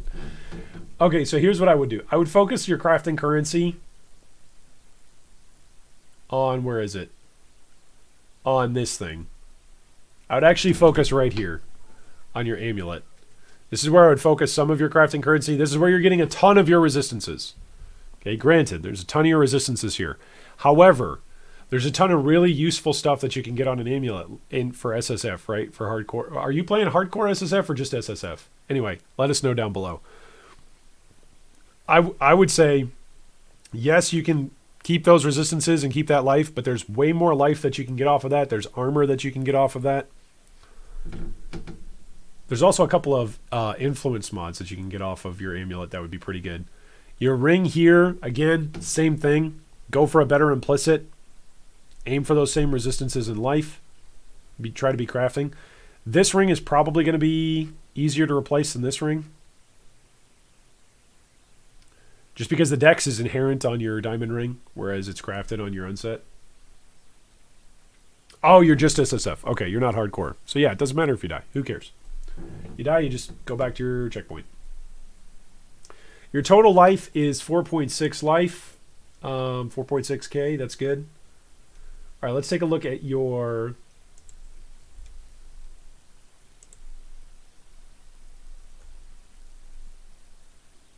You're looking to scale your damage. Okay, well, a couple of things that you can do to scale your damage. There's a couple of damage nodes that are relatively close to you.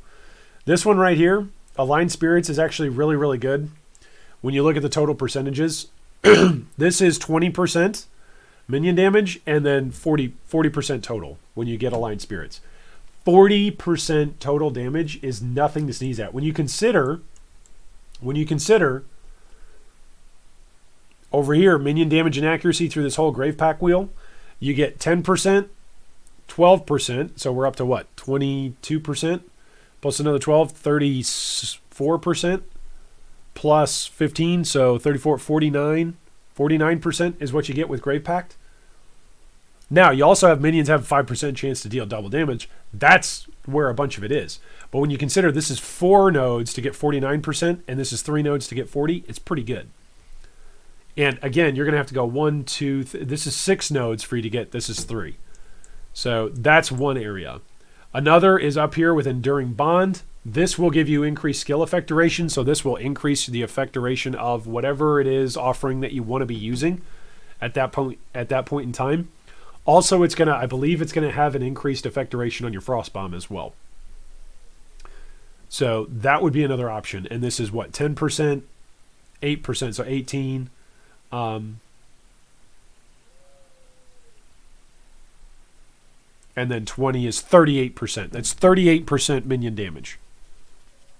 And if you've used a minion skill recently, which offerings are minion skills, it's another 20%. So it's actually 58% damage if you increase this particular wheel. So this wheel is really, really good if you're constantly using offerings. All right, coming over here, this looks good.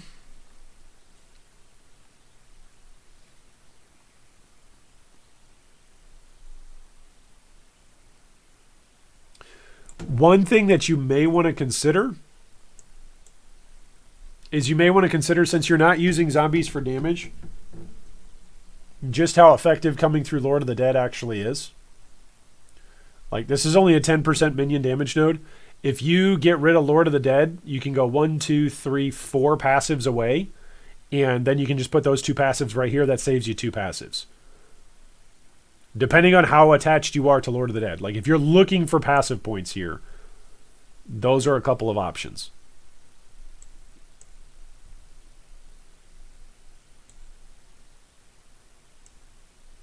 Those are a couple of options there. I love that you came down and grabbed Soul of Steel. We were just talking about this. We've been talking about it all throughout the day, Nicholas, about whether or not you should come down for the 12 passive points. How much is it? 1, 2, 3, 4, 5, 6, 7, 8, 9, 10. For the 10 passive points to grab Soul of Steel this way, or if it's actually better to go around the outside. I think it was Mike that actually made the call on this, just as a good reminder. In 3.9, when we all were playing strength stacking Baron Summoners, like, it was way better to come out here around the outer edge to come down and grab like our pure strength and then work our way back up. Like, because unless you're grabbing stuff like Steadfast or Solidify or Diamond Skin, like, unless you're coming in here and grabbing all this inner stuff, it's just better to go on the outside. So I believe it's 14 passives instead of 10. But here we go. 1, 2, 3, 4, 5, 6, 7, 8, 9, 10, 11, 12, 13, 14, 15. It's 15 passes, right? Which is not a small amount. That's 5 passives more. However, that puts you next to stuff like Juggernaut, which is 16% increased armor and 6% increased maximum life, along with another 8% armor, 4% life. Puts you 2 slots away from a basic support jewel. Puts you 2 slots away from +1 to maximum fire resist and 8% to fire resist in general and 6% increased life. Puts you right next to Resolute Technique if you ever do want to swap over and start using Cyclone and just always be hitting.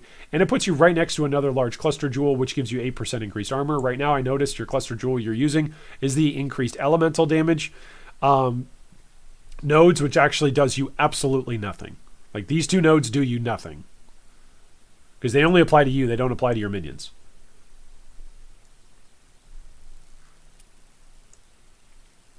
So there you go.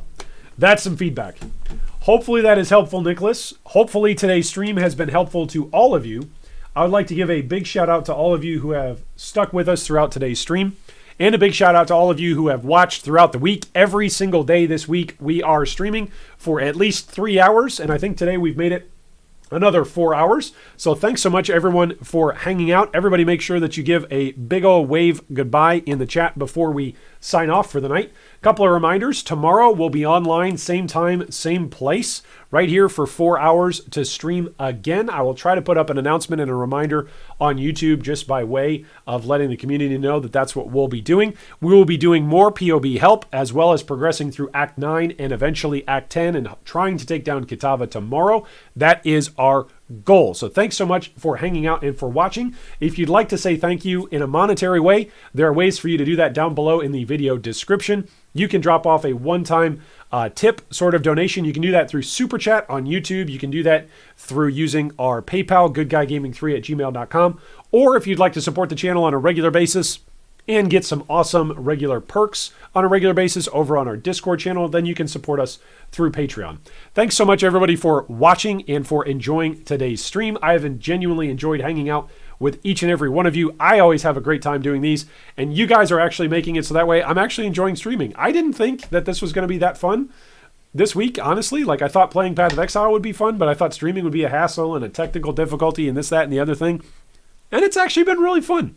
And that is in no small way due to you all hanging out and making this a great time. So thanks so much, everybody, for dropping by, and I hope today is the day a Mirror of Calandra drops for you.